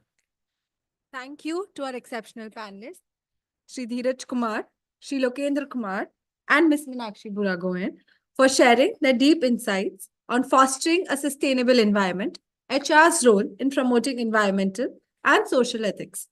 Today's discussion has truly illuminated on the role of HR in embedding sustainability and ethical practices within the corporate culture. We also want to acknowledge our moderator, Professor Rashmi Shukla, for guiding this discussion with skill and clarity. Your assistance has helped us gain meaningful insights from our panelists. The ideas shared today emphasize the importance of continuous learning and development, from exploring in how HR leaders can drive initiatives that not only benefit the organizations, but also contribute towards a better world. Now, I request Professor Rashmi Shukla to present a token of gratitude to our esteemed guest as a small gesture of appreciation from IIM Raipur for their valuable contributions.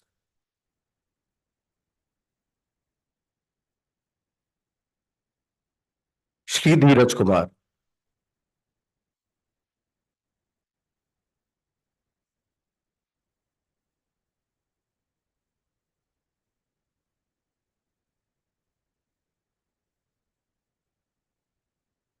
Shri Lokendra Kumar.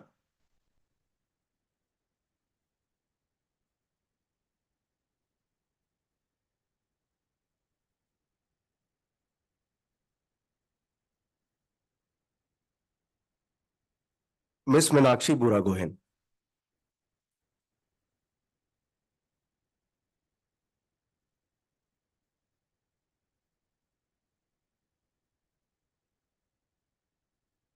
I now request Professor Smriti Pandey to present a token of gratitude to our gracious moderator,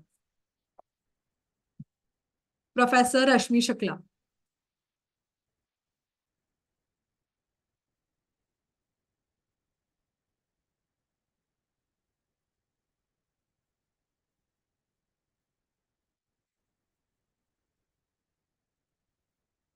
I now request our distinguished panel, respected faculty members, and our moderator to come forward for a group picture.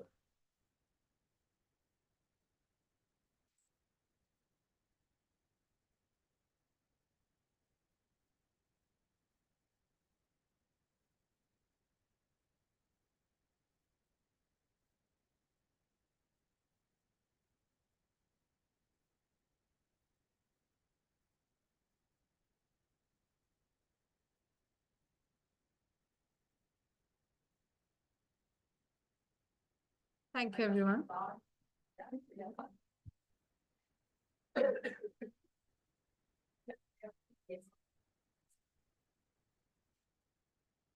Thank you.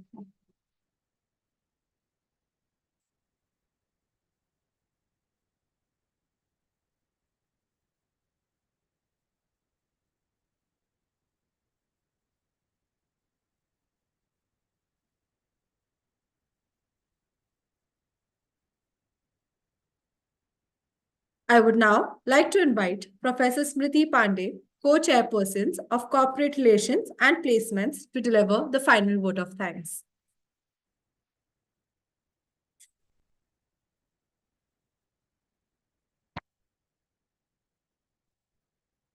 Thank you, Yashika and Raghav. So good evening, ladies and gentlemen. Finally, we come to the closure of our 8th HR Summit, which focused on the theme Future of HR. This enlightening theme led to enriching discussions with our corporates. Their invaluable insights into the landscape of human resources and its evolution in terms of tech, innovation, and societal changes was even more interesting. I, on behalf of institution IIM Raipur, take this opportunity to extend our heartfelt thanks to our chief guest, Mr. Shankar Gupta, President and CSO at ACG World, for setting the right tone of the event. And I say it again, risk, returns, repeat. A special thanks to all our guest speakers for being here with us despite their busy schedules. Your expertise ranging from the impact of tech such as AI, automations happening in HR, mental well-being, and the importance of work-life balance has provided us all with a clear view of what lies in future in the field of HR. Thank you for adding depth to our discussions. Thank you, attendees. And special thanks for asking relevant questions. You all made the event very interactive. We hope you leave with a new perspective on what lies in the future of HR. Thank you, dear faculty colleagues, for being here and continuously working towards developing a culture of learning. A big thank you, as I always say, to our organizing committee, special mention, Placecom, Media, and Pixel, as well as all other volunteers. Cheers and celebrations for ensuring a smooth execution of this event. Lastly, thank you to our leader, Professor Kakani, for his continuous motivation and support. We definitely look forward to many such events in future. Thank you once again to all our dear speakers.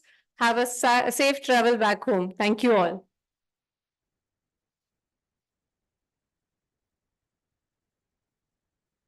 Thank you, ma'am. As we wrap up our flagship HR Summit at IIM Raipur, we are inspired by the energy and insight shared over these 2 days. Thank you for being part of this transformative experience. We eagerly look forward to welcoming you back next year for more impactful discussions and groundbreaking ideas. Thank you. Students are requested to be seated until our esteemed guests have left the venue.